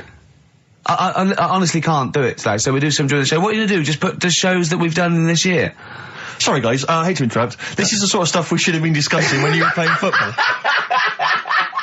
I know. Play record. What are you going to play? Let's have a bit of Foo Fighters. Okay. Let's just discuss this off there. Okay. 104.9 XFM. You all right? This is Karl, producer of Ricky Gervais and Steve Merchant. They're not about today. Ricky's on holiday. Steve couldn't be bothered. So I'm left here with all the DATs. That's a digital audio tape of all the shows they've done since they've been here over the last, I don't know, year and a half or something. So we'll play you some of the best bits. All right, so here's the first bit. I just wish we could maybe tape the bits we're not on air, just because that's when Karl comes into his own. Yeah. He just said to me, I don't know what I was doing, I was sort of like pottering around, dancing around, doing something annoying probably, and he just looked at me, I don't know, and he was looking at me, and I looked back, and he went, have you ever used a Y-front properly? Genius. It's a great question, because the answer's definitely no. Definitely no. Does anyone use their Y-front properly? And by that, I mean, get your winky out of the little sort of slot provided, as opposed to like put it to one side or pull them down or whatever. Has anyone used a Y-front properly? I don't think I've ever done it. I don't think I've ever done it. I've never seen anyone in a toilet doing it, Rick. You should be looking. I wish I hadn't said that. I caught you. Really? Yeah. That's actually how you prove people are gay. Yeah. Get them into this conversation. Yeah. It's a trap. Yeah, it's a trap. It was the trap. Yeah. I'm not gay, by the way. Yeah. You didn't prove I was gay. I double bluffed you. As I knew the old gay trick. I thought it was the old gay lord say no thing. That is another method. Yeah, there's innumerable methods of doing it. That's how Oscar Wilde was caught. Yeah. Yeah. What happened there? Well, the judge went to him, did you see that film last night? Gaylord say no, and he went no, and they went take him away. Yeah. Take him down to the cells. Yeah, take him to Reading. Karl, what's the worst present you've ever had? You see, we don't really celebrate birthdays in our house, so... What? Where are you from? What planet are you? What do you mean you don't celebrate birthdays? Are you here from another world observing? Like, trying to blend in, but not quite managing to pull it off? I'm not that fussed about it. Right. You know what I mean? It's... Yeah. My mum and dad's are on the same day, and I think that just was like... That's a bit weird, isn't it? And their anniversary, and... Well, they got married on their mutual birthday. But Carl, can I just... I mean, and Christmas. But Carl, there's a difference between you saying... What do you mean their anniversary's on the same day? Of course it's on the same day. Yeah, and the birthdays. But Carl, what I mean is that you say that you don't really celebrate your birthday, but presumably you have received some presents at some point in your life from your parents or anyone. Yeah. Okay, well, we'll come back to you later. Yeah. Thanks. Let's play a record. Carl, have a think about that and we'll come back to you later. Thanks very much. Rick, we were talking earlier about stuff. True story about a little Australian freed the Scottish. The stuff that's dying out that I think you and I single-handedly need to kind of resurrect and salvage. Yeah. I thought the Trilby was dying out. Yeah. I'll surprise you, and yet, well, watching Top of the Pops last night, yeah. Jamiroquai was wearing one, and then lo and behold, Danny Minogue came on, she had one as well. I thought, blimey, those two people, they're trying to salvage the Trilby, and good luck to them. Well, yeah. that's on its way then. Let them do that. The Trilby's fine. Let's do something else. But the bowler hat... Ah, the bowler hat. You never see the bowler. I always fancy myself in a bowler hat. I love a bowler hat. Carl, would you wear a bowler hat? I know you'd wear a cape. I did wear a Trilby. You wear a Trilby, really? You must have looked like a... That's brilliant. What, because you're a Mancunian? Well, there was a phase, wasn't there, in about 90... When was it? I think that was just round your way. It might have been. It was in Manchester. Did someone get a job lot of Trilbys? And persuaded you kids? Yeah, I'll tell you what's trendy. No, Sean Ryder wears one of these. Does he? Yeah, go on. Yeah, quid. And then everyone in your street had Trilbys on. But you've never worn a bowler? Never. What about Kangol bowler? You might think about it. Out again. I'll tell you what. I would like to wear a bowler hat in a dark, but I'm worried I look like one of those little fellas off a Home Pride advert. The Home Pride guys, they've been persevering with the bowler for years. They still look good in it, though. They're still looking good. They're dapper guys. Yeah. There's a lot of the Jolly Green Giant. He had quite a distinctive look, which is obviously one I've been thinking of exploiting. What the Being little like 6 foot 7. I know the little sort of like a little dress. Was it corncroft Yeah. that made up his little skirt? I used to sell mackerel. Did you? Yeah, I had a pet magpie Did you? called Maggie. Oh, you Inventive. pet magpie. You mean you captured it and didn't let it go away? Yeah. Can't have a pet magpie. But then it got really vicious. I mean, Well, it was quite right. nasty. It's been let me go. What do you keep it in a rabbit hutch? No, it flew around, but it used to just like come to me all the time. But then it started pecking me head and stuff. That's not a pet magpie. That's a bird in the garden. No, but I could actually, I could hold it and stuff. It wasn't scared of me, and it knew it was me. It used to come down from like the top. It hated you. That's why it wanted to peck you. Is that? And the other thing, I always remember being younger and like walking through the woods to school with my mum, and like, I was chasing a butterfly, and she said, "Oh, don't do that, Carl." And I said, "Why?" She said, "Because they only live a day." I said, "Oh, all right, I'll get a dead one in the morning." That's genius. That's great. That's quick thinking, isn't it?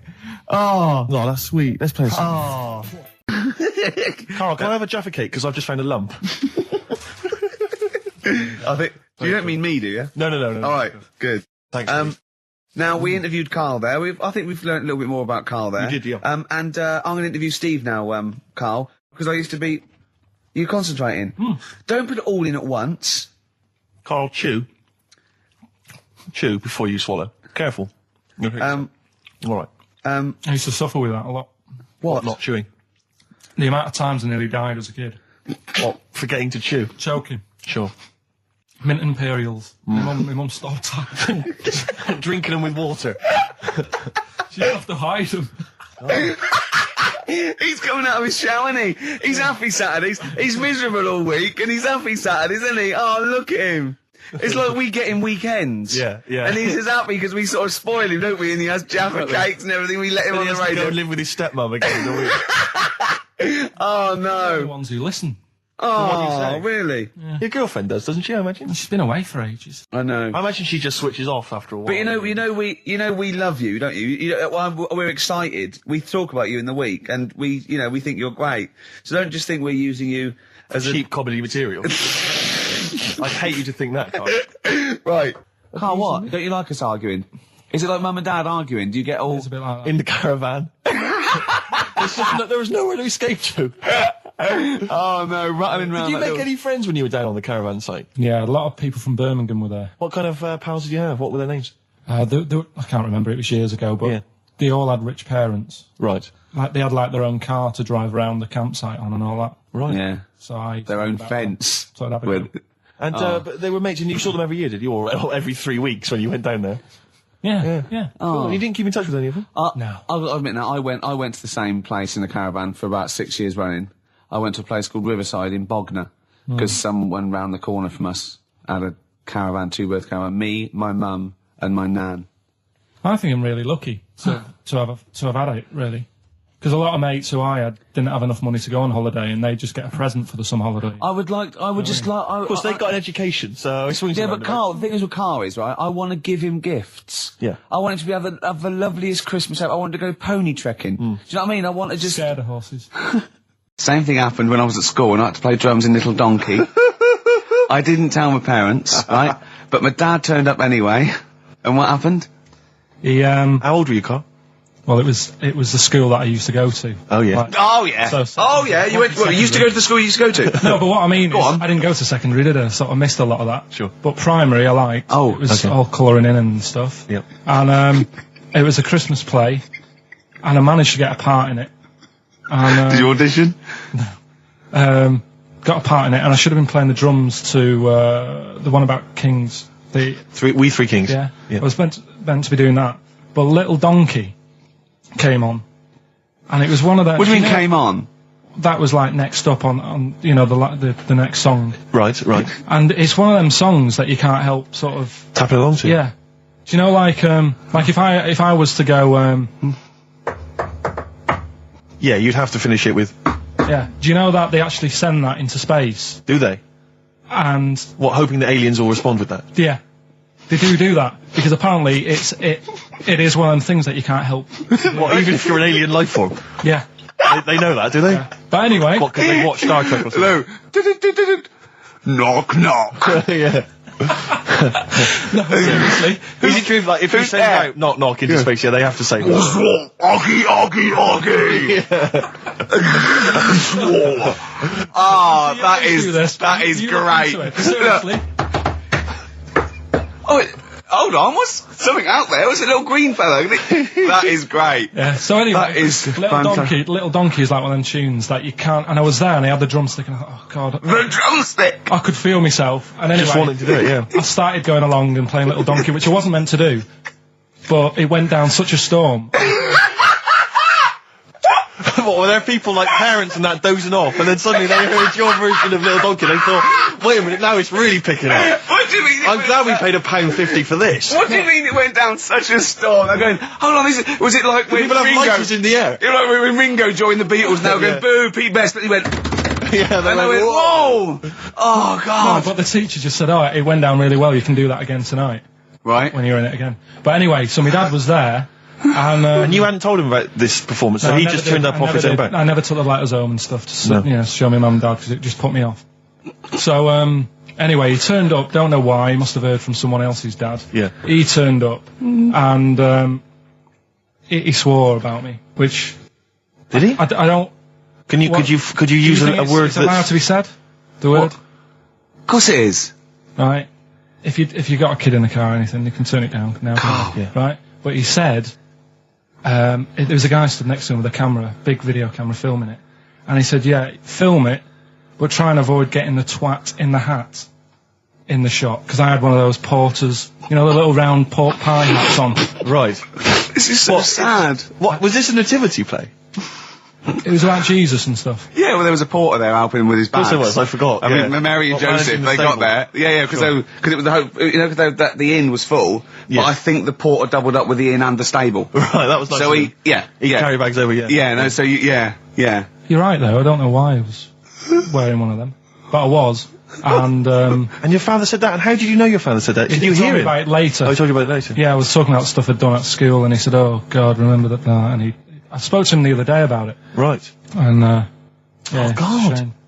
So that was the end of your sort of drumming career, really? Because it could have been, I mean, you know, the audience loved it the night before. Yeah. You could have, like, been, who knows, a whole new world for you. Yeah. Have you done any stuff?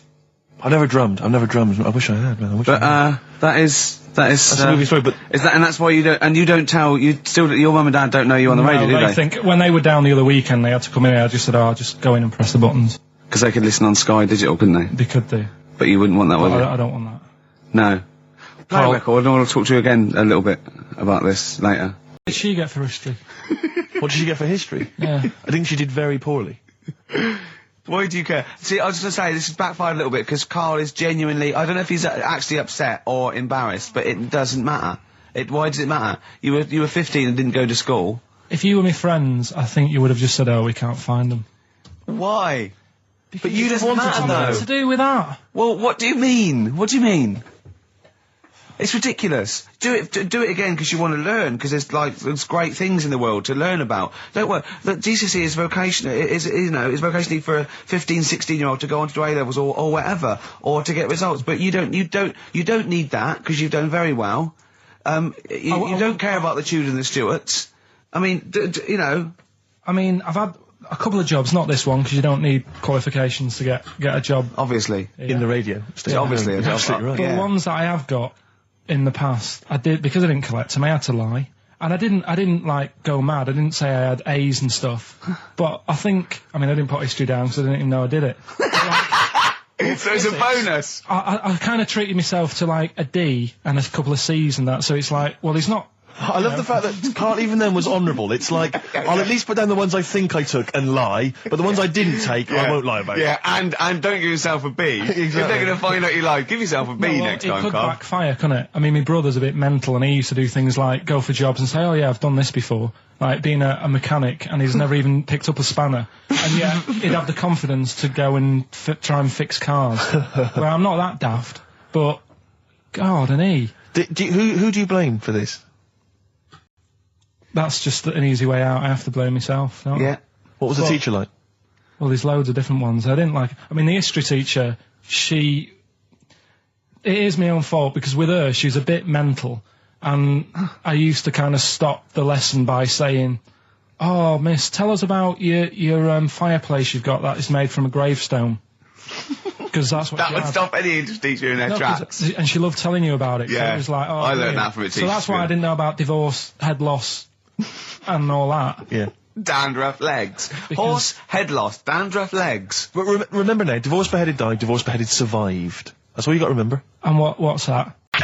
Carl, have you ever logged on to Friends Reunited? It was the site that everyone was talking about last year. No. Are you aware of the concept? I've heard about it, but there's no one from school who'd want to see Hook it up with. again, really.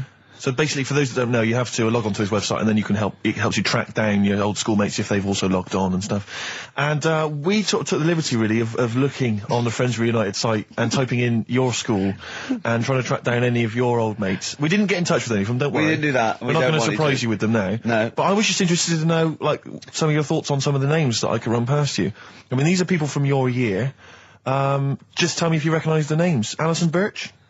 Think I remember. What's your thoughts on her? Posh Don't- girl, Don't be probably- libellous. Don't be like, no. No. Posh probably did pretty well in history and that. Sarah Morris? God, yeah. Remember her? Go on. You're grinning. What's the thought? Go on. No, just she was all right. She was a popular one. What does that mean? She was nice. Yeah. Okay. Okay. What about Darren Buckley? He was one of my best mates. Was he really? Yeah. Seriously? Yeah. What do you reckon he's doing now? Do you still keep in touch? When my mum and dad were still in Manchester and they had a butty shop, he used to go in because the bookies was next door. I don't know why you paint a picture. Used to, If you did this in your history exam, Carl, you will walk it. Go on. So your parents had a butty shop. There was a bookies next door. Yeah, and he liked having a bit of a gamble, so he used to. I think he works for some insurance company. Do you think that his fiancée Beth knows he's got a gambling problem? Or that his 2-year-old son Lewis? No. Yeah, they live in Cheadle Home. Hume. Cheadle Hume. He must be doing well. 'Cause it's He's still supporting the Blue Army and frequents the shrine on a fortnightly basis. funny thing with him is, right, when I used to stay over at his house, and his dad was a copper, and I remember his dad came down and said, right, I want to see you two. I was like, oh God, what's happened? And got us round the table. And he said, do you know much about drugs? So we were like, what's all this about? So he goes, you know, they're not good for anyone, you know, the stupid thing to get into. And we're like, yeah, we know. And he went, you know, do you? We said, yeah. He said, what's this then? And he'd found something in his bedroom, and it was a Skittle. What the sweet? Do you know little sweets with the S on it? And Oh, really? Drugs. Yeah. So he said, well, yeah, it's a Skittle. Yeah, I know what it is. Oh, he was bluffing like that as a slang word. Yeah, he thought because he was a copper, he probably had to be down with all the terms and that. So we said, oh, it's a Skittle. And he said, yeah, I know what it is, but what's it doing in your bedroom? Oh. It was like, no, it's a toffee. So, Darren, Yeah, I know, it's a toffee, it's a squib, it's a, yeah. Carl, more people from your past. Debbie Carr? yeah, she was another nice one. What does that mean? Is that a euphemism? No, she was one of them that you'd sort of go, she's nice, but she'd never be your girlfriend. Do you know what I mean? She was, Not really. even though she was in the same year, she seemed a lot older. Right. And like, Wasn't a teacher, was it? there was 3 of them who all hung together, and they seemed to hang around like the older kids, the ones who looked like men. Do you know what I mean? They had Yeah. What did you look like then? Well, it's just that I had youthful sort of looks, whereas like the older ones had like beards and stuff. It's the gang of boys in the 5th form with beards. Were they smoking pipes? Come over here, me filly. Oh, Debbie Carr, come over here, you little beauty. No, but she was like, I love that. They were hanging around with beards. There's the big boys. Oh, fishing. That's lovely beards. What do you I mean? just see a whole row of George Bernard Shaws. Brilliant. How do you do in history, boy? Think on E, you're an idiot. they were like, you know, I'd be there sort of punching people in the arm. Because we used to Oh, play yeah. that Oh, that's a school. great game. Oh, I love that, punch people in the arm. Is that part of the Olympics now? it's, I think it was exhibition this year. Right. But it's gonna go pro next It's going to be the Winter Olympics because you've got to do it in just a cap sleeve shirt Sure. in winter. Yeah. So you're playing that? She, but whilst I But was she didn't doing appreciate that. She used to go, ow! No, I always think whilst I was doing that, they were like the Charlie's Angels, and they'd be sorting out a mission somewhere because they were really like there was something about them that you thought, you know, yeah, they're special. They were private detectives. What do it work for a man they never see? Okay, here's a name I'm interested in because, let me just tell you the name first. Adam Clifton. Oh. Go on, what are your thoughts on Clifton? He was one of them kids. He was all right, but he had that thing when if you didn't have enough milk, he had like wrinkly hands and like white bits in his nails. Oh! Because you didn't have enough milk. Yeah. Yeah. So therefore, you didn't like him because you didn't get enough milk. This is not to be confused with the two people with the big heads and the web feet, is it? Web hand. Well, this what's I know interesting. that they weren't related. They must have been somewhere along the evolutionary sort of trail. Do you know what I mean? They must have come from the same sort of stock. But No, you wouldn't have liked him. He's just one of them people. He was all right, but before you say any more, on Friends United, you can leave a little message which explains what you've been doing and what your life's like now. And most people leave maybe 2 paragraphs. Yeah. Adam, I've printed it off. He seems to have printed. I think there's about 6 pages here of stuff. He keeps updating it, and he just basically lists his memories about everyone. Okay, at the school and what he thinks of everyone. And he says, I often see Simon, he's doing all right for himself, self-employed illustrator, Mark Cooper, Karl Pilkington. right. Did you ever see the Magpie game when you took it to the school and confused it? No. You're joking. That was the end of it, was it? Yeah. So where did it go? Probably to some other kid. Because I mean, actually, it probably got killed. Because if it was being that friendly with other people, some people might have took advantage of it. In what way? Well, there was a programme on the other week about... What, in the way that Shuffleboth was trying to take advantage of you? There was a programme on the other week about bear whisperers. Yeah. And some blokes got really friendly with a bear. And then when they were leaving that area where the bear was, they said, we've caused a problem here because there's some bear hunters coming in and moving into this area. And it's going to get a bullet if it acts like this. So they had to scare it away. And that's what I should have done with Maggie. I should have terrified it a little bit so it wouldn't trust humans. Just introduced it to some of your schoolmates, I'm sure would have freaked it right out. Well, the ones with Maybe the that was big why heads. it fled. It didn't see. it's Oh no! weird. It didn't see those 2 fellas with big heads and webbed hands coming towards it, did it? That would have terrified anything. It's like a scarecrow, like 2 walking scarecrows. Listen, have we got time for a song for the ladies? What's happening? We've not really thought. Quick We've then, been quick! wittering Just on do here. it! Just do it! Thanks very much. Well, hang on, no, we haven't lined anything up, have we? I was going to play Mary Lawson and that for you. And then Is this going to be the final track? It has to Yeah, be. it would be, yeah. We've blown it. We've blown it on the Carl special. We have indeed. I'll play it next week. So Carl there's got an E at history in GCSE. Any history teachers, anyone who can help Carl out, I think we should try and register him and take it this June. So So what's your homework for this week? You've got to read about Che Guevara, haven't you? Yeah. The revolutionary leader. Yeah. Okay. Do you know anything about him at all? Have you got any basis? I just know that if you want to use his face on your business, it costs a lot of money. Do you know, like, if McDonald's wanted to have him as, like, instead of Ronald McDonald? How does he do it? Steve, how does he do it? He seems to be a little bit happier. Last week, I mean, we were worried about you. You sort of slipped into some sort of like weird depression. You played placebo twice, so you weren't concentrating. I know you're going to say that me and Steve were annoying you, but, you know, that's an easy excuse. I mean, I think the listener can make up their own minds. No. It's just like I say, you know, it's like a murderer, right? He might not have done that if it was a different day, if the sun was out or whatever, and everything just happened at once that wound me up. Right, so it was like a crime of passion. You'd be let off because those sort of you'd never put yourself, say, in a position again where we'd have 2 people trying to wind you up for, you know, the sake of fun and laughter for the public on a tin pot radio station between 1 and 3 every Saturday. Yeah, but You'd never do that again, would you? Last week it wasn't just for the listeners, it was for you as well, between 12 and 1. Before we were even on the air. Why? You were winding me up then. Do you know what I mean? Having a discussion. It's alright. Having a discussion. I'm used to it, so it doesn't matter. But I found out that I can't do this job anymore. I can't do these sort of jobs where you've got to be happy all the time. Well, you don't have to be happy all the time. No, you do, You really. forget that. You forget that for the Yeah, You but know I what I can't. Do you know what I mean? I've got things going on in my head. And Do you think when Bobby Davros had a bad day that he doesn't go on stage and give 100%? no, but that's... Do you think Les Dennis let all that stuff get in his way when he did that theatre tour to the people in front? Sometimes he had audiences of up to 7, 15 8 people. Yeah, and he just went, it's them. Oh, right. It's not a private life. Forget that. Bang. Yeah, but good on him. Yeah. He can do that. But what I'm Yeah. saying is I can't. He's a professional. So I was talking to Suzanne about it because, you know, it did get me down last week. Suzanne's your therapist? Sort of minder. Yeah. Saying to her, you know, I can't do this sort of job. Normally what I do in the week, you know, I'm tucked away in a studio. If I'm annoyed, no one knows about it. I get my head down, I get on with it. Right, do you tell him? Go on. know Next. what I mean? Next. Right, yeah, but sorry, but what's your point here? So every Saturday you've got to come here, you've got You've got to be happy. We've got to go, oh, Carl, are you alright? Oh, you're right. Your hair looks nice. No, but you know what I mean?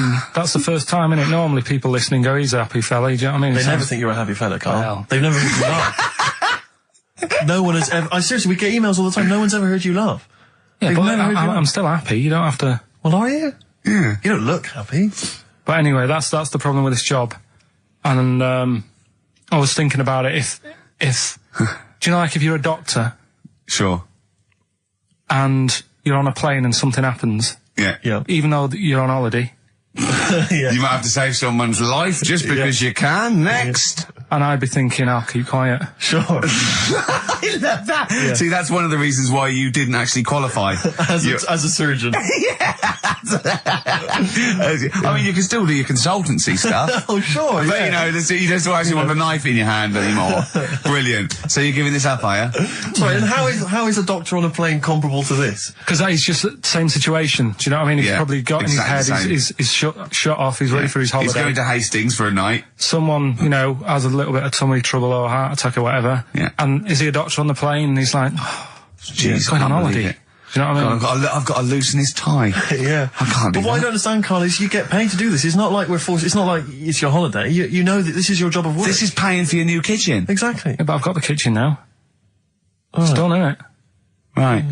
And just remind us again what exactly songs or phrases, because I know a lot of people put it out of their mind week by week. It's a phrase that's, you know, been said on the show a few times, right?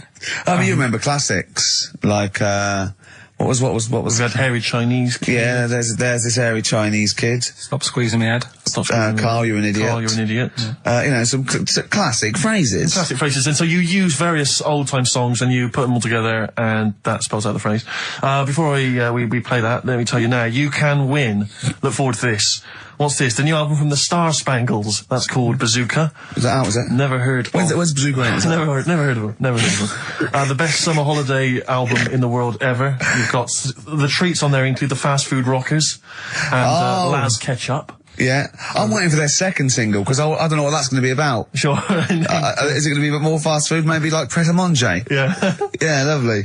This is very good. Yeah, 2-disc set, the best of David Bowie. Inspiral Carpets, the best of them. Still don't know how they spring that over 3 seasons. No idea. Bowie's is one. Yeah. We mentioned it last week, the American Song Poem Anthology. That's kind of a kooky collection of songs. And we've also got a couple of DVDs here. Stephen King's Rose Red. I've never heard of it. Straight to video. Yeah, made for television. Yeah. Will never be seen at the cinema. And I'm sure there's a lot of nerdlingers listening, so they will be loving Richard Dean Anderson in Stargate SG-1. Free inside, there's a collector's card, plus you can win some exclusive memorabilia. Brilliant. So I think a pair of their... Right, all you've got to do is listen to these, like, 13 songs, probably, to a well-known stupid phrase. It's only seven different songs, right? Well, just get the most you can. Just be rough. Artist or song, it'd do, right? And the phrase is about me dad nicking from telephone boxes, right? You got to give them a clue, because they've got to know what they're listening for. It's hard enough when you know. Dad is never going to stop robbing from... Can I ask, because after last week's show, when you had your breakdown, you went off to Hastings with your girlfriend, stroke carer, Suzanne. Now, what does she... Because whenever we meet Suzanne, we bumped into Suzanne recently at the BBC, Ricky and I. She's always very nice to us, very polite. We have a nice little chat. But I'm always wondering, what is it that she thinks of us, really? You know, because I'm assuming you immediately go home and whinge. No, but they tortured me. You saw they tortured me on air. Now, what does she make of us? Did she listen to the show last week? Yeah, she did, yeah. She knew I was annoyed. Right. So she sort of gave me a look like... You know what I mean? Like that, when I... because we went to Ace. That wasn't because you had like Marmite or something over your face. No, it was like, so we didn't talk for a bit. I just was like, getting over it, thinking I'm sick of this. Yeah. Right. Is the new kitchen really worth it and all that? I phoned him up, left a message after the show. I said, "You seemed a bit quiet when you left. I just want to make sure it wasn't anything I said." Well, no one. You still doing your Samaritan? yeah. And did it ring or did you just ignore it? Let it go to answer machine. I think I turned it off. I left it off, didn't I? Yeah. Just left it off all day. And But what does she make of us? Does she genuinely think? Does she not really like us? I think it's weird because there's no one who she doesn't really like, which annoys me because she says to me, I'm the opposite. Do you know what I mean? I'm like, oh, everybody annoys you. Yeah. And it's like, well, but that's my choice, right? Sure. And that's why I don't bother getting mates and that. 'Cause Sure. it's just hassle. Yeah. Right? Yeah. But the problem is, sometimes me being like that affects stuff that she wants to do. So, if a mate... Like see her family and friends. Well, let's not say her family or friends, but say if one of her mates had a baby. Right. Right? Right. I mean, Naming no names. So this happened? well, I've just got to watch what I'm doing, haven't I now? So, The builder who knows you're slagging him off and saying he nicks stuff. Yeah. So, she's got a few mates who have had kids recently. Right. Yeah. So one of them had a kid. Yeah, go on. Right. And she wanted to go and see it, right? And she said, you can come with us. And I was like, you know what I feel about babies. Sure. You've seen one, you've seen them all. Yeah. They all look like Mel Smith. Why do I need to see another one? Yeah. Right. And she's like, yeah, but come and see it. You get on with them. Come and see them. And I was like, it's a long way away. Yeah. You know what I mean? That's probably narrowed it down again. Yeah. So, and that annoys her because I can't be bothered. Do you know What I did mean? you say? Did you say, "Oh, no, I'm not coming to see him. I don't I'm like not him." going all the way to Swindon. What did he?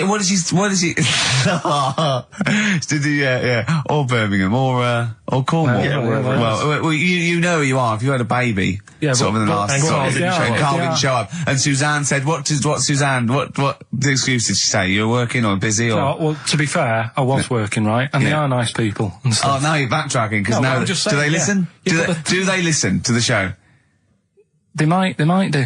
So they listen to the show. So once again, you've got an anecdote where the people who you've admitted to not liking to see their baby or No, care about no, them no, are no. listening to the show. No. Maybe I don't know. Maybe the builder's listening once They're again. nice people, I like them. Just sound like their baby. just sneeze in the chili pot. When the kid's older, I'll go and see them. Yeah. Just, do you know what I mean? When it's got its own little character. As a baby, it could be any baby. Do you know what I mean?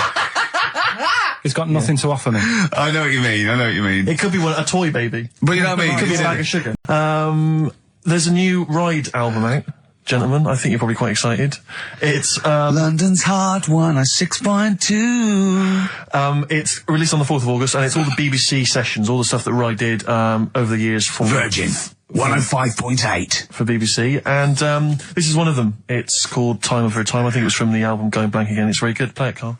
I play that for Pippa, who requested some Ride. That's from a new compilation called Waves, and it's the BBC recordings that Ride made during the 90s, and I think that was originally recorded for BBC Radio 1. That's a good station. Radio Bloody 1. good station. That's a good station if they're interested. Radio 1. So one of the. I think they pay quite well as well. Well, I enjoyed working for them. I know we used to work for them for a period of time. Until we got fired for slagging off. Simon Mayo. I think it was Simon Mayo. Do you remember that?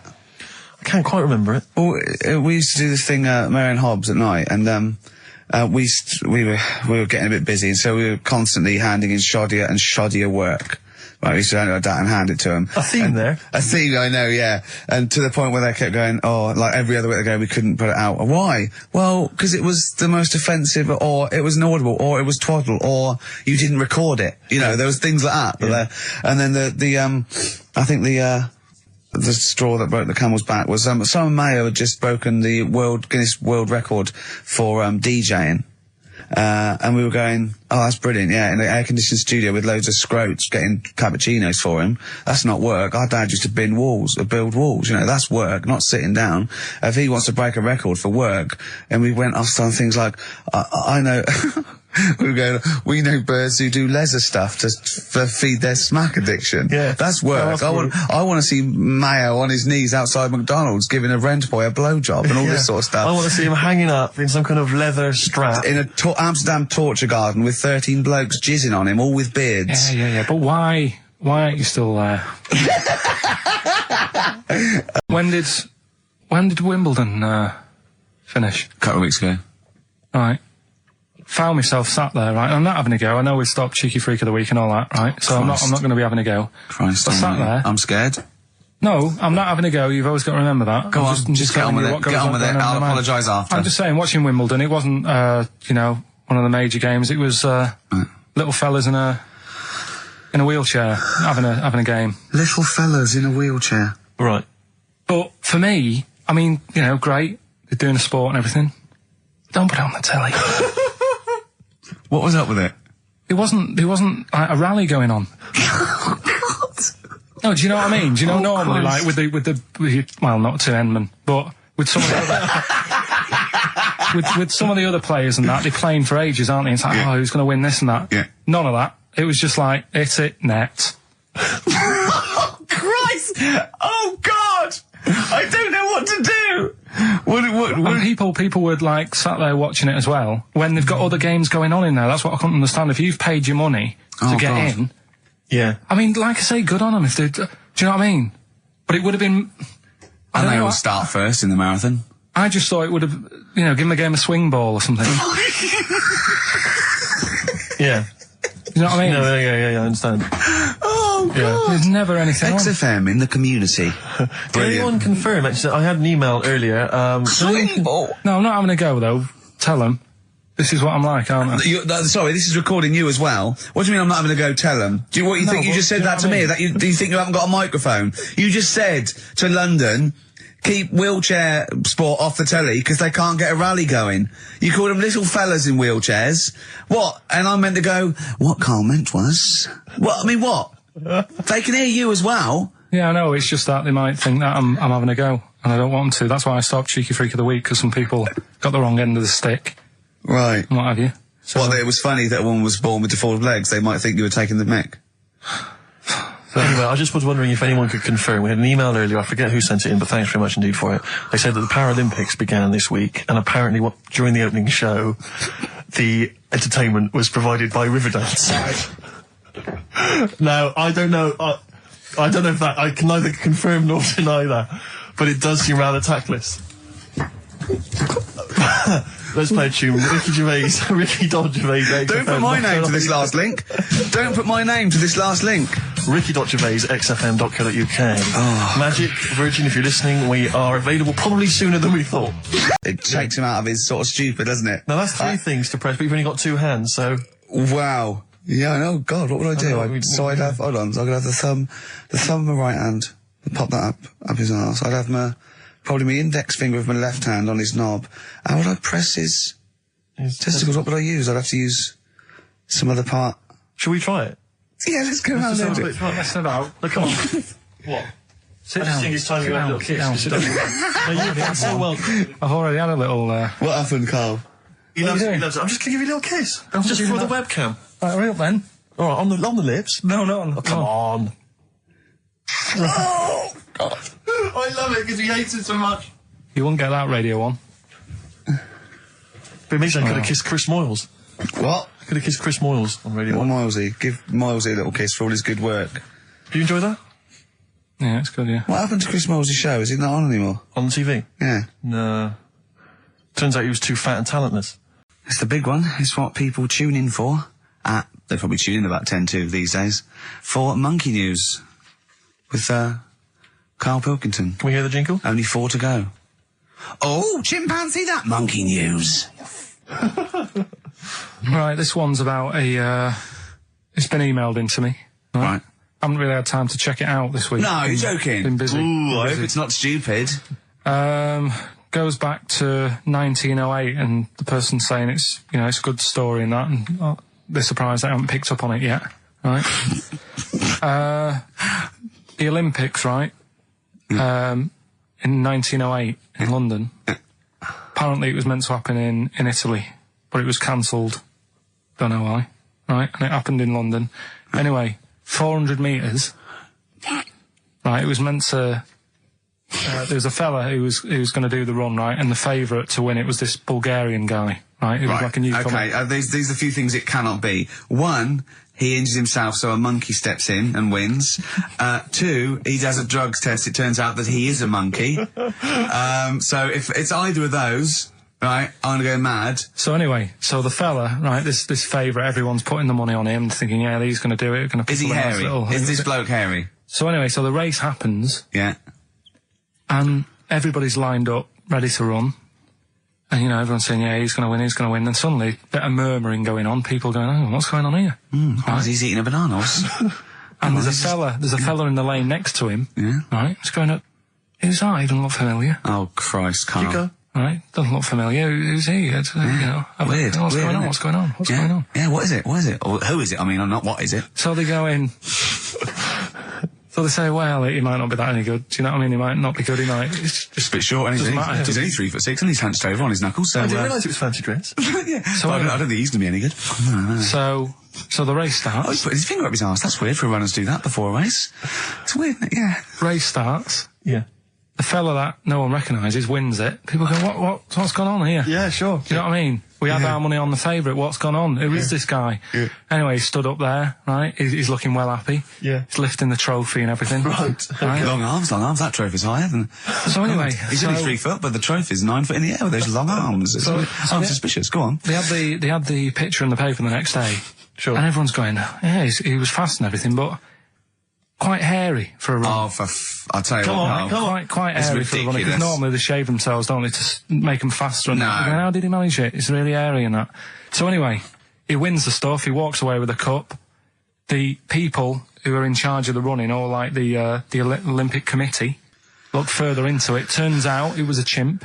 Right, keep talking. No, don't keep talking. Why encourage him? Shut up. This is monkey news. If you can't handle the news... It's news from 1909, and I haven't heard about a chimp winning the Olympics. Be quiet. What happened there, then? 400 metres, right? Now, the Don't thing is... talk shit. The annoying Please, thing was, Ricky. it took so long for the Olympic Committee, right, to find out that it was a monkey. It was going manic.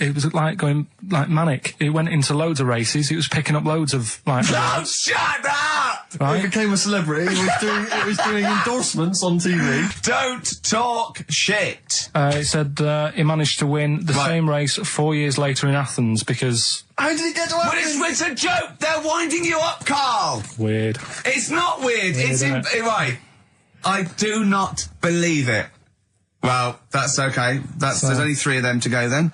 Right, because we're probably all leaving in 4 weeks' time, and that's the end. I've got to get onto a sort of mainstream radio station, because I don't think there's any other sort of tin pot place like this, is there? No. So I'm going to clear up my act a little bit.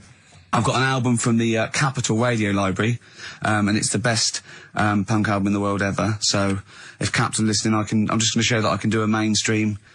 I'm going to play a classic song, and I'm going to announce it right and everything. So if you get a job on a decent station, you'll take me with you, will you? we're a pair. Brilliant. So, okay, here we go, right. If anyone's listening, just to show that I can do mainstream radio, okay? Well, that's all. Okay. Well, you're getting nervous. You're getting nervous. Okay. So come on. Shall I get a monkey and do Okay. it? It's alright. Okay. Well, that's about all there is time for today. You've been listening to Ricky Gervais with me, Stephen Merchant. Across the way, K-Man Pilkers. We're going all the way back now, a classic song from the late 1970s, and this is Devo with Mongoloid. That's good, isn't it? On XFM 104.9. Brilliant. Great DJing there. Well, I've Good. heard it before. Good, isn't it? Yeah. No, it was good. It was very good. It was very good. I was watching cable TV. I do a lot of that, and there's an advert I've noticed. It reminded me of the sort of adverts you used to see when I was a kid. It's one of those attempts to kind of educate young people, but doing it in Yeah.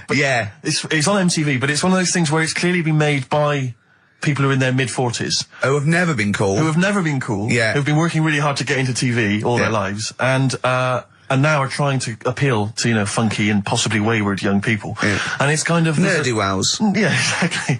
And it's a kind of stunning model, and two of her stunning model friends, but they're just a couple of average girls, you know, going about their business. And, you know, it says something like, it's all shot very funkily, like a kind of, you know, lock, stock and two smoking barrels kind of thing. And it's a girl, and she's just grooving along with her friends, and it's kind of like, the captions are things like, you know, Isabella's 17. She's cool, she's quite funky, she's got these great friends, and they're sort of hanging out, laughing, and she just pops into a tattoo parlour. Why not? Her friends are like, what are you doing? But she just goes in, you know, she has a tattoo done, and it sort of says, she's wild, she's crazy, you know, she lives life as she sees it. She takes every day as it comes. She's not tied down or anything. She doesn't smoke cigarettes. Yeah. So it just says don't smoke cigarettes. If you think she's cool. If you think all this is cool, then you probably won't want to smoke cigarettes. Exactly. If you want to be cool, then like don't. Isabella or whatever. Except the thing with that is that people watching that, the youth watching that will go, well, Bill at my school, he smokes and he's cool. Exactly. Yeah. Well, this is the problem with it. Yeah. It's not that the impulse is wrong. The message is fine. It's just this thing I can't imagine those things ever working with young people. No. With youths. It's like when you know, what was it? What it will do is that you'll get a lot of 13 and 14-year-olds sneaking out and getting a tattoo. Exactly. So the parents be going, I'd rather she smoked. Exactly. She might give that up sometimes. That's her life. She's got a spider's web on her face now for the rest of her life. Yeah, exactly. Yeah. But it's like, you remember that thing when they tried to get young people to vote? Do you remember that? Was it Rock the Vote? Was it called Rock the Vote? Was it? God. Was it people like Billy Bragg and people kind of... Yeah. I don't know who that appeals to. I don't know, you know, some youth is kind of smashing up a bus shelter, throwing bricks at old people. Goes, and what's that, Billy Bragg? Billy Bragg, yeah. I just can't, I don't believe it ever. I think it was Mick Hucknall was another one. What's that, Mick? Oh, dear.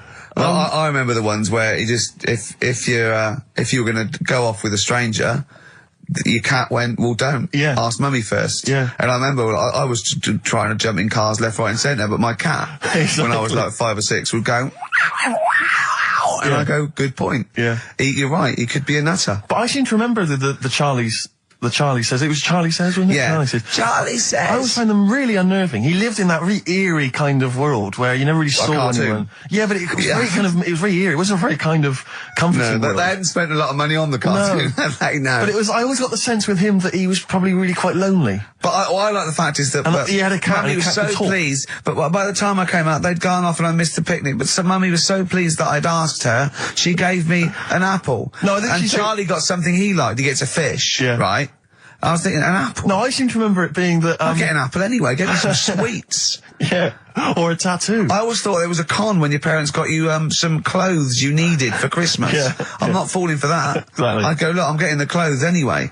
I want battling tops. But the Charlie Says, I seem to remember when they asked him to go off for the picnic, by the time he'd asked Mum because she was on the phone, I don't know who she was chatting to in the middle of the day, the kids are gone. And I seem to remember one of her clients. Exactly. I seem to remember that he said, don't worry, he was fine because Mum took him and Charlie on a picnic. Not as good. Who'd rather go with your mates or with your mum on a picnic? Your cat. And your cat. Yeah. I mean, I think they were friends. This Scotch egg sinks a fish. Well, I had to bring it for Charlie. Don't bring raw fish in the picnic basket. I think they weren't friends with us. They were just local kids who go, let's go and ask that weirdo with the cat if he wants to come down the park. Let's go and ask the weirdo who thinks the cat can talk and then run away when he goes to ask his mum. When he goes off to ask his mum, they're just going, ask your mum, ask your mum. Yeah.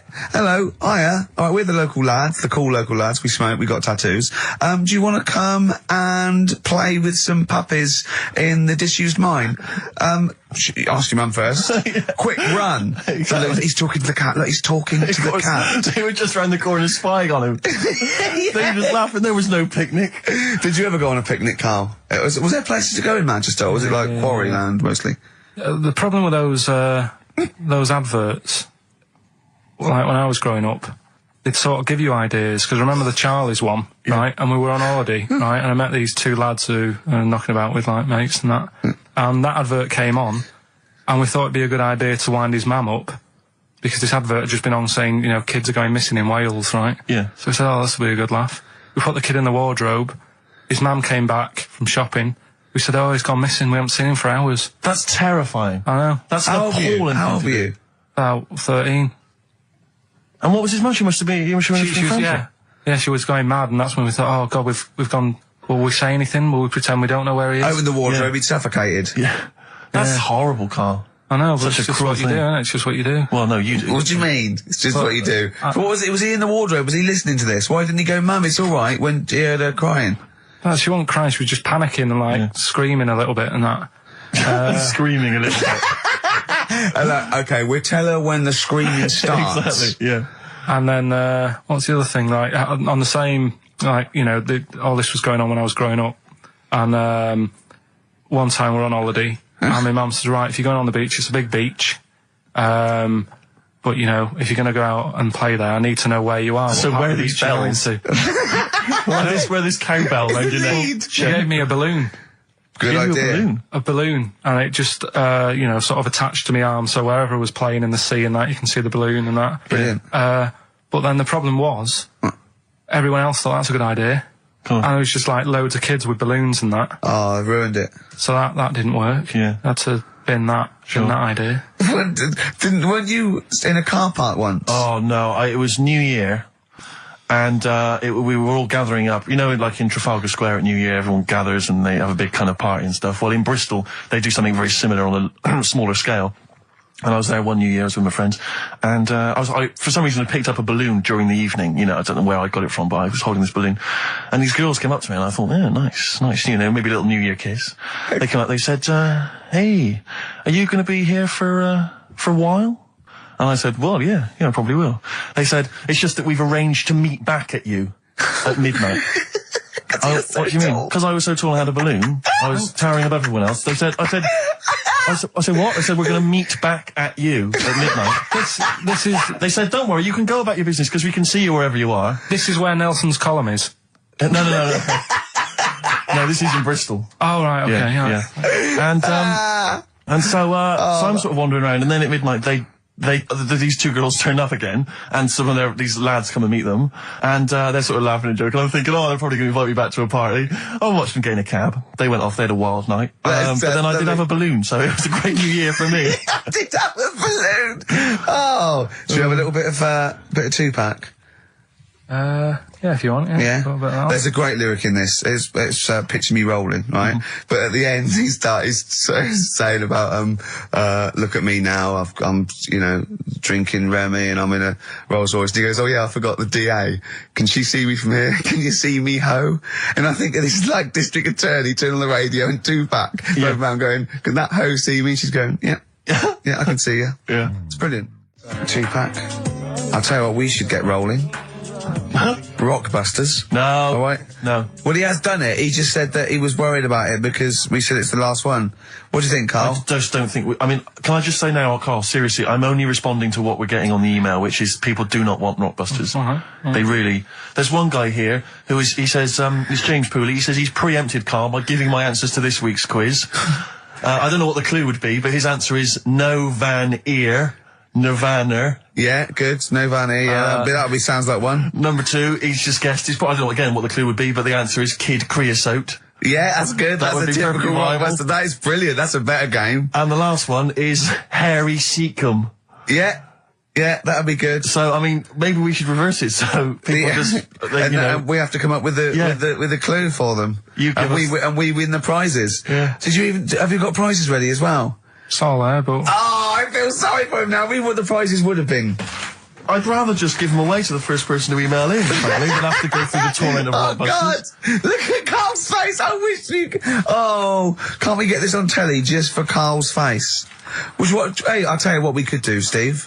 You know, like Smiley Miley and that used to take the Radio 1 Roadshow out? Oh, man, that would be amazing. Come on. Should we take it out? Hello, Bournemouth. Yeah, how many miles have I done? Don't care. No, Exactly. should we do this? How many miles have we done? Well, XFM's down the road. Yeah. 1. Yeah. Should we take it out the road just so they can see Karl Pilkington? To be fair, though, I mean, you're not really keen to leave W1, are you? Oh, we wouldn't. Right, so where exactly would we take the roadshow? We'd do it outside. Outside the building? Yeah. Right, okay. And what would we It's do? called a roadshow because it's in the road, I imagine, isn't it? And we'd give away T-shirts? Throw in T-shirts and then we'd have a Any band. old hat. We'd have band playing. What was that band playing tonight? I forget, something Diesel, was it? Yeah. See, instantly forgettable. I mean, that was my point, really. we could have them on. Yeah, great. Yeah. Get a couple of celebrity pals down. Someone from Big Brother 2. That would be ideal. Well, Josh, the other little gay fella. Yeah. He'd come on, just wave. Yeah. I'm beginning to like the idea. Yeah? Brilliant, yeah. So we'll have Josh, something Diesel, we're playing the Bull and Gates now, whatever it is. Yeah. Right, I'll throw out some T-shirts. Yeah. And then, Carl will do a live Rockbusters.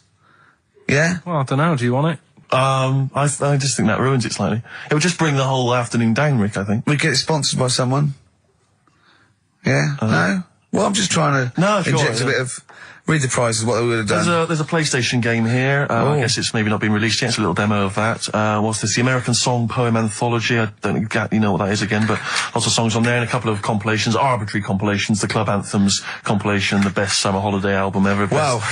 There it is again. You've certainly sold it to me, Steve. The best air guitar album again. Brilliant. And an old edition of Only Fools and Horses. So, you really haven't put the effort into the prizes, Carl. So if that's the prizes, if that's the whole point of the competition, and they're the best prizes you could conjure up, in God's name, how bad are the clues this week? That's why he doesn't want you to do it, Carl. All right, we won't bother. Forget it. Doesn't matter. Good. Excellent. Well, that's resolved. Brilliant. That's excellent. What we have got, though, is Educating Ricky, haven't we? Well, another one of my little things. Oh, it's brilliant, then. So how long's this going to last before you want to ditch this? Well, we'll see. A couple of weeks. It's not like that, Carl. It's all one. It's one love, man. We're on the same team, man. Yeah, we're just one voice, man. One true voice. Like those lads. Yeah. They could play. Right, well, the Educating Ricky. Stevie C. Paul Hogan. How does a fish work? Darkness, growing on me, XFM 104.9. I'm Ricky Gervais, with me Steve Merchant and Karl Pilkington. I lost him, didn't I, in a little conversation. Yeah, there. you were talking about quantum physics, to be fair. Yeah, I was explaining what a black hole was, because we were talking like that as well last night. And just halfway through, he just went, yeah. And put his headphones on. Brilliant. Yeah. Oh, the thing about Carl is he speaks with such authority about things that he thinks he knows about. Monkeys. And when you try to explain to him about stuff, he goes, no, of course ghosts exist. And you try to explain to him why it's conceivable they don't. No. He can't be bothered with that. Yeah, you did all your learning at about 12, didn't you? Yeah, but I'm still picking bits up now. Said without irony. Oh, brilliant. What have you learned recently? Anything interesting recently you've learned? Darwin, that's why I was asking you about him. Right. Yeah, Darwin, we know what you did, didn't you? I don't know what he did. I just read the other day that they've got a treatment for whatever illness he had. I thought it was a bit late. Can you imagine that, saying that to his family? What did Darwin do? I don't know, you were just trying to explain it to me, but I'm busy doing stuff, aren't I? I can't take it all in whilst I'm sorting the ads out, putting CDs in. You know what I mean? Ticking off the knob news. No, but he formulated the theory of evolution based on natural selection. Yeah, but wait, though. Do you think that's good? Do you think he's, well done? You're impressed with that? Because you're not impressed with things like, you famously said, Newton, so it said gravity, but it was already there. If we'd have been floating around, it'd been a problem. We weren't, so keep out of it. That's what you said. You said Einstein. I've never used EMC squared in my life, but the bloke who invented the video recorder, I watch one a week. So I wonder if you're impressed by Darwin formulating, I think, the most important scientific theory since Newton's laws. Has it made a difference? Or whatever he said, would it have happened anyway? You can't do that. You're not allowed to say that. You can't say, oh, well done, I'd have found it eventually anyway. You can't do that. You've got to give people their due, do you know what I mean? But now it's difficult to find stuff because there's less to find out now. It's not a competition. But on what scale? On what scale are you looking at? Why do you mean there's less to find out? Well, now, I mean, they're bringing stuff out that, do you know what I mean? It's just... The iPod.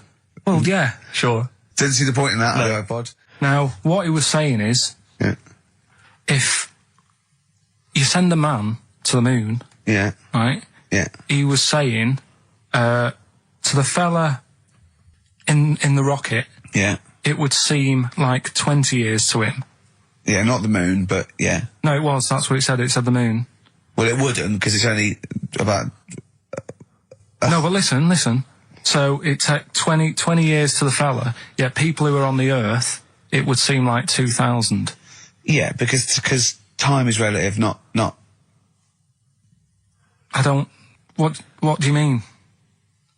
Right. Well, listen, the fact is that it's tending towards the speed of light where it really makes a difference. They've even done it with atomic clocks where they've sent one up, even in Concord, and it's like 0.01 of a second difference. What is the watch? Yes, yeah, because greater speeds. But why does speed affect how a watch works? Right, I don't think this is a conversation. Because, look, speed is... Sorry, See stop. what I mean, though? Just See stop what for I a mean, moment. Steve? See what I've done? I don't think this is a conversation to be had on a Saturday afternoon on a radio show. But I'm just saying, though. It's not me, is it? It is you. You went quiet, Steve. No, because you're having problems. Because I'm not going to be able to explain it to you. I will explain in to a you light, frothy way. It's speed equals basically velocity equals distance over time. When velocity doesn't change and nor does distance, time has to. That's his theory. Yeah. Well, we just got. What's your point then, Carl? What's your point? I'm just saying.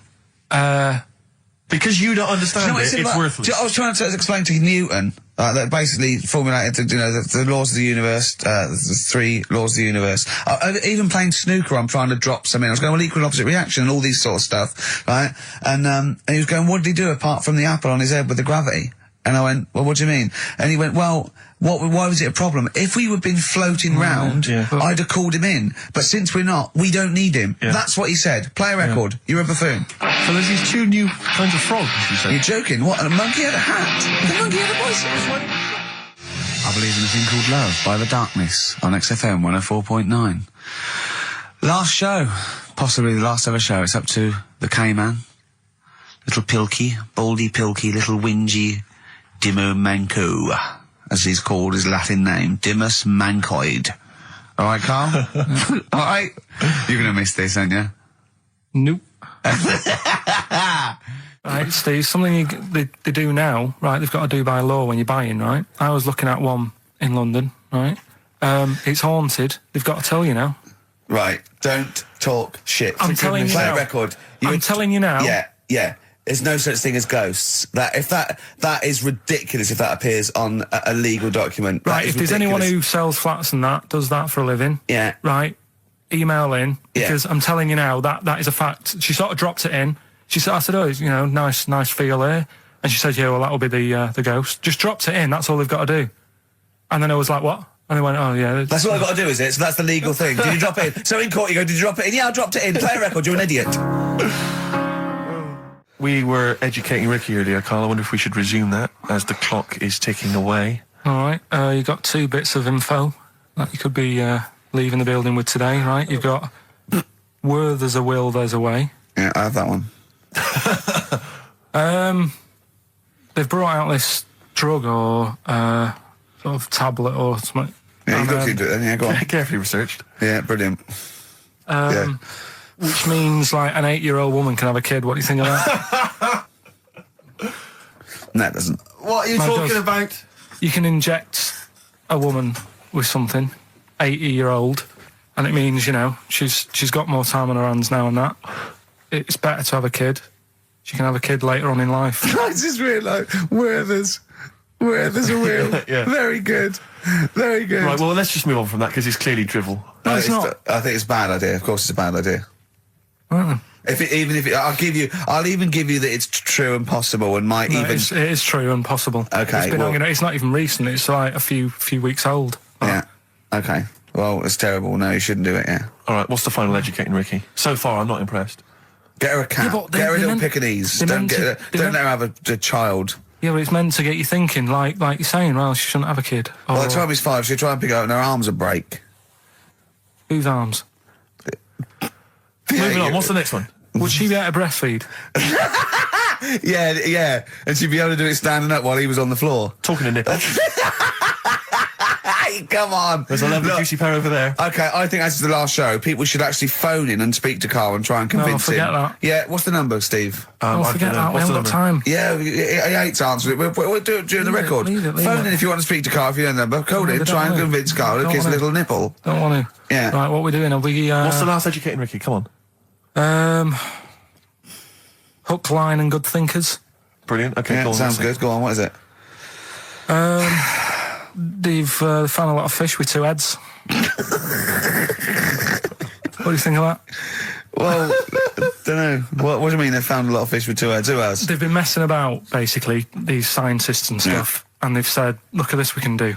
And they're making loads of fish with 2 heads. Actually, they can do it now, and they're saying, that's good, isn't it?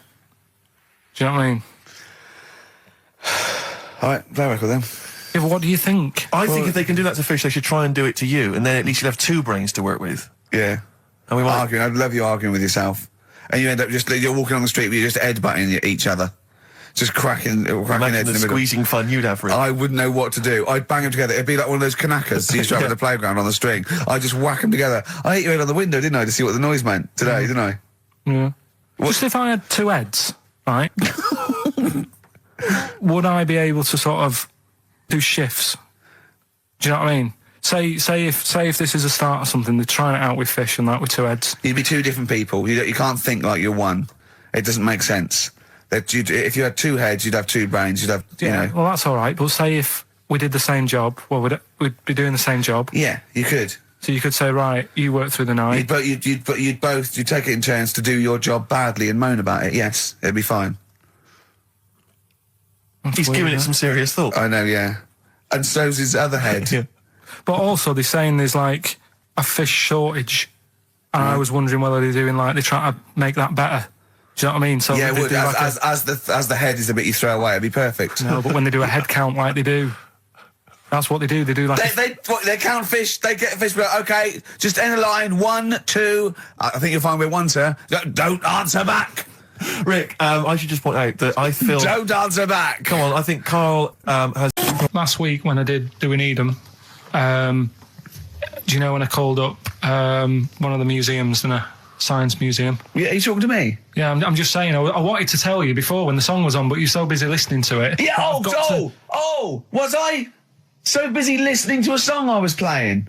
Yeah, but we're doing a radio show, aren't All right, we? what's your point? Well, I just wanted to say, she emailed in to say I got her name wrong, so I'm just apologising for that. What did you call her? I think I called her Jessica. What was her name? I don't know, I got it on email somewhere. This is not an apology. No, I'm You've just got saying... it wrong again! You've not even said her real name. How is that an apology? Well, I remember, I read the email, so, yeah, I Who are you apologising to? I think her name's Jackie, I think. Oh, you've got it wrong again, haven't you? Well, anyway, and she just said if you want to see dinosaurs and that, go to the museum. You were complaining about that as well, weren't you? You went to a museum and there was too many dinosaurs. He said you just need 4. No, well, Steve, have you been to the one in Knightsbridge? I think this so. one that I called up, right? It's nice. You go in, you get a good collection of stuff. You walk in, there's 3 or 4 dinosaurs. You've had enough, right? I went into New York, right? I went to the museum there, hundreds of them. You can't move for dinosaurs. Yeah. It's almost like they're responsible for them being extinct. There's loads of them. So all I'm saying is, if you want to see a dinosaur, go to the one near Knightsbridge. They've got a nice selection, some old vases and stuff. It's worth going. So... some people emailed in the songs with stories in it. One of them was Babushka, and he went, "What's that?" And I went, "Ask Katie Bush." What is it? I said, "Oh, it's about a woman who dresses up as another woman to introduce her husband." He went, "They wouldn't work." Just dismissed it like that. Why do you think it would work? Because you'd know. I mean, say like, right, Suzanne, right, who I go out with, right? She can see me from, say, if I'm coming down the high street. Yeah. She knows it's me by the way I walk. Right. So just the fact that this woman went and put a wig on, there is no... You haven't even heard the song! I know, but you're saying that she put a disguise on and he's like, oh, I fancy her, and he takes her out, and he doesn't know it's his missus. You're not buying it. I mean, I'm controlling this. Whereas the flea with your brain going to Glasgow, perfect sense. Yeah, Babushka, rubbish. Carl, can we have the tomato story after the next tune? Yeah. Bit of Coldplay. Yeah, love it. Yeah. I was watching. Did you watch The Mammals in the week? No, David Attenborough. No. I was thinking actually, right, all this MTV stuff. If there's one reason why I'd like to do it, is I was watching Attenborough, the Mammals programme. I reckon I could do something like that. Right. And just have like me instead of Attenborough, like a young sort of fresh person, watching like certain animals and saying, "Do we need these?" Do you know what I mean? Yeah. Oh, God! What's it called? Death on Earth. Well, that's amazing! Do we need these? And, No, 'cause there's loads of and the stuff. audience at home would vote. Would there be something like telephone like a vote? vote out system. Oh, The thing is like, it's something interesting that Attenborough was saying the other night on. Do we need these? on Jonathan Ross's show, on his telly show, right, he was saying, he said you could take all the humans off the earth and it would carry on. But take, like, some animals off it, mammals and that, you got problems on your hands. I thought that was quite interesting. Yeah. So it's like, the question is, do we need these? Is that part of the big thing? Right. Like jellyfish. Yeah. We've talked about jellyfish. Yeah. Yeah. So which mammals in particular were You talked about that Zoe Ball show, haven't you? Hey? Which mammals were you thinking we don't need when you watched the show the other night? Any in particular that you thought they don't need them? They're not of interest. Well, I like whales, but I don't know what they do. And they're taking up quite a lot of room. Sure. But stuff like, Yeah. but like jellyfish, I looked into because I was talking about them, and they were saying they've got no eyes, no heart. There's something like 97% water. Yeah. They're blind, and they do about 33 miles a day. Right. So it's like, do we need them? Could we clear them out? Yeah. Well, the big net. That would be the programme. What? Right, we'll get rid of them. Next week we'll be looking at Rhinos. I think it's genius. Honestly, I think it's genius. And like going along, sort of like picking up sea anemones and going and just lobbing them into the sea. Well, what do you think about MTV doing that? And then I just, in between the bits, Play music with I you? play music related relates to to it. fish, so I could play like Fish, Yeah. like Rock Guy, or the Animals, Rock Lobster. yeah, or what else could I This get could in run there? and run. What other songs have got animals in them? The Well, Monkeys, could play the Monkeys. Yeah, there's about 1 million, so let's not start this. No, but do you know what I mean? So do we need this? So MTV flies you around the world And to you- the most incredible exotic locations. You sort of climb up a tree or whatever next to, I don't know what lives up a tree, some kind of rare parrot. You say, look at Sloth. that, it's colourful, Sloth. it's Oh, interesting. you like sloths, don't you? No, they just live up trees, but I'd say, do we need them? Why? Well, what do they do? What do you mean? What do they do? What do you want from an animal? Carpentry. What Well, do you like, want? I don't like scorpions, right? Right. But then I found out they look after those monkey things. They're not monkeys, they're Whatever. lizards. Well, all right, yeah, then lizards. They look after the lizards. So there's a reason. But do you need the lizard? Could be your Well, next yeah, question. because the local people made shoes out of them. But not when the scorpion protected them, they didn't. All right, we don't need them then. So ultimately, would anyone decide? I mean, do the animals kind of get a chance to mount a case for their survival? I mean, is there maybe someone that comes into their corner and sort of defends them? I'd have like a David Attenborough type character who says, well, they do this, and I'll go, yeah, but do we need that doing? Yeah. Okay. So what does an animal need to do in order for you to feel that it sort of gets a chance of life? I mean, like a pet, like an animal, like a dog maybe, or a cat. I mean, they give a certain affection to its owner. Is that a valid reason to survive?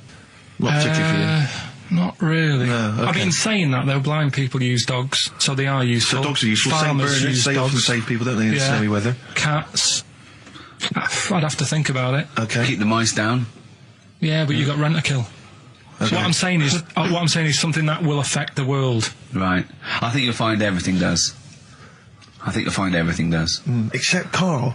I'm not sure what effect he's having on the world. I'll tell you what though, Steve, right? Did you watch the mammals? I didn't see the mammals. They had bison on it. Right. The weirdest looking things you've ever seen. Yeah. They've really Again, you're on dangerous ground here, Carl. but they've really got it's like, decide what you want to look like. It's just a mismatch of stuff. It's got a really big hairy head. Yeah. And like you. Sort of bald at the back. Right. Sort of It sounds like thinner. someone you went to school with. Was there two of them? Oh, brilliant. That's nearly it, Carl. Right, what's your last room 101? Oh, God. It was, holidays. Holidays. You want to put holidays in room 101? People who are sort of annoying on holiday. Oh, yeah. Do you know when you go away? Oh, yeah. It's sort of touched on this before. Is this going to be the Scouse guy? Yeah. Go on. Oh, it's so long though. I mean, it was a holiday when we went to Tunisia. And the Scouser pissed you off. Surprise, surprise. Yeah. Yeah. But the annoying thing was, when you go on it was a cheap holiday, and like the lesson here is, if you want a good holiday, you gotta like spend some money. Yeah. And we didn't on this one. We spent about, I don't know, 400 quid for two of us for like a month or something ridiculous. And we got there and, you get to the hotel and you go, we have made a mistake. It's a ropey hotel. you know, you can tell like the blinds and stuff as you're walking, they're all dirty and stuff. And you think, well, let's make the most of it. You know, let's not get. It's Christmas, obviously. I've got to go back to Bristol. I love seeing my family. Well, yeah, I do. But it means I see my grandparents, who are, you know, brilliant people. I mean, lovely people, but mental. I mean, utterly mental. And they've taken now to, there must be sort of 80 a piece. And it is quite an old age, but they're fairly good health, relatively speaking. And they just spend their time in bed. I mean, that's all they do, is that's their profession. They've retired to go to bed. And they spend all the time in bed. I tell you what they're like. They're like that old guy, they're like all that old family in Charlie and the Chocolate Factory. Yeah. Remember, none of them had got up for like 25 years. Yeah. And they, but you said that they go to bed and they go to sleep, but then when they wake up, what they do is put an extra pillow, so they're slightly more upright, and that's them in the day in bed. That's the daytime thing. But they get them cook and stuff. What they do is they've got about 6 teeth between them. I mean, my grandmother needs false teeth, but refuses to go and have the old ones extracted and the false teeth fitted. So she's working with about 3 or 4 teeth. Oh. My grandfather had false teeth given to him during the war. Wooden ones? Well, it was plastic teeth on a wooden pallet, right, that sits at the top of the mouth. He's still got the wooden pallet, but most of the teeth have come off. So there's about 4 teeth left, 4 false teeth. He's got a set of false teeth that make him look like he needs false teeth. I mean, that's pretty bizarre. So the problem is that they have to get up. They get up about 7 in the morning to put on, say, you know, some beef or lamb, whichever they're going to cook. They put it on at 6 in the morning, 7 in the morning, so that by the time they eat it at 6 at night, they can use the phrase, this is what a good meal is for my grandparents, if they can use the phrase, oh, that's lovely, you could suck it away. You could suck it away. Who wants that from a roast dinner? You may as well blend it up and serve it as a broth. I don't want that phrase coming from old people without teeth. No, indeed. Because it must remind you of your rent boy days. Exactly. It brings it all flooding back. Oh, you know. God. Flooding's the word. Exactly. Should we play a record before we get really discussing about your grandparents and blowjobs? That is the worst thing we've said the word blowjob far too many times today. And in the same sentence as I can't believe. Anyway. And it's Christmas. Yeah. Don't forget what Christmas is about. Come on, spare a thought for the underprivileged people. Yeah. Steve, is it Ben Queller? Do you want to I love a bit of Ben Queller. I don't know, are you a fan? I love him. Yeah, well, this is a cracking tune. Okay. And I think we'll enjoy that. Let's just slam dunk it. Why don't we just stop and think about what we've done? I'll tell you, they do spend so much time in bed that they actually, I'm sure, war will have to cease. And those are the Red Hot Chili Peppers, and they're still going strong. Oh, indeed, yes. That's one of my favourite tunes of the year. You enjoyed that? Yes, absolutely. Yeah, these are all mutual. We love them all. We're not absolutely, really, we're not annoying each other by putting in songs the other one doesn't like. We're like a team today, isn't it? I think that's the Christmas spirit. I don't know what it is. We've come together. We're sort of unified. Yeah, in the absence of Karl. Yeah, who often divides us. He often comes between us. Does he? Like, yeah. Well, I'll tell you what it's like. It's like a child. Like, it's like we're a married couple and he's sort of our autistic child or something, you know, and sometimes it just puts a strain on the marriage, you know, we all 3 of us love each other, you know. Because he does love you guys. Yeah, exactly, but sometimes it's hard. I hear him talking about you in the office sometimes, you know. He looks up to you, aspires to you too. But it's times like this because of, to be honest, the baby Jesus, that we realise that there's beauty in everyone and it's all right. Yeah, exactly. He's never had that before. No. Well, I have to say that I'm really getting into the Christmas spirit. When I was younger, I didn't really enjoy it. I was quite cynical. I was quite, rock and roll. But now I'm sort of, I walk in a department store and if there's one of the old, chestnuts are roasting on an open fire, which are that classic tune, or any of those. I thought you were one of those old boys that stand outside the British Museum. Right, yeah. Right, you mean the tune, yeah. You know, that one, or, how does it go? Chestnuts roasting on an open fire? Chestnuts roasting on, Jack Frost nipping at your nose. But I can't get enough of them. I love it. I'm in a department store, it's frosty outside, it's warm in there. Have you ever roasted your chestnuts on an open fire? I have never done that. No, imagine I have not done that. Just backing up to it like that with the little chestnuts hanging out like a bulldog. What would you be? You probably just. I imagine you'd have your dressing gown on. You'd just hiked it up, just put it your up, arse was showing. Pop them down, tuck it in like a lovely lady. Yeah. So like a lovely lady from the front, but behind it looks like a a bulldog dragging a tree. Yeah, exactly. And you just pop them in the grate. Yeah, and you would, because you want to be careful of too much roasting, so I imagine you'd want to just kind of ease yourself in slowly. Lightly toast them. And if it feels too hot, get out of there. Get the hell out of there. Yeah. That's, if any kids are listening, try that. No! What? No. Like there's a kid thinking, I'm going to roast my chestnuts on an open fire. I don't think there's even a child that's doing that. I don't want someone to do it, and then the parents go, and Steve Merchant's told our children to do it. We're probably we're probably in trouble now because of that. Where's the kid going to find an open fire like those? I mean, it has to be the sort that they use, those kind of barrels. It can't just be open fire at home. That doesn't count. That's just stupid. If you're going to do it properly. Dear. Oh, no. We're having such a nice time there. We've lowered the tone. I'll tell you what'll perk us all up, though. Richard Anderson has emailed us. He's loving the show, is he? Well, I don't know if you've heard this, Carl. Carl? I called you Carl. That's okay. That's okay. I'm Claire. Pleased to meet you. Is it the shaved head or the stupidity? Yeah. It was the k sound. Because didn't I call you Arthur or Jack or something last time? He called me. I can't remember. I don't know, but it was quite embarrassing. Claire, I'll be honest with you, Claire's quite an unmemorable name. Yeah, I know. But yeah, Dickie Anderson, he's a guy. I'll be honest with you, he's not a big fan of the show. But well, we're getting into winning round. He says, "Dear Ricky, the more disappointing your show becomes, the more I seem to look forward to it." Now I see your face plastered across London. Is your show some sort of curse put on me by an old gypsy woman I've annoyed? Good point, Dickie. But Dickers. But Randers, as I call him. Yeah. He can't listen now. I know what he's doing. Yeah. He's tucked him in. He's backing into the fire as we speak, and he wants to roast them until they spit. Oh dear.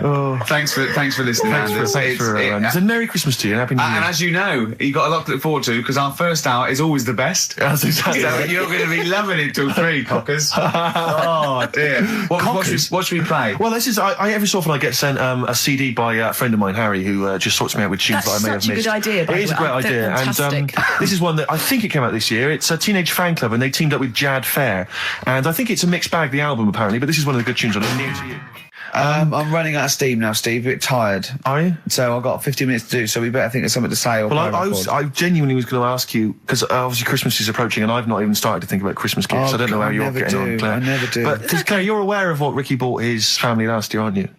Oh, yeah. Do you know, I am, because he told me and I've completely forgotten. It's extraordinary. It is extraordinary. I mean, how much thought and planning went into it? Right, I was pressed for time. How many kids were there? How many people were there? This is it. I've got a big family, okay?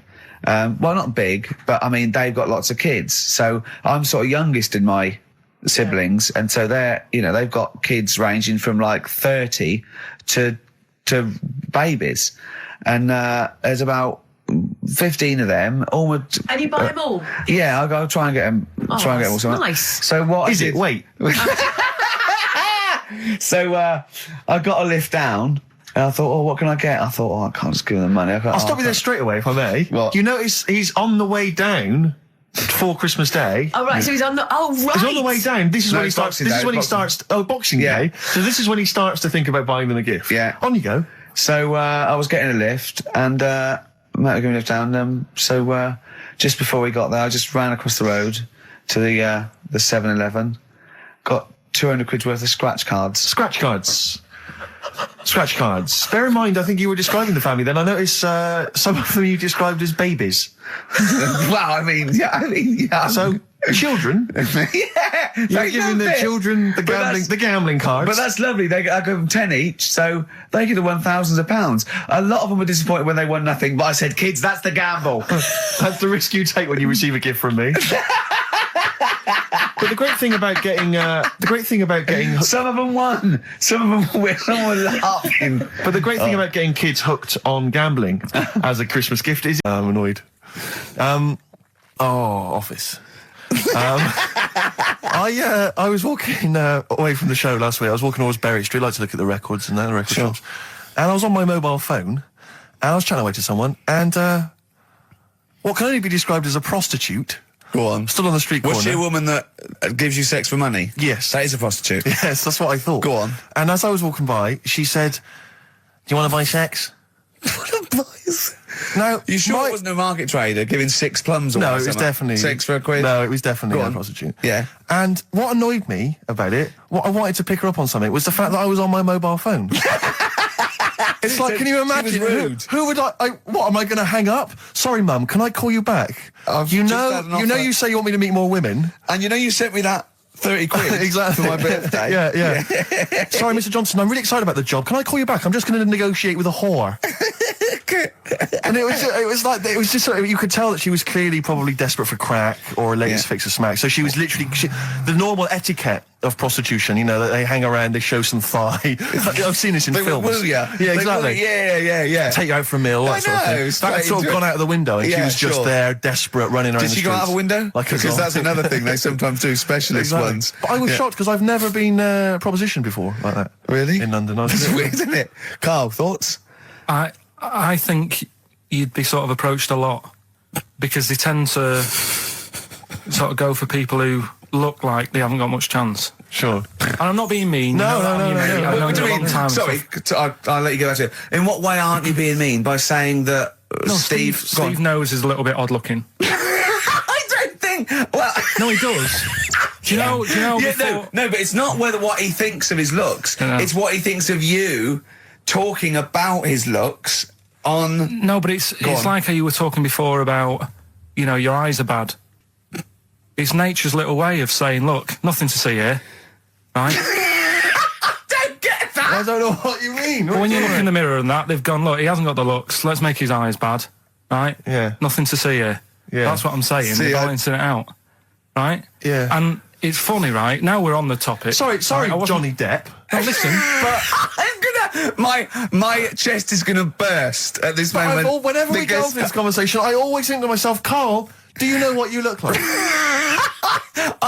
I'm gonna burst. Seriously, can I be honest with you? You look like, if you've got like a balloon, a hot air balloon, right? Just a little balloon, like a party balloon. Right. If you drew a little face on it, right, and inflated it about halfway, that's what you look like. Right. No, play a record. No, I don't want to get into this. It's too intense. Now you've got onto this. Let's just nip it in the bud now. I'll tell you something that I wasn't going to tell you because I think it was I don't want to hear it. I don't want to hear it. Right, it was on the tube. Right. Well, I wasn't. Someone told me they were on the tube. Right, and the tube pulled into a station. Right, and one of the women saw the poster that's out at the moment with you and Rick on it. Right. Yeah. So this woman apparently goes, "Oh look, there's Ricky. Ricky's on the radio." Right. And the other woman goes, "Oh yeah, don't you listen to it?" So she goes, "Oh, I didn't know it was on the radio." And she goes, "Oh, I'm sorry, Steve. look, because he didn't sound this bad." She said, "Oh, look at that person he's with." So she goes, "Yeah." She said, "That's Steve." She said, I was sort of aware that he looked odd because Carl mentions it on the radio. Yeah. So it wasn't as much of a blow to me, but I can see how it was a bit of a shock to you. Yeah. So that's weird, isn't it? Yeah. And that isn't me sort of telling this woman to say anything. That was all happened without anybody else sort of bringing it on. Yeah. Do you know what I mean? Yeah. So was it?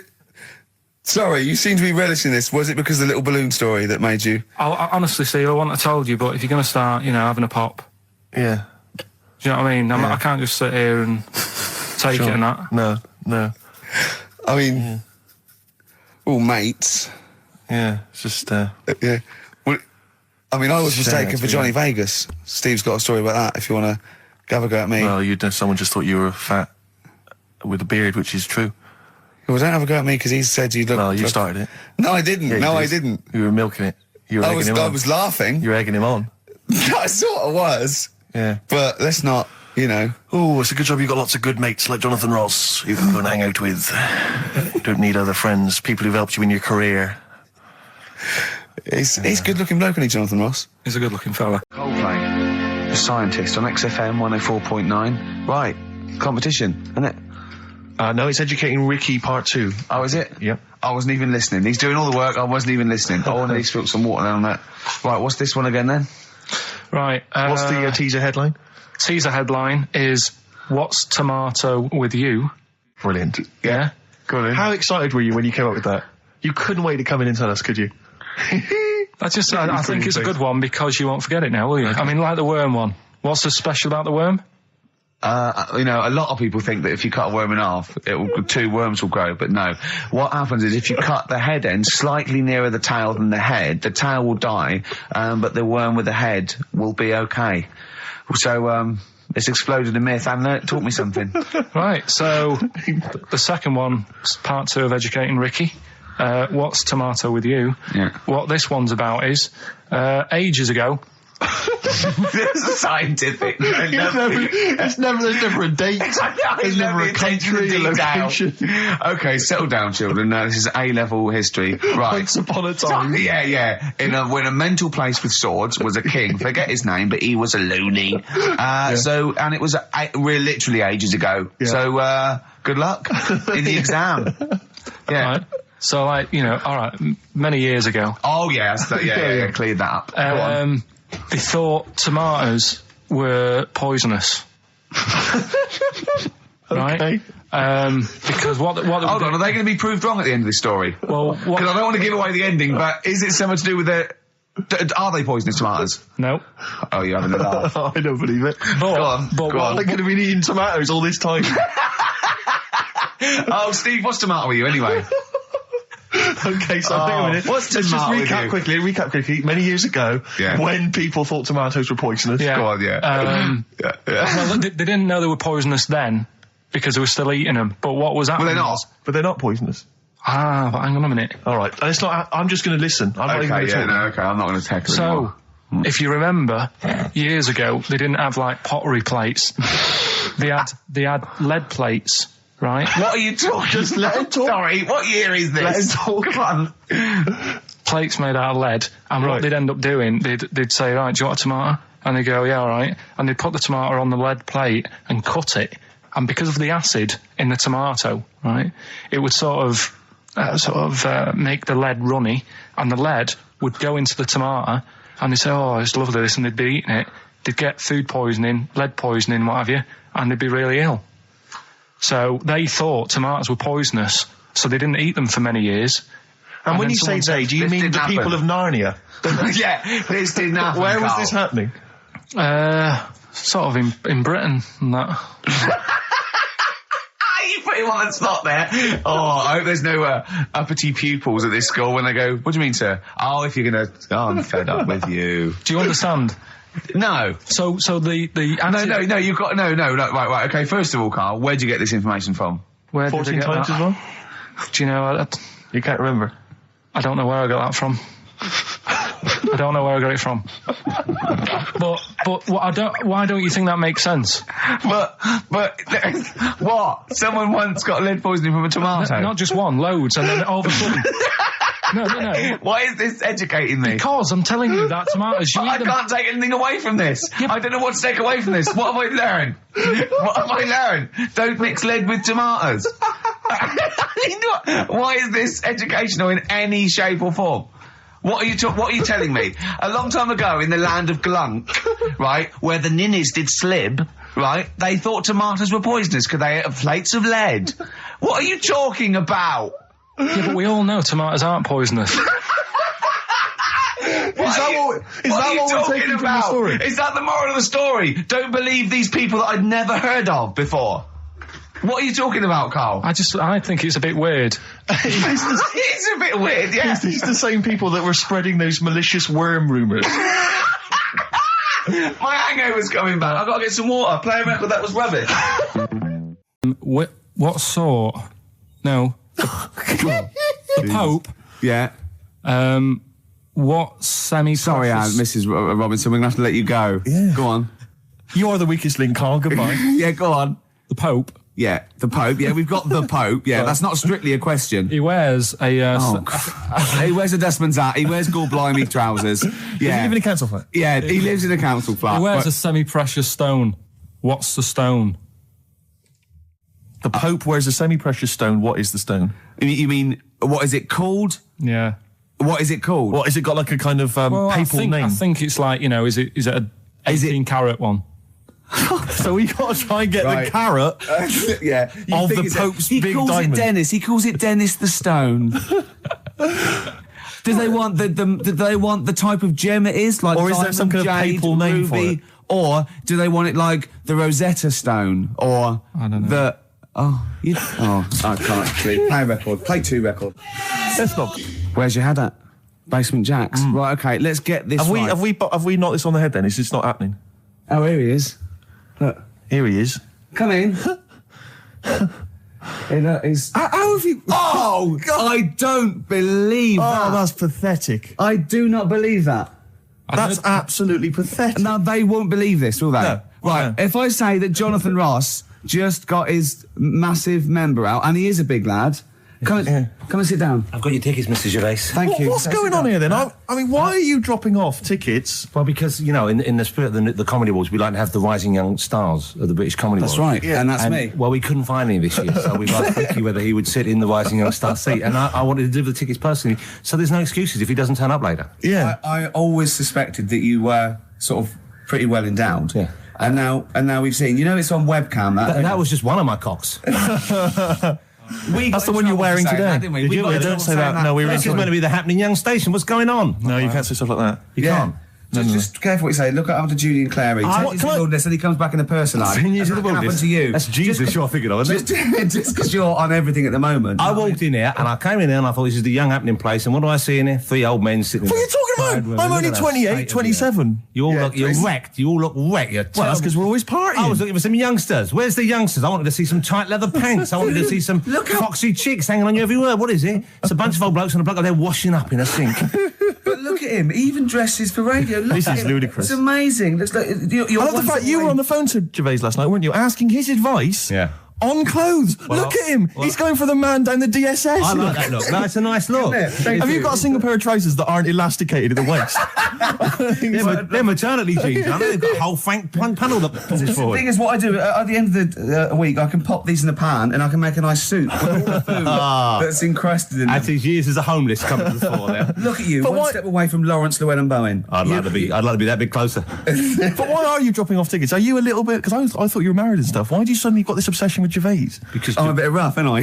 yeah, it's like when you see Dale Winton out with those rough boys. I'd like to get one of my own. When a top celebrity in a lovely looking suit walks down the corridor with his penis out, Yes. Yeah. I know that I'm still an You attractive know man. you've arrived. I was inaugurated in the same way. For me, it was Des O'Connor. It's like it's the passing on of the baton, if I may use that euphemism.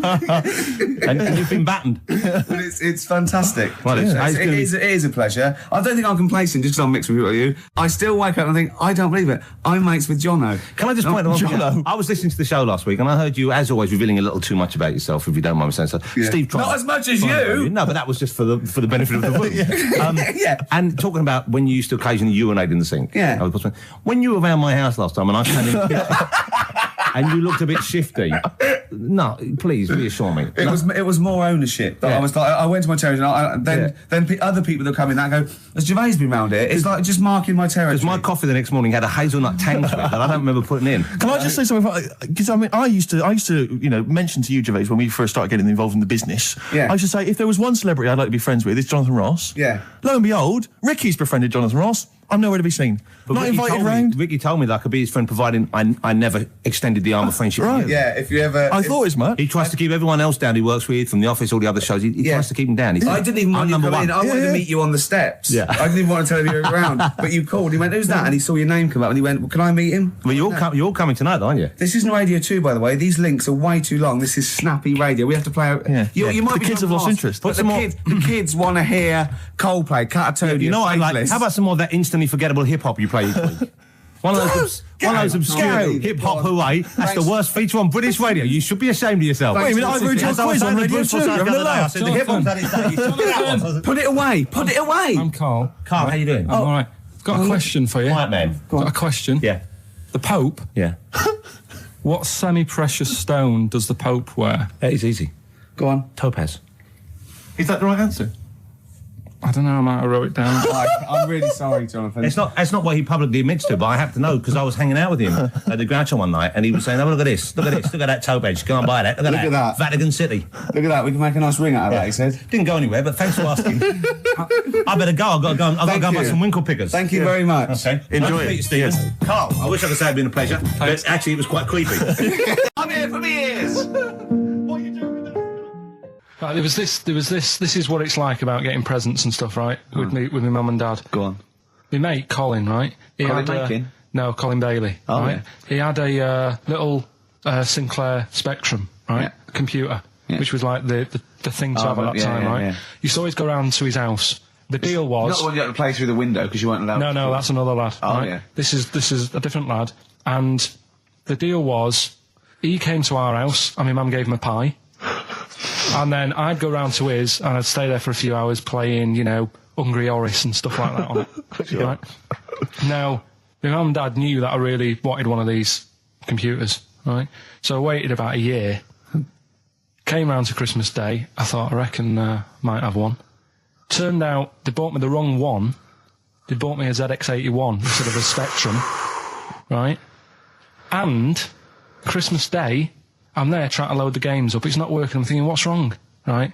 And the thing with me when I was a kid, I used to get quite sort of agitated. This is the moment. Right? I found out that it needed a RAM pack to make it work, right? Looking in the thing and it's saying, and make sure you put your RAM pack in the back. And I was like, oh, where's the RAM pack? And my dad's going, I don't know, I've got you the main bit. That's it. So I was that wound up, I just was sick, right? Just sick. I didn't feel sick or anything, I just was like, oh God. Went to the sink, just sick. Because I was that on edge about it. I said, come on, we've got to get one. And my dad's like, Tandy's shut. We're not gonna get anything today. Ruined again, Christmas Day. That was after the year when my train set got blown up by our kid. The following year, no RAM pack. And now you ask me, why don't I get good presents? He's scarred. He just I'm gonna die. Honestly, I'm gonna die. He's just screaming sick. Yeah. There's no RAM pack. What? Did you get to the bottom of it? Why wasn't there a RAM pack? You have to buy them separate. Oh, It's one of them okay. cons. What do you mean I can't play Frogger? Oh no. So, and it was just sort of, you could tell that she was clearly probably desperate for crack or a latest fix of smack. So she was literally, the normal etiquette of prostitution, you know, that they hang around, they show some thigh. I've seen this in They films. will woo ya. Yeah, exactly. Yeah. Take you out for a meal, that sort of thing. That had sort of gone out of the window, and she was just there, desperate, running around the Did she streets. go out of a window? Like because that's another thing they sometimes do, specialist ones. But I was shocked because I've never been propositioned before like that. Really? In London. That's weird, isn't it? Carl, thoughts? I think you'd be sort of approached a lot because they tend to sort of go for people who look like they haven't got much chance. Sure. And I'm not being mean. No. I've known What do you you a long mean? time. Sorry, I'll let you go back to it. In what way aren't you being mean? By saying that No, Steve... Steve knows is a little bit odd looking. I don't think... Well... No, he does. Do you know Yeah, before... no, but it's not what he thinks of his looks. Yeah. It's what he thinks of you talking about his looks on... No, but it's like how you were talking before about, you know, your eyes are bad. It's nature's little way of saying, look, nothing to see here, right? I don't get that! I don't know what you mean. But when you look in the mirror and that, they've gone, look, he hasn't got the looks, let's make his eyes bad, right? Yeah. Nothing to see here. Yeah. That's what I'm saying, they're balancing it out, right? Yeah. And it's funny, right? Now we're on the topic. Sorry, right, I wasn't- Johnny Depp. Now listen, but... My chest is gonna burst at this moment. Whenever we get because- into this conversation, I always think to myself, Carl, do you know what you look like? I'm gonna burst. You know, seriously, can I be honest with you? You look like, you know, if you've got like a balloon, a hot air balloon, right? Just a little balloon, like a party balloon. If you drew a little face on it, right, and inflated it about halfway, that's what you look like. right, I wasn't... No, play a record. I don't want to get into this. It's too intense. Now you've got onto this. Let's just nip it in the bud now. I'll tell you something that I wasn't going to tell you because I think it was I don't want to hear it. I don't want to hear it. Right, it was on the tube.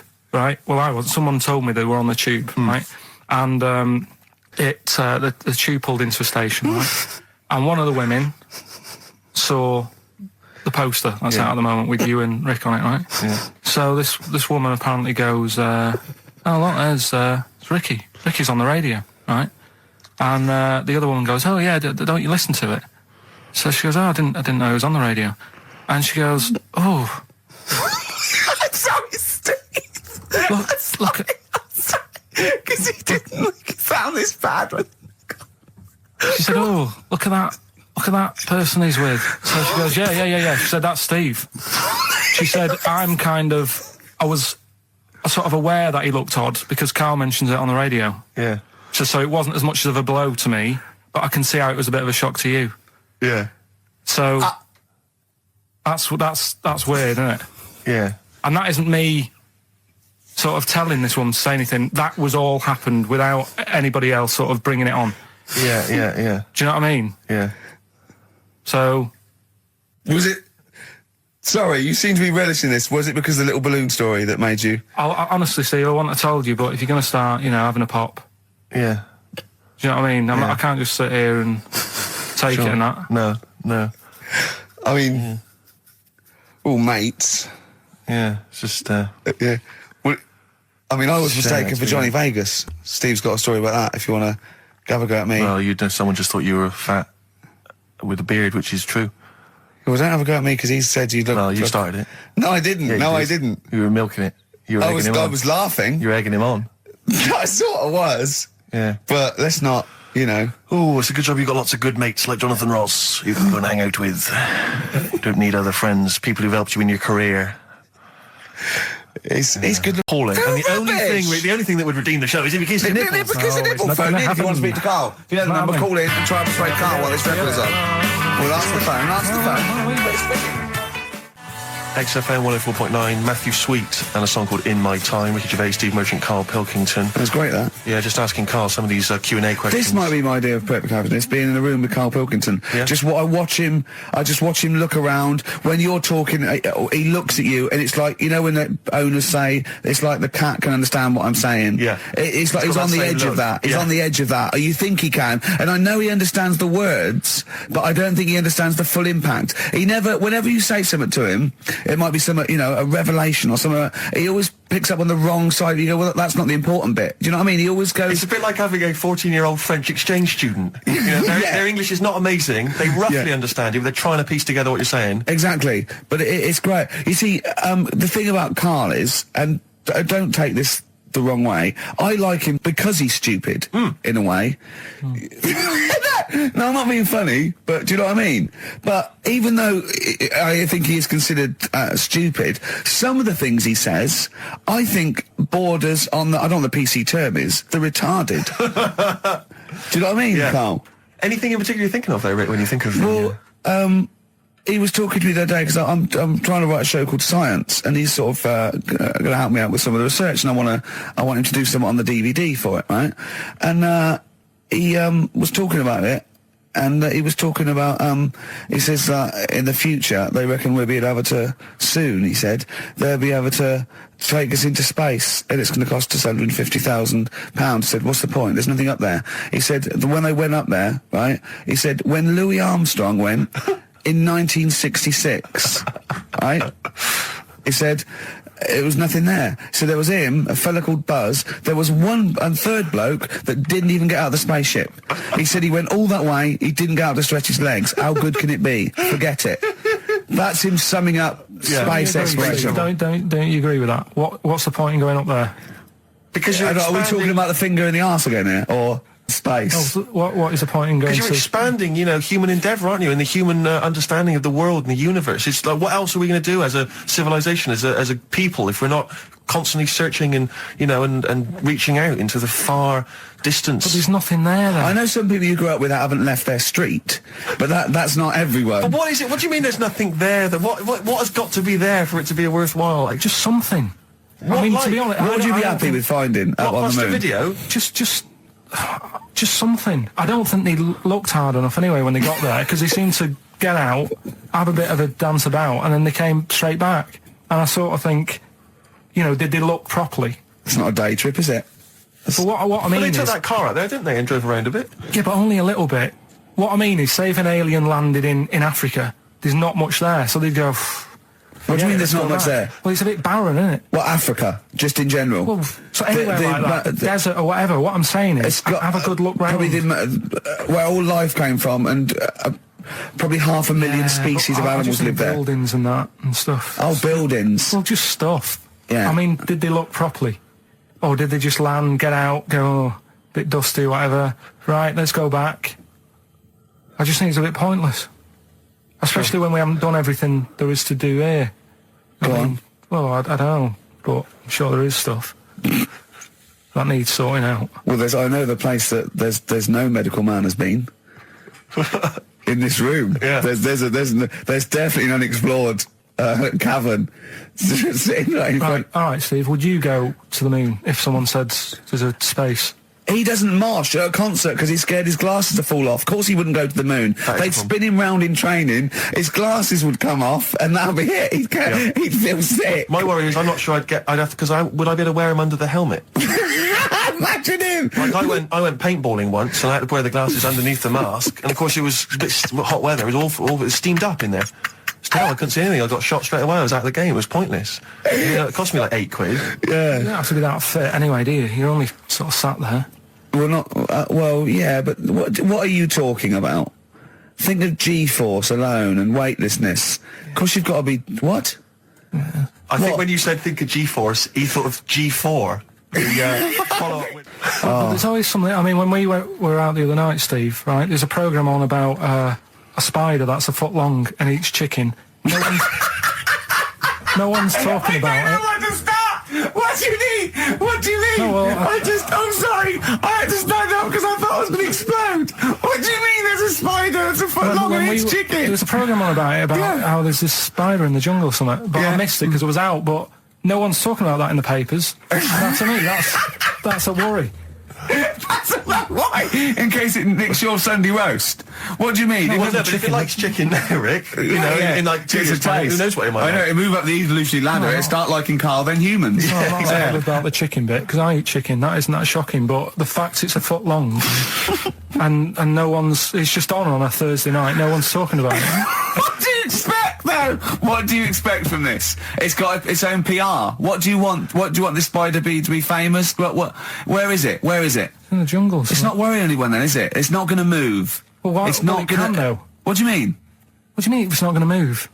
Well, how's it going to get here? Is it going to get on a bus? There's waves and that, they come in bananas and all that. So, don't worry about it. So, I'm not, if you're going to be like that. Anyway, listen, we better line up Babushka, we better play that surely, because I know you need to analyse those lyrics. That's very important to you, I know. We've still got that cork hitting. Oh, cork on their head's going to be great. We're going to put his little head down and really give it a firing. Sponsored by Lindauer Sparkling Wine. Refreshing. First of the gang to die, Morrissey, XFM 104.9. I'm Ricky Gervais with me, Steve Merchant and Karl Pilkington. Well, Karl, you failed miserably. The scientists stuck away. Right, one more chance. What's happened in the last couple of weeks? Just one more chance to... What have you seen in the last couple of weeks? Well, like I say, I don't really watch the news and that, so right. I can't tell them about that. But in a way, I think they're better off not knowing. I think that's the only good thing about being out there, isn't it? Not knowing about the bad stuff going on. Yeah. So I can't help them there. They don't need to look at the weather, do they? No, not enough. No. But tell you about the Pope and that. Yeah, you've pretty extensive. What about the EU Constitution and the no votes? What do you make of that? What are your views? What's the problem there? Oh, this isn't broadcasting, though, is it? This is nothing. Come up with something. Well, the fat baby, then. The fat baby that they found. That was on the telly. Right. Well, what was that? It's just a little fat baby. That, I don't know what. It's just a little fat kid and that. What? Tell what? It was on the telly. And but what was on the telly? You just said fat baby, fat baby, fat baby, fat baby on telly, fat baby on telly. You're meant to be telling them what's happened in the world. Tell me about the fat baby on telly. It's just they've found some. There's this illness called Momo, right? And they've just got this woman had a kid. It's really sad. It was on Channel 4 and that, right? And kid's born. You sure it wasn't Jimmy Carr? Kid's born and that, right? Momo? It's called Momo. Isn't that Black Music Award? No, right, little fat baby and that. And there's only 3 of them in the world. These little fat babies. Right. And so one of them... They're in danger. How fat? Are you not telling what do you mean? How fat are they? 6 stone it was only 2. And there's 3 of them in the world, and there was this one, and there was one in Brazil. Are they like endangered? Is that the problem? Because there's only 3 of them in the world. I'll be worried. Is it like a conservation campaign? They're hunted for their flesh. No, it's sad. If you, I know, it's easy to joke on that, but if you'd seen it, you'd go, oh, it's a bit sad than that. Well, I haven't seen it, and I know nothing about it. Well, I've told you, there's 3 of them in the world. Okay, what else was on telly? Something I watched the other night, that was good. Again, you know, I learn stuff from the telly. I don't watch the news. Well, you don't learn stuff from the telly. I'll tell you what, though. You told us there's a fat baby in the world. Forget about them. There's a spider eats chickens, and there was a fat kid. Forget them in Iceland, right? Yeah. We'll give them Rockbusters later to do, right? Iceland! But what's her name? I'll tell you what is interesting, Steve. I didn't know that much about it. Autism. Okay. Oh, good. With some more entertaining stuff on XFM 104.9. Just to cheer up people. Go on, then. What? Come on. No, right. Have you heard about it, Steve? What autism? It scares me to death when he comes up, when he touches on a serious subject. We've been talking about wheeling a dead pope round, the Chinese don't age well, and ginger people are hated. And now we're going to touch on a really, my heart's in my throat. Go on, Carl, then. Tell me your insights to autism. Right, well, there was this, again, Channel 4 coming up with some good stuff at the moment, right? It might have been Channel 5. The French have tried to keep that secret for over 100 years, it was Steve. only the upper crust people. Yeah, nearly 200 years, that is a top secret. Somehow Euston Station upper crust got hold of a document, left behind in an old sea chest, possibly Napoleon's, could have been Josephine's. Unfortunately, jotted it down. He's kicking himself now. Oh, Secretary, I cannot believe I left a note. If he talked like that. He did. He did that. Yeah, he talked English, but in a very funny French accent. Do you remember, there was one thing that, talking about funny French accents. It's the Ricky Gervais Show with Steve Merchant. Thanks. You were going to tell us a little story about just a Volvo passed my estate. test. Yeah. My parents had a big Volvo estate, and there's quite a big car to drive. My parents didn't have a car. But I know you don't drive cars, Rick, but it's got a big car to drive if you've just passed your test. It's safe, though, isn't it? It is very safe. That was the thing. Yeah. And come from the West Country. Obviously, there's quite a lot of windy lanes. No, you're joking, do you? They have cars there. Well, here he comes. Blimey, Carl. Learned on a tractor, automatic it was. Do you want me to tell it or not? Oh, don't move up the accent. Oh no, I'm not a word. Go on. Go on. So I went to this party. You never got him being from the north. Not when he's telling an anecdote. He's never telling an anecdote. Oh yeah, fair point. Yeah, go on. I remember once, right, an American came to our school. We were all about 13 and 14, and he was like, you had to be his friend. And there was like people vying for his attention because he was sort of like this cool American bloke, right? And he was like good at sports, straight. He's always, it's just great. And I remember someone saying like tube, toothpaste, and he laughed, said tube. I go, well, what is it? They said tube. It's tube, right? And people go, no, it's tube. Right? And they go, it's tube, right? And I went, I say tube. He went, and they sort of looked at me, and they just thought, you liar. That's what. No, I say. Oh, let me think. No, I say tube. Oh. When you're a kid, like any American you ever meet is the coolest thing. It doesn't matter if it's a huge fat bloke wearing Bermuda shorts and a camera on his neck. It's cool because they speak with an American accent. Well, that is cool. And they say being a huge fat bloke in Bermuda shorts is cool. Sure. Yeah. That's what you keep telling yourself. Yeah. I'm growing into that look, says Rick. Stop on XFM. Carl's back. He's cheering up a little bit because I think he's vented his spleen a little bit on cities around the world that aren't as good as Manchester. So, is any of your family left in Manchester? Because they all moved away, didn't they? You came here, your dad's moved to Wales, for Christ's sake. Well, your family are all around brother joined the army, get anywhere, just take me anywhere. I don't know where he is. His sister's moved away, so no Ireland, one... Yeah, there you go, you see? So, that's just one family. That's one family who love Manchester. Exactly. All right? Tell you what, Steve. Go on. You know what I did find out in the week? Yeah. World record, right? Person with the longest trump. With the longest what? Wind, fart. Right. Right? 2 minutes 42 is the world record. Okay. Right?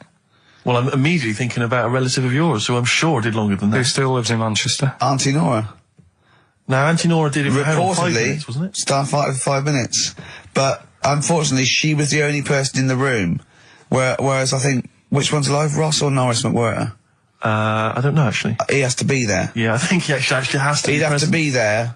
Would you want to be there? Well, he'd have sort of equipment, looking at his watch, going, finish, you go, yeah, he goes, well, that was 4 Did minutes, she 59 go from like a seconds. size 10 to a size 6? Did Did she show some old dresses? like a hovercraft. Exactly. In a big dress. Yeah, Just yeah. slightly off. Yeah. So, it has to be invigilated. But again, you know, how was the Guinness Book of World Records one invigilated? I mean, who was supervising that? Who was He monitoring said, that? I can fart for 2 minutes. They went, well, we've got to see this. Went round. And, he just probably let it rip.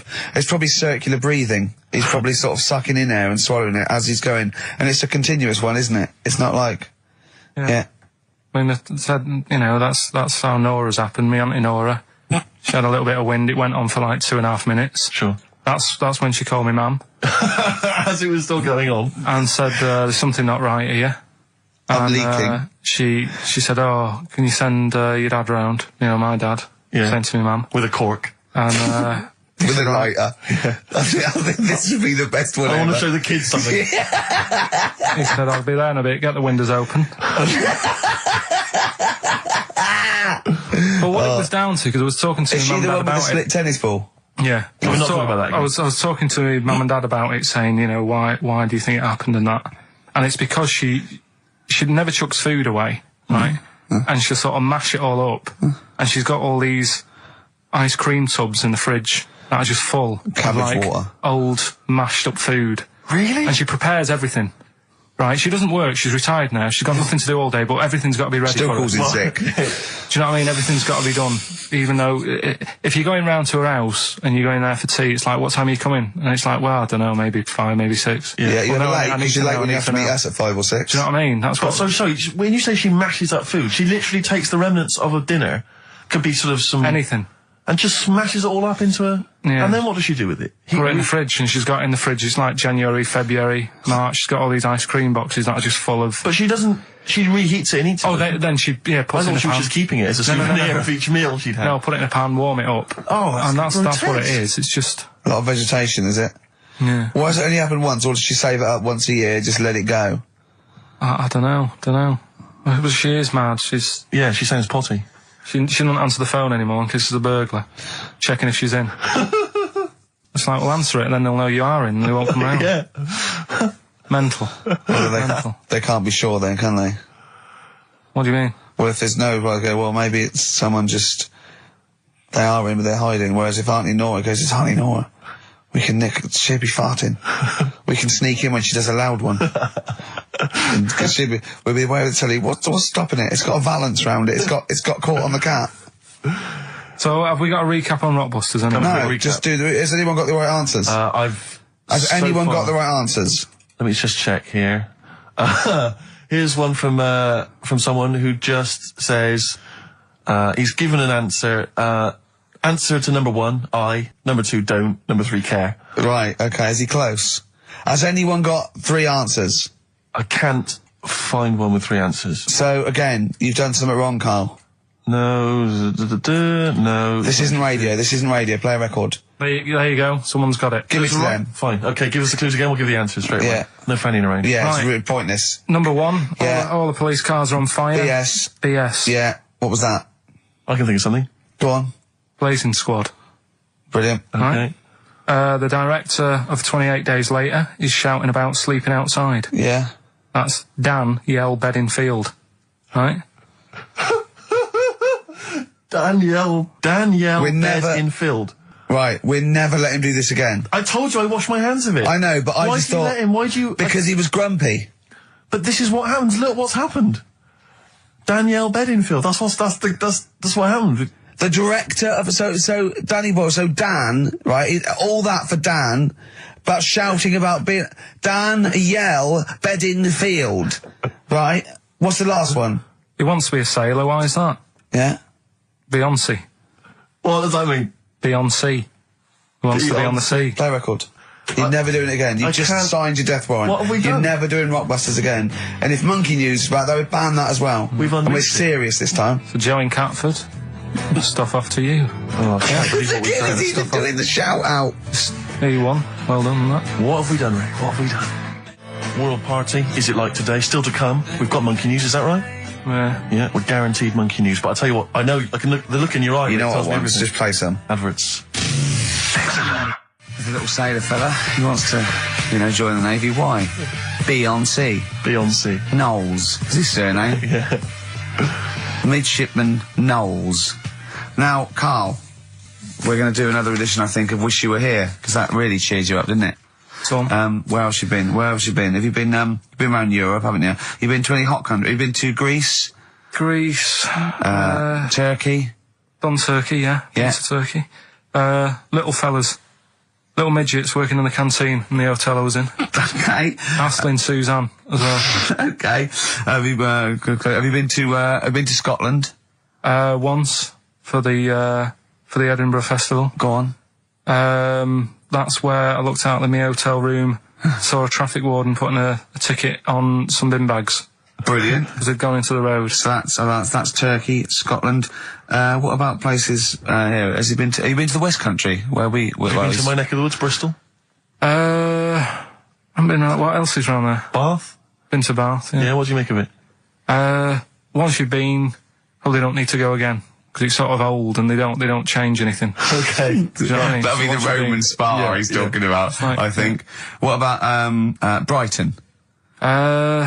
Not gay people. Right, okay, thank you. Next week on Wish You Were Here, we'll go to some other places where there are gay people. Fascinating. And Brilliant. Another extraordinary insight there. Carl. There's this little lad, right? Okay. First of all, it's years ago, right? When Right, they old times. didn't have decent doctors in like every town and that. Yeah. And this little kid is dead ill, right? Yeah. And the local doctor. Well, there's a phone call involved, so I don't Yeah, really well, let get me the get impression to it. that it's like medieval times. Yeah. Yeah. But I didn't say that. I just said it's years ago. So this kid's ill, right? Yeah. And he's lying in the bed, and he's all going funny colour and that. Yeah. And his mum says, I'm going to get the local doctor around. The local doctor comes round, and he says, oh, so I don't know what's up with him. He said, leave it with me. Leave it with me. He Well, the doctor said that. I'll have he said I'll phone up a top doctor. Okay. Who was in America or something like that.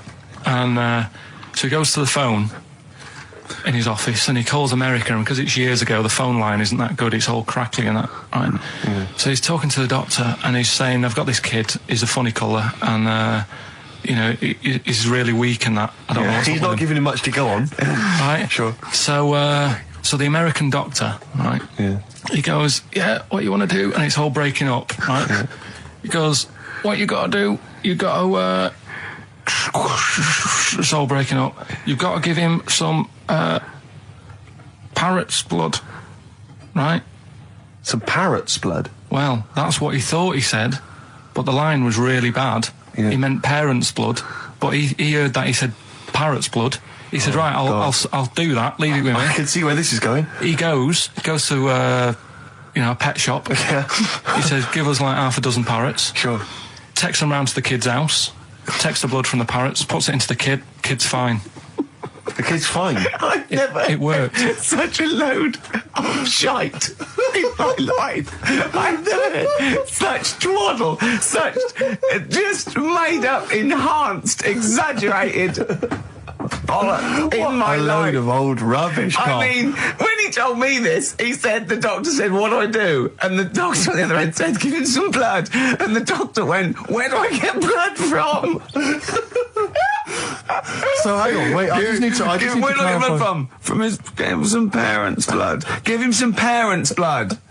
Give him some parents' blood. Yeah.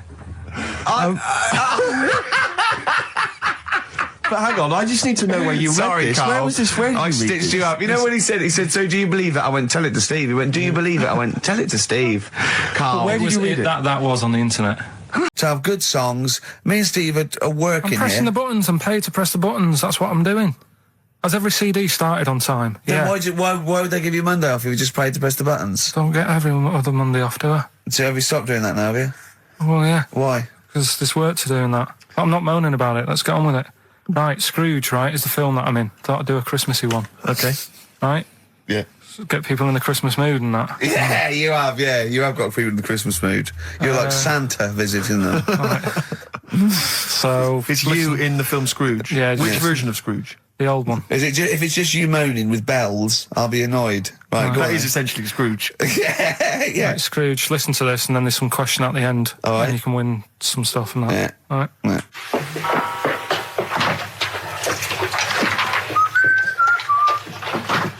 You're late. Only 20 minutes. What do you mean by coming in here at this time of day? I've just been doing some Christmas shopping, haven't I? Probably do some more shopping on Monday, because it's my day off, isn't it?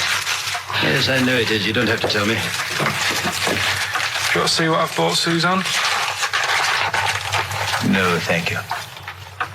I don't mind showing you. It's only a Christmas present, isn't it? Just bought some more condoms. Why? Well, I bought some last year.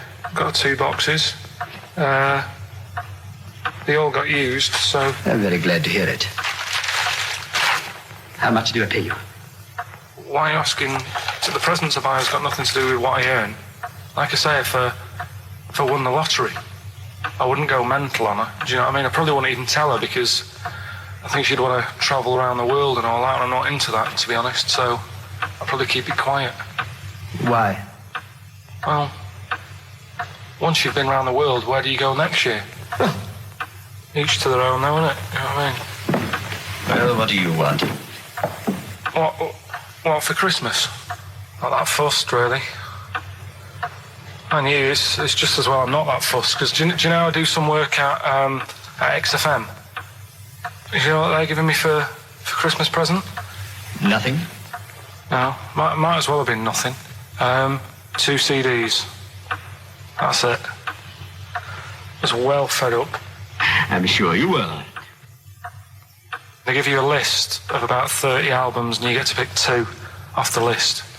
So I've gone for Kings of Leon album and the best of Bob Marley. Mr. Marley has been dead these 7 years. In fact, he died 7 years ago this very day. Did he? Do you know what sort of donuts Bob Marley likes? It's not my business. No, it's not a proper question. It's an old Peter Kay joke. He likes the ones with jam in. Do you get it? Garlic bread. It's good, isn't it? Excellent. Oh, Carl, well done. Carl in Scrooge there. The only man more mean and depressed generally than Ebenezer Scrooge. Oh dear. Oh. What's the question, Carl? Well, if people have been listening from the start, right? What albums am I getting? Yeah. Is that good? Mm-hmm. Good, yeah. What albums am I getting from for working for this place for 6 years? All right. Ricky.Gervais at xfm.co.uk. Do you want to apologise once more for anyone you might have offended over the year? Yeah, like I say, I never want to upset anyone. We're just chatting about stuff. It's just chatting. It's from the heart. You see something, you say, "Oh, it looks a bit like so and so," or "Isn't it a bit?" You're not really, you don't really try and hurt anyone's feelings, do you? But I think most people know that. And I've got to apologise for laughing at anything you say. I actually can't help it. Again, it's not vindictive, but when Carl comes out with some of the things he says, it's impossible for me not to laugh or react. So, have a Merry Christmas, everyone. Well, before that, Rick, is there some final, for the year, Monkey News? Tell you what, let's play a good song. Okay. Right, we'll have a bit of Monkey News, and then that's it. A bit of Amy Mann, then. Perfect. Brilliant, this one.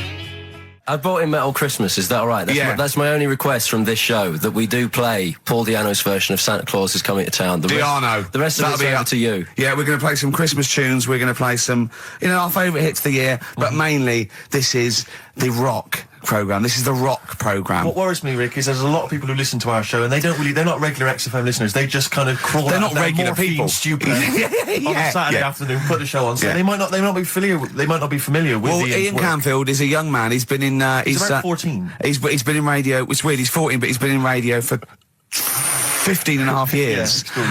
He was weaned on the milk of Avance. Right? And he's going to be the new rock god, aren't you? Well, I'm trying. Yeah. No DJ Canfield. Just go, yeah. Right? And over the 2 hours, I want to work out the 4 pillars of rock, right? I want 4 names, 4 pillars of rock, right? Huge rock pillars. And then I want the king who stands astride them like the archangel of metal. So we'll be asking Ian, every few minutes we'll be asking, right, who's your first pillar of rock? And then, keeping the one that stands astride them. Okay? And how many do we need? Well, we need 5 names then, don't we? The 4 pillars of rock and who stands astride them. Right, okay. Like the Overlord with these Axe Attack albums. Yeah. Yeah. This is Oasis. Christmas. Oasis doing their version of Merry Christmas, everyone.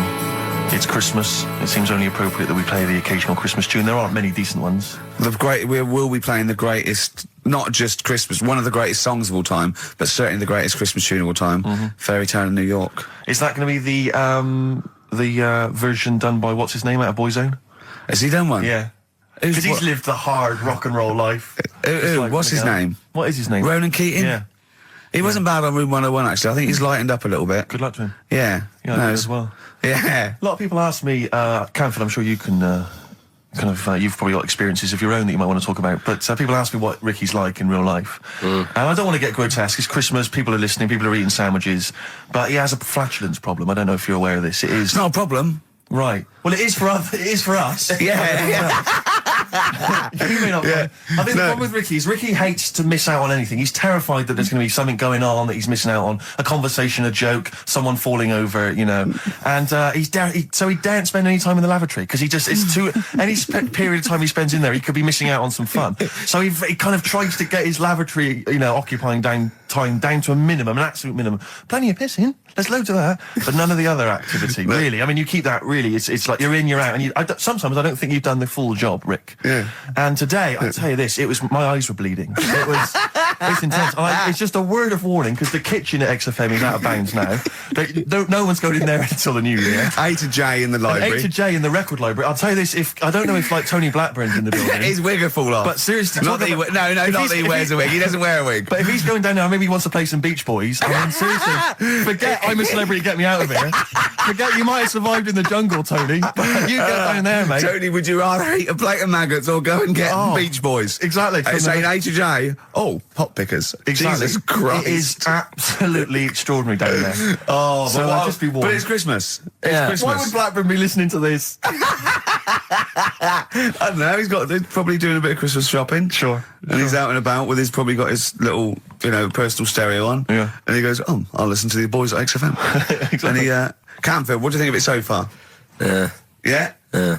It's not Vance, is it? Okay, who is secured as one of the pillars of rock? I'll tell you what, I want some ads, and after that, the Fairy Tale in New York. Oh. XFM. The Pogues, featuring Kirsty McCall, and a Fairy Tale of New York. Brilliant, on XFM. Carl, I got a little email via my agent, sent from someone here, okay, sent from someone at XFM, okay, and I won't say it was, she just said, I thought this might be good for Ricky to use on Saturday. And obviously what happened is Suzanne has sent you an email in the week. It was Wednesday. And you've returned it, but I think you've returned it to the wrong email address. You returned it to someone here who, of course, immediately forwarded it to my agent for ridicule on the show. Don't panic. It's nothing that bad. Okay. It's an email from Suzanne talking about your tea that night. Was Suzanne out on Wednesday night? Was the an England game or something? Yeah. So you were alone. You were home alone, were you, Wednesday night? Yeah. Did you enjoy your meal? Was it a quiche? Go on. Right. From Suzanne to Carl. Take the quiche and put it on the baking tray. Cook for 30 minutes on 190. Take lettuce and put on plate. Take 3 tomatoes, wash and chop into quarters. Place on lettuce. Take an avocado, chop in half. Remove the stone. Peel skin and slice. Place on salad. Put salt and pepper on and a dribble of olive and balsamic vinegar dressing. Right? In brackets, small bottle behind the cafetiere. Right, in case he's reaching for bleach. Yeah. That's it. Should have put everything else away. Right? Then sprinkle a smidge of parmesan on top. Remove quiche from oven, cut into quarters and put on plate. Eat. Oh, wow. Does she have to do that every single time? She's like... No, it's just that I'm not that good at cooking, right? And to be honest, that was a lot of hard work. I didn't bother warming it up. And I did without the avocado. Why? Too much messing about. He didn't even do that with instructions. It was too much. But yeah, I'm not that good at cooking. And Did you genuinely? That's not cooking though, is it, Carl? That's heating up a slicing. quiche. That's cooking it is making the quiche. Yeah, but I'm just. Could you have figured that out if she hadn't left that note for you? Why did she have to tell you what the olive oil and balsamic vinegar was? Because I've put sort of cooking oil on my food once, and I said, oh, it's a bit. It's ever since, right? Years ago. I'm gonna die. Years ago, leaving Mr. Magoo at home. It was ever since I put sausages in the toaster that. What do you mean? I nearly set the flat on fire. Because do you know, like when you're grilling food in a pan and all that? Yeah. Sort of sausages spit and it goes everywhere, doesn't it? And it makes everywhere greasy. In the toaster. So I thought, well, just want to warm them up. Yeah. Bung them in the toaster. Yeah. What happened? And she sort of caught. Well, they got stuck and they sort of caught on fire. I imagine. She came in just as I was sort of plunging it, and what have you, came in from work. Said, "What are you doing? I said, I'm in sausages." Well, the oven isn't on. I know they're in here. What, you turn it off? Panicking and that. But I've never been into it. I've never been into cooking and that. At school and stuff, I didn't bother doing it. Oh, every time Suzanne comes home, she must think, please be the house still there. Yeah. Please not let me hear a fire engine as I come round this corner. Oh, God. She comes and goes, oh, God, thank God. I bet she's always happy to see you when she gets home and you haven't burned the place down or introduced some howler monkeys or something. Unbelievable. What I find extraordinary is there are people who are in sort of care in the community who don't need instructions on how to prepare food. Oh, they do. They can do it. Yeah, you show them once. Yeah, they do. Whatever you do, don't put sausages in the toaster, Johnny. Do you know what I mean? Yeah, and they've don't- learnt it. They don't put sausages in the toaster. Yeah. What did they put their fingers in? But, yeah.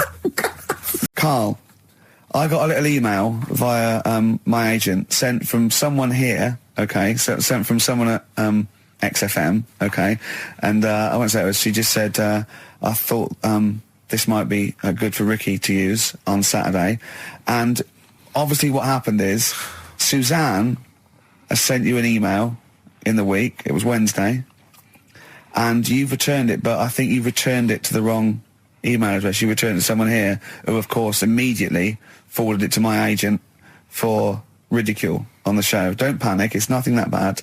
Okay. It's an email from Suzanne talking about your tea that night. Was Suzanne out on Wednesday night?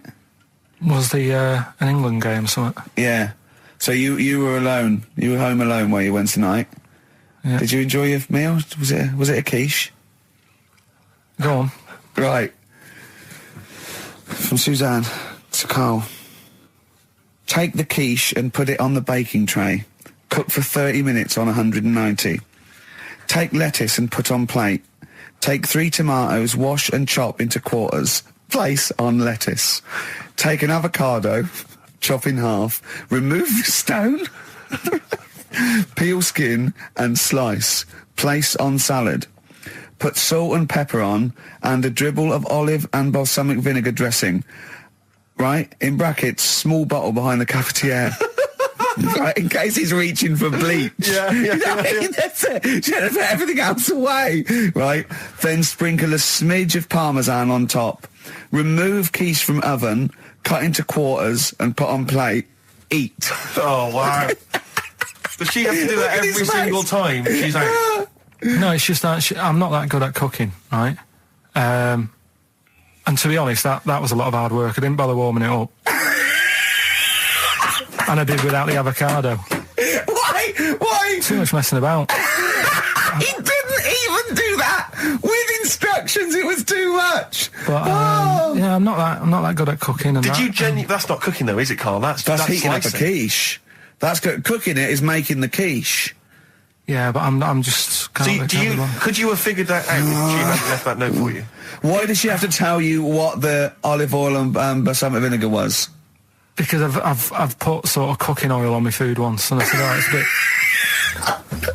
bit. It's ever since, right? Years ago. I'm gonna die. Years ago, leaving Mr. McGill at home. It was ever since I put sausages in the toaster that. What do you mean?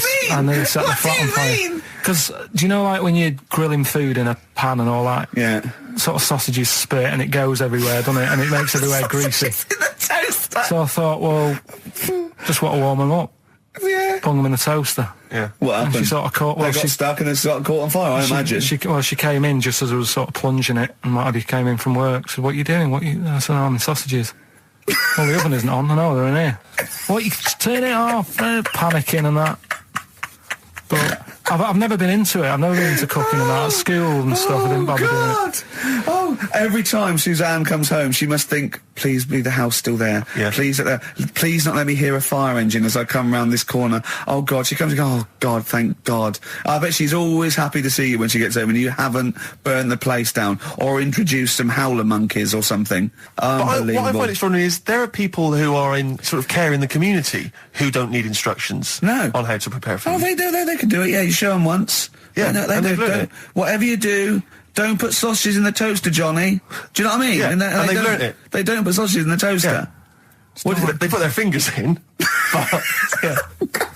That's what they're waiting for, is the Rockbuster dancers. That's right. Right. Okay, give us the clue, give us the answer. Right then, first one. Hurry up, because we haven't got long for monkey news. Don't worry about it. Don't worry about it. First one. There's a vehicle over there that's it's changed. Selling kebabs. Oh, it's changed. Go on. Initial D. Yeah, what is it? That was Donovan. Okay. All right. Yeah. Okay. Yeah. That Good. worked. I'll give you that. Yeah. Second That's a one. real clue. Well, they got it, like they always do, so they're always real clues. Second one. You're asked if you want that bit of the egg, right? You think about it, then you decide against it. I think I know this one. What was the initial again? Y-O. Is this John Lennon's wife, Yoko Ono? Yeah, that's right. I think that was her name, Yoko Ono, wasn't it? Yeah, it's Yoko Ono. It was Yoko Ono. No. You've got it wrong. You're thinking about it. You're asked if you want a bit of the egg. Yeah. You go, yolk. You think about it. Oh no. Oh, so you say it twice, you stutter. So No, it's no. Yoke, oh no. No, you didn't No, her wrong. name's Yoko Ono, though. Yeah, Yoko Yeah. Ono. Listen to the clue again. Okay, no. Listen to the clue. So what you say is, do you want this bit of the egg? You did the other bit. No. Yolk, oh no. That's Yolk, right. oh no. Yolk, oh no. Yolk, oh no. Oh, yolk. Yeah, go on, brilliant. Yeah, okay, yeah, Yoko, no, yeah, go on. Works Yeah. perfect. Next, yeah. And the last one was, Your point was more that weren't you interested in why swearing people find it offensive? yeah, a little bit. Because of that seems obvious to me. Because you were saying yesterday that you never understood why people find it offensive, weren't That's you? right. Yeah. But I know. Well, yeah, carry on. Yeah, but that's what I was saying to you, why you can't do it on the radio, because people find it offensive for some reason. I don't agree with it, but some people do. Yeah. I'm saying everyone swears. Bleep it out, I would. Well, this Bleep it out. Bleep it out, that's my theory. But you say that everyone swears. Not everyone does swear. I don't know why you've got this in your head that everyone swears. I'm convinced everyone. What? Everyone? Like, religious people, religious leaders? Jesus, I bet Jesus swore. Right. What's your evidence for that? No, I'm just thinking, things are better now than they were back then, right? Right. He's wandering about in his sandals, getting pebbles stuck in there and stuff, and that's annoying. Nails in his hand, that must have hurt. What I'm saying is... That's offensive. No, it's not, though. That's blasphemous. No, but what I'm... Don't laugh at the crucifixion. Play a record. I'm not laughing at that, though. That is terrible. I'm just saying... No, you can email in, if you want to complain. Carl. Yeah? .talkers@xfm.co.uk. Wasn't offensive, though. I'm just saying it's a fact. When you stub your little toe, you let out a little effing what and do you think jeffing. he is? Yes, an effing and jeffing. So the kind of ancient Hebrew version of effing and jeffing. Ooh. It's like... I know. Once, right, I was talking about this in the week, actually. We had this, teacher, and he must have been sort of 60 then, right? And we're all about sort of like 12. We had to do French. You had to put your thing on the booth, and it was I told you something. Le chat est the, you know, and all that, right? And répété, cats on the wall, right? He'd repeat it in French, and of course everyone was going F, C, just for fun. And he heard this, and he listened back to all of them, and he realised they're good, and he went mental. He went,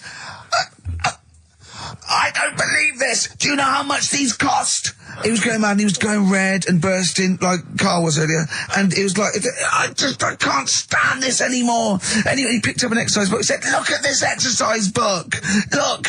And, I won't say the kid's name, he went, so-and-so, look, oh look, he's put, and I'll change his name, Smithers. He went, oh look, he's put Smithers in shit. Oh, he goes, he's got Clever on this side. He's put Smithers in the lump of shit. That's good, right? And he went berserk. He went, oh look, he's drawn a picture of a penis with wings, and he's written underneath Dicky Bird. He went, is that clever? He went, do you want me to put a piece of paper up so you can come and write swear words and draw ladies' genitals all day? And I went, like that laughed. He went, I'm glad you think it's funny, Mr. Gervais. And he stormed out. Oh, God. Yeah. And did he ever come back? No, but we put the bit of paper up for him and said, look what we've done, you sir. That's a fanny. Yeah. There's some knobs. Good. Just talking earlier about teachers, weren't they? Have you got any amusing anecdotes about teachers or anything around that subject? I didn't go to school that much. Go on. When I did, it was, I was telling Suzanne about the other day how, you know, she goes out with me now and she thinks I'm great. She's lucky what she's got. So. No, she's done well. Yeah. Right? But I was the sort of kid who she would have hated at school because I never had, like, a pen. Oh, yeah, I know what sort you are. Never a pencil case or any stuff? I'd start off the term, I would, and have, like, you know, a brand new carrier bag with my stuff in. Brand new carrier bag, classy. And, well, you've got to have somewhere to put the stuff you've nicked from Woolworths in, haven't you? Right, so that'd be there, but then by the time, like, a couple of weeks down, I'd put my pen down, I would have lost it, and then I'm sort of going around saying, can I borrow a pen? You didn't try sticking it up your nose, it's not still lodged up there? It's not, no. But the funny thing with, like, you know, you were talking about teachers and stuff. Were you disruptive? Were you a disruptive kid? Were Not you really. Causing trouble? No, not really. No, he wouldn't cause trouble. He was terrified of the boss here, wasn't he? No, it's not that. It's just that, what's the point in winding people up? I find it quite annoying if people do that. So I don't wish it up on anyone else. Why do you wind Steve up then? Sometime? I don't wind him up. You do. You have done, but no, come on, let's not argue. We're getting on well then. Come on, Karl. And like the teachers, because I'd lived on this estate, right? Loads of stuff used to get nicked and go missing and what have you. Blackboards. And their way, no, like the telly and the video, and stuff like that, and the projector thing and all that. So the way they used to try and find it, right? My little conspiracy, because you know I'm good at them. Yeah, What they used to do is set your own work and say, right, draw like a bird's eye view of your house. Right? But draw everything you've got in your house in it as well. So if you've got, I don't know, if you've got anything in the loft, make sure you draw it. Right. So kids would come in with overhead projectors. Well, that was the idea, I think, behind guns. it. Yeah. They were and the aircraft guns in the shed. So the picture you did for your home, presumably got nothing from me. Nothing. I didn't do it. I'm not. He used to hand it in empty house. I'm not a grass. Yeah. And nor the illegal immigrants living in the kitchen. Just a picture of your Auntie Nora. Yeah. What's that? Is that? Have you been stealing tennis balls? Yeah. No, that's not a split tennis ball. That's my Auntie Nora's. But what about all the stuff? Didn't you have to draw all the stuff that your father had nicked? All the stuff, you know. Listen. With that theory, actually, right? Do you know how I've said before about babies, right? But like little old people. Yeah. There was, no. Another of the great theories. No, the fact that, you know, you're born and you sort of, you know, you got no teeth, you got a little bald head, you can't control your bodily functions and that. Sure. Then you get to like... Sorry, you're describing yourself? Yeah, I was saying, you've got a dangerous ground, I'm just saying, that's how you're born. Yep. Then you get to about 70 or whatever. Yeah. All that starts to happen again, doesn't it? Right. Yeah. Now, there was a story in America about, just backing this up again, 70-year-old fella... 70-year-old fella, okay. Little bald head. Yeah. Right? Probably no teeth. No. Probably, yeah. nappy and that, right? Yeah, probably, yeah. Goes into... Not 70-year-olds pop the old nappy on your 70th birthday, take your teeth out. Goes into an off-licence to get some beer. Doesn't get served because he didn't think he was old enough. Right. Okay. Right, okay. Wait. Carl's back. Wait a minute, No, sorry. So they thought he was a giant baby that had walked into an off-licence. Weird, isn't it? Steve, forget it. Carl, please. I need Carl to answer. No, that's the story, but it's weird, isn't it? That's what I'm saying. It just backed up my guy in an off-licence thought that a giant baby had waddled into an 70-year-old wrinkled baby in an overcoat, sucking Werther's Original, smoking a pipe and going, I can't believe it. We were talking about depressing news, right? And with that kid and what have you. Yeah. You see that thing in the week? There was 3 bits of depressing news, right? There was one, an old woman who swallowed a fork. An old woman who swallowed a fork? Yeah, did you see She's that? dead, the dork. An old woman swallowed a fork. So what did she swallow a spoon? Why did she... Yeah. When she swallowed a spoon. What's her name? She, swallowed a cockroach. Right. Sorry, whoa, is this the old rhyme now? Is this a rhyme that you've got slightly wrong? No, You've changed dog for fork. This is the truth, is it? This is what you read? Oh, no, yeah. Sorry. Yeah, never confuse the two. This is what you read on a spurious website some mentalist No, hang on, sorry, just before you move on from that, there was an old woman who swallowed a cockroach. Yeah. And in order to get the cockroach out, she swallowed a fork? It doesn't rhyme, but it's good. She tries to get it out. With a fork? She went, what I forgot? I'm thinking she's in a kitchen. Yeah. That'll do. She grabs that, she tries to get it out, and she lets go of it. And it goes, swallows a fork? Yeah, it was in the paper. The terrible thing was, it was a gardening fork. It was awful, you know. Or is that stupid? That'd be stupid if it was a gardening fork, wouldn't it?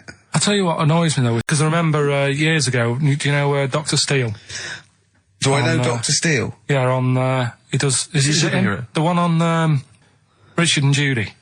Right, what's he, a psychiatrist or the resident doctor? He just pops in and... Is that the sort of like the suave sort of... He's not that smart. I know the one you mean, just a normal doctor fella. Sure. And, yeah, this was like in the 90s, and, Richard and Judy said, we got the doctor in again today.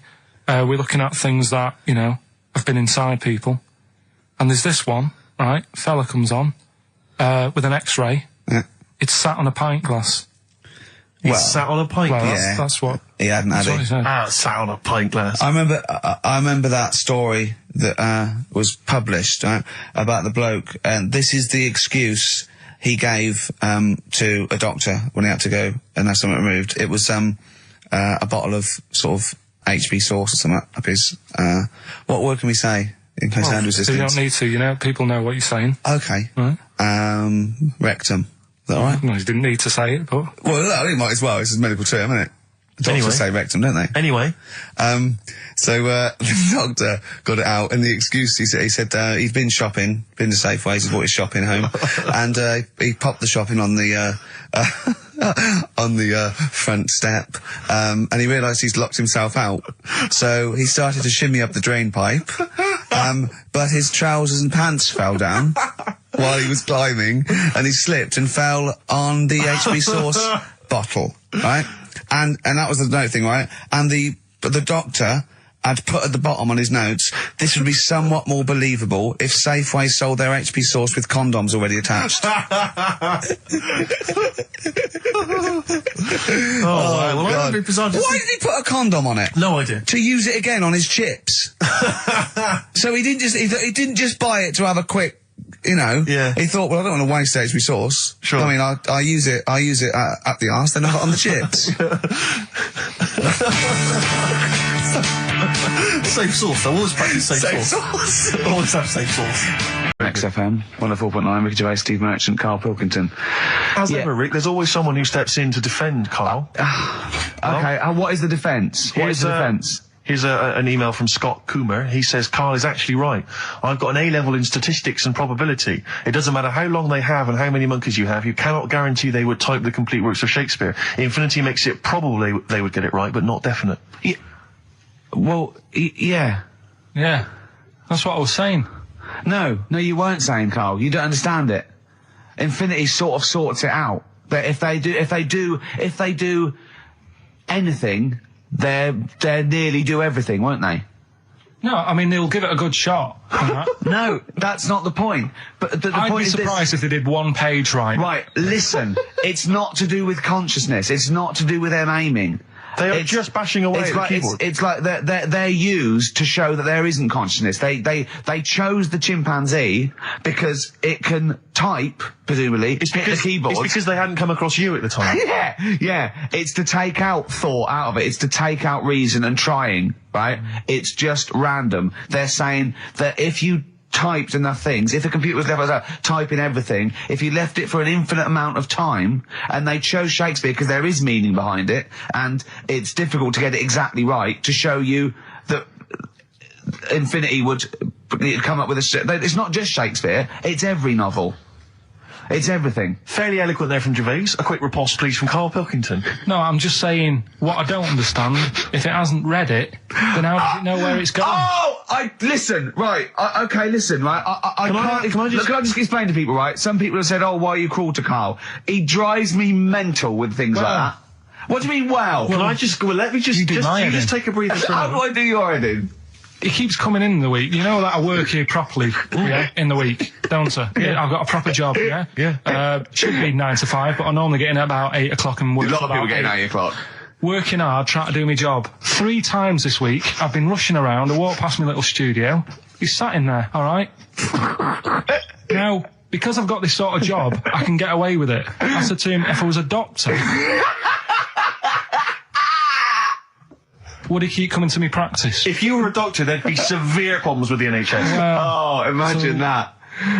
The standards would have lowered so much if you can arrive at the hospital, you're a doctor. Pop in, I'll go to lunch, don't we? We have a little lunch break, don't we? I go, come on, let's go now. He goes, I'm busy. I go, come on, let's go now. He's going, you're doing me head in. Well, when I was talking about the monkey conundrum with Karl, he said to me, right, if I had a day off work, and I was, say, watching the TV, and with one hand I was typing a typewriter, would I type Shakespeare? I mean...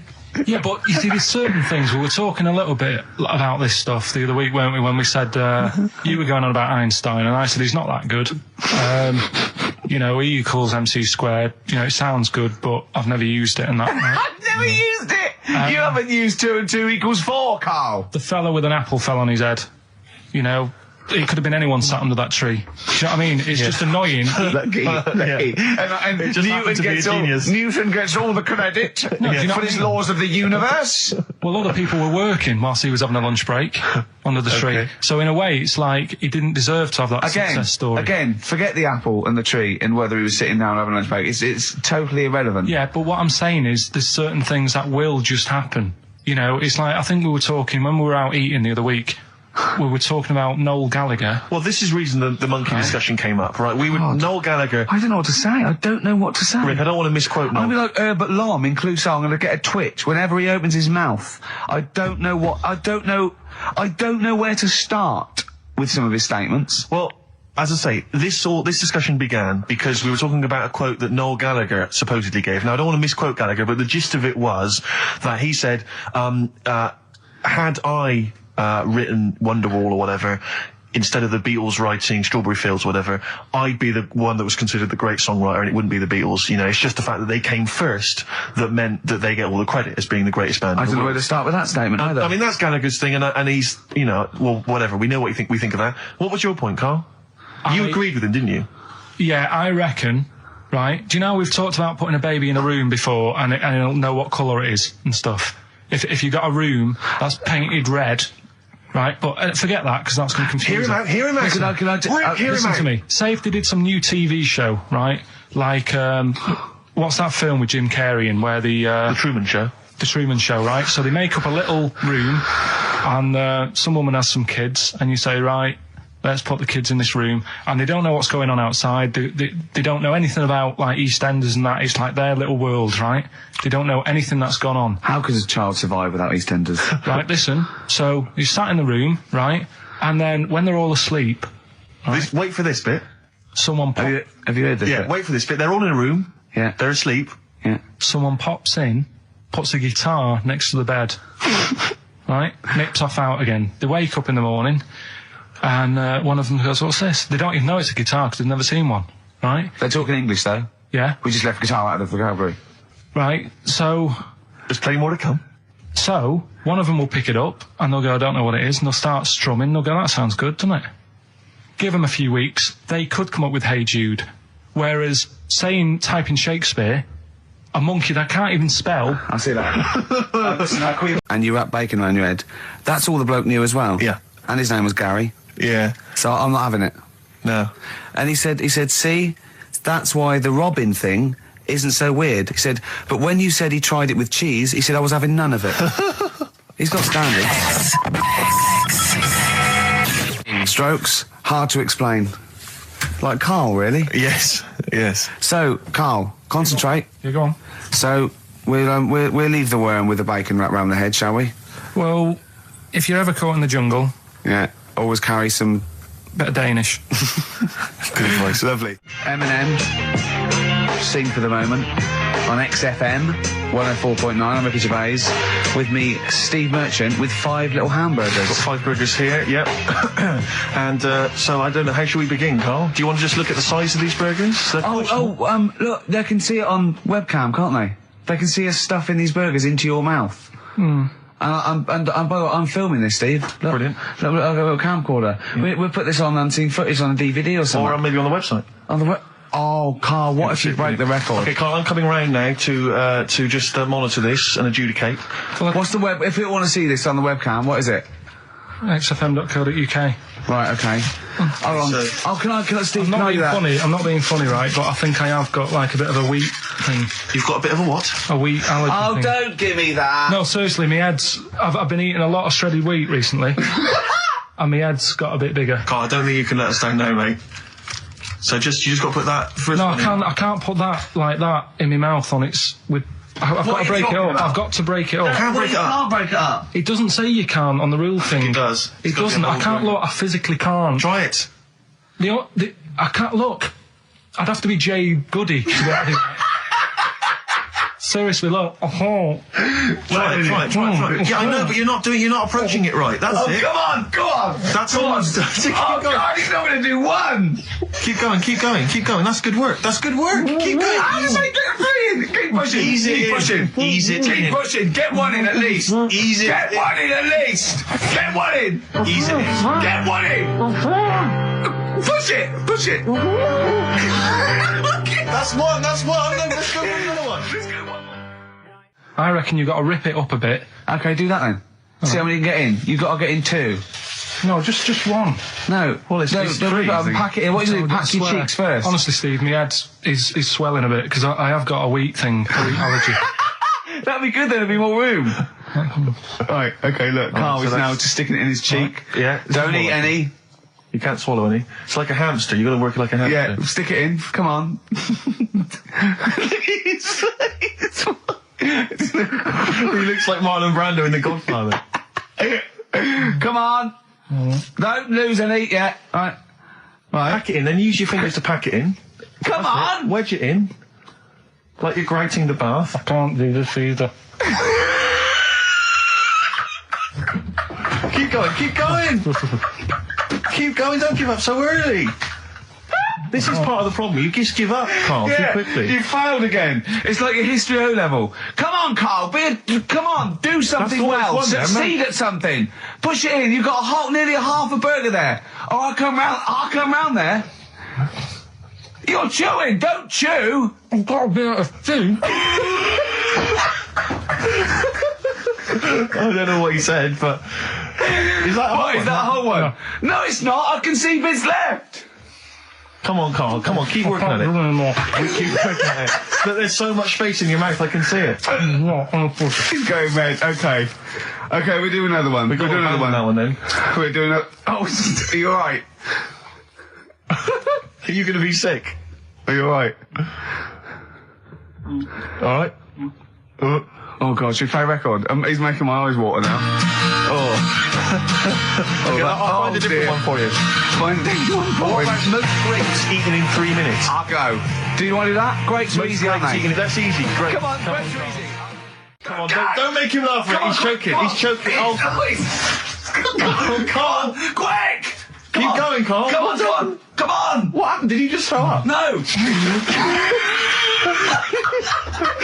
make him laugh! Oh, come on! We can make... We can make wine. Come on, Carl, you're doing so well, Carl. mate. I want to go. Come on, only... Why are you making him laugh? That was a world record attempt. Come on, he's over there. Keep going, come on. You got 25 seconds. Come on. Oh, I think that was a shame, actually, because you were doing well, but something went wrong. I know, and I think those are bigger grapes than the ones I've seen before. They're quite big grapes. Look at his face, he looks so despondent. Come on, Carl, 8 seconds. Just a few more. 5. Come on, what's the matter? 2, 1. It's all over, Carl. It's all over. Better count how many you did. You can get good at this. We can get good at this over the weeks. I think that was a fairly pitiful attempt, actually. I really thought you had a... It's interesting, actually. These are harder records than you might think. Yeah, I know. 6, 8, 10. How do you feel after that record-breaking attempt? Not happy with that.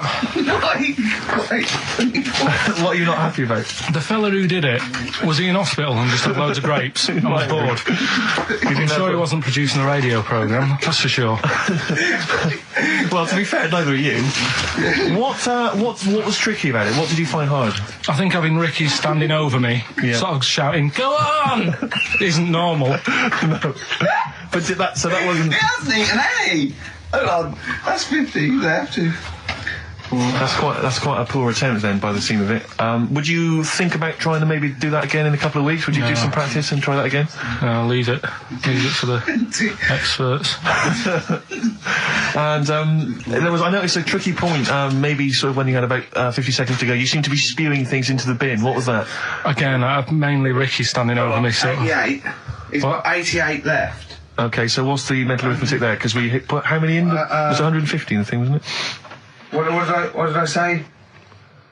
What did I say I had left? Well, I'm not doing it again. 88. So you had 88 left. So 62. God, you're only at 62. What's the matter with you, Carl? There's people start you at 62. That is rubbish. That's disappointment. Let's leave that. So you failed on 2 world record attempts there. 62, and the record's that is rubbish. What were you doing?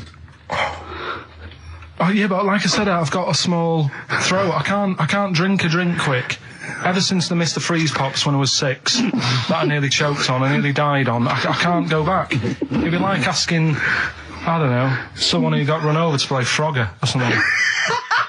What's Frogger? This is the Best Of Show on XFM 104.9. I'm Ricky Gervais, with me Stephen Merchant. Yes. I hope you're enjoying the Best Of. I'll tell you something I do know. Go on. Right? But I can't really get a question out of it. Go on, just tell us. Are we doing a competition? Let's play a tune. Come on, Carl, you can't be bothered. Right, okay, we're going to scrap this and you're going to work Mondays again. Since You've Been Gone by Rainbow on XFM 104.9. Well, it's what the Londoners have been waiting for. It's Rockbusters, isn't it, Carl? Well, it's not Rockbusters. It's something we've done. It's a bit like Rockbusters, but it's been tweaked. Brilliant. Right? So remember that it's done with sound effects and that. Oh God! Really? What do you mean? All right, come on. Right, remember this one? We tried it before. Hold on, wait a minute. There'll be headphones on, right? Hold on, wait a minute. And this is one you've done in the past. This is not the competition. This is not the competition, but I said, like, what song is this? Right. Smack my bitch up, yeah. Yeah. Brilliant. Smack my bitch up. Yeah. Right. So it's kind of that, but rather than just doing songs, it's that film or song sounds good. You know, when you do these things, you can't do them in the week. You've got to do them either Saturdays or Mondays. Yeah, I do, yeah. Well, I'm going to check on that, because that really annoys me. Because it's been done, so it doesn't really, you don't have to worry about it when it gets done, that, do you? Because it's done, so. Well, yeah, but I don't want you taking time out of things you should be doing at work. You're already weaseling way out. XFM's going down the tube, and you're taking the piss left, right and centre. Right, so here's this week's little grab. That film or song sounds good, so what is it? Come here.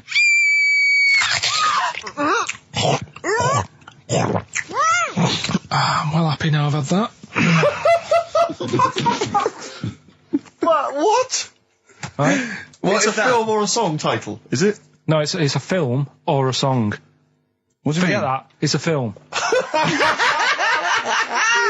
What are you talking about? That must have taken you 3 minutes. I didn't do it on a Tuesday, though, because that's cut into precious time. Have you seen how long a trail takes him? About 30 minutes. And Sorry, do one a week. let's just concentrate for a second. Okay, right. This is a film, This is a film title. The title of a film. Yeah. Play it again. Come here.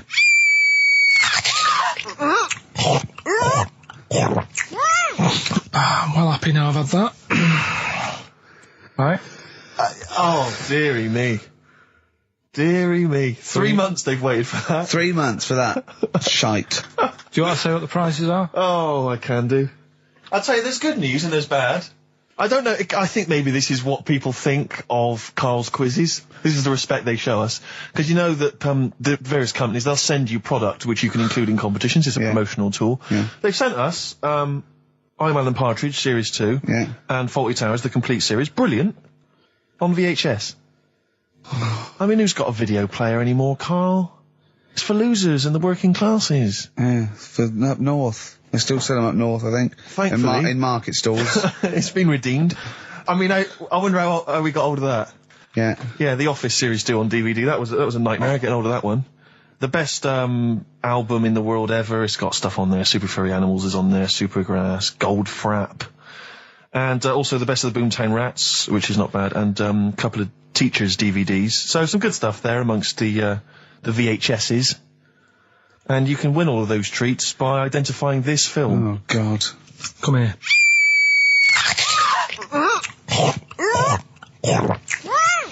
I'm well happy now I've had that. Email only, we don't want to actually speak to you. ricky.gervais@xfm.co.uk. I'm sorry if that's brought you down, it's made us feel Can bad. I just say something? What's the phone number, Karl?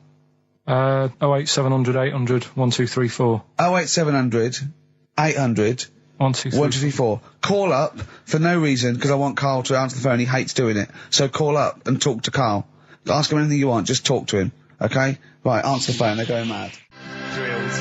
Big Sir on XFM 104.9. He's so annoyed that you have to answer all those calls.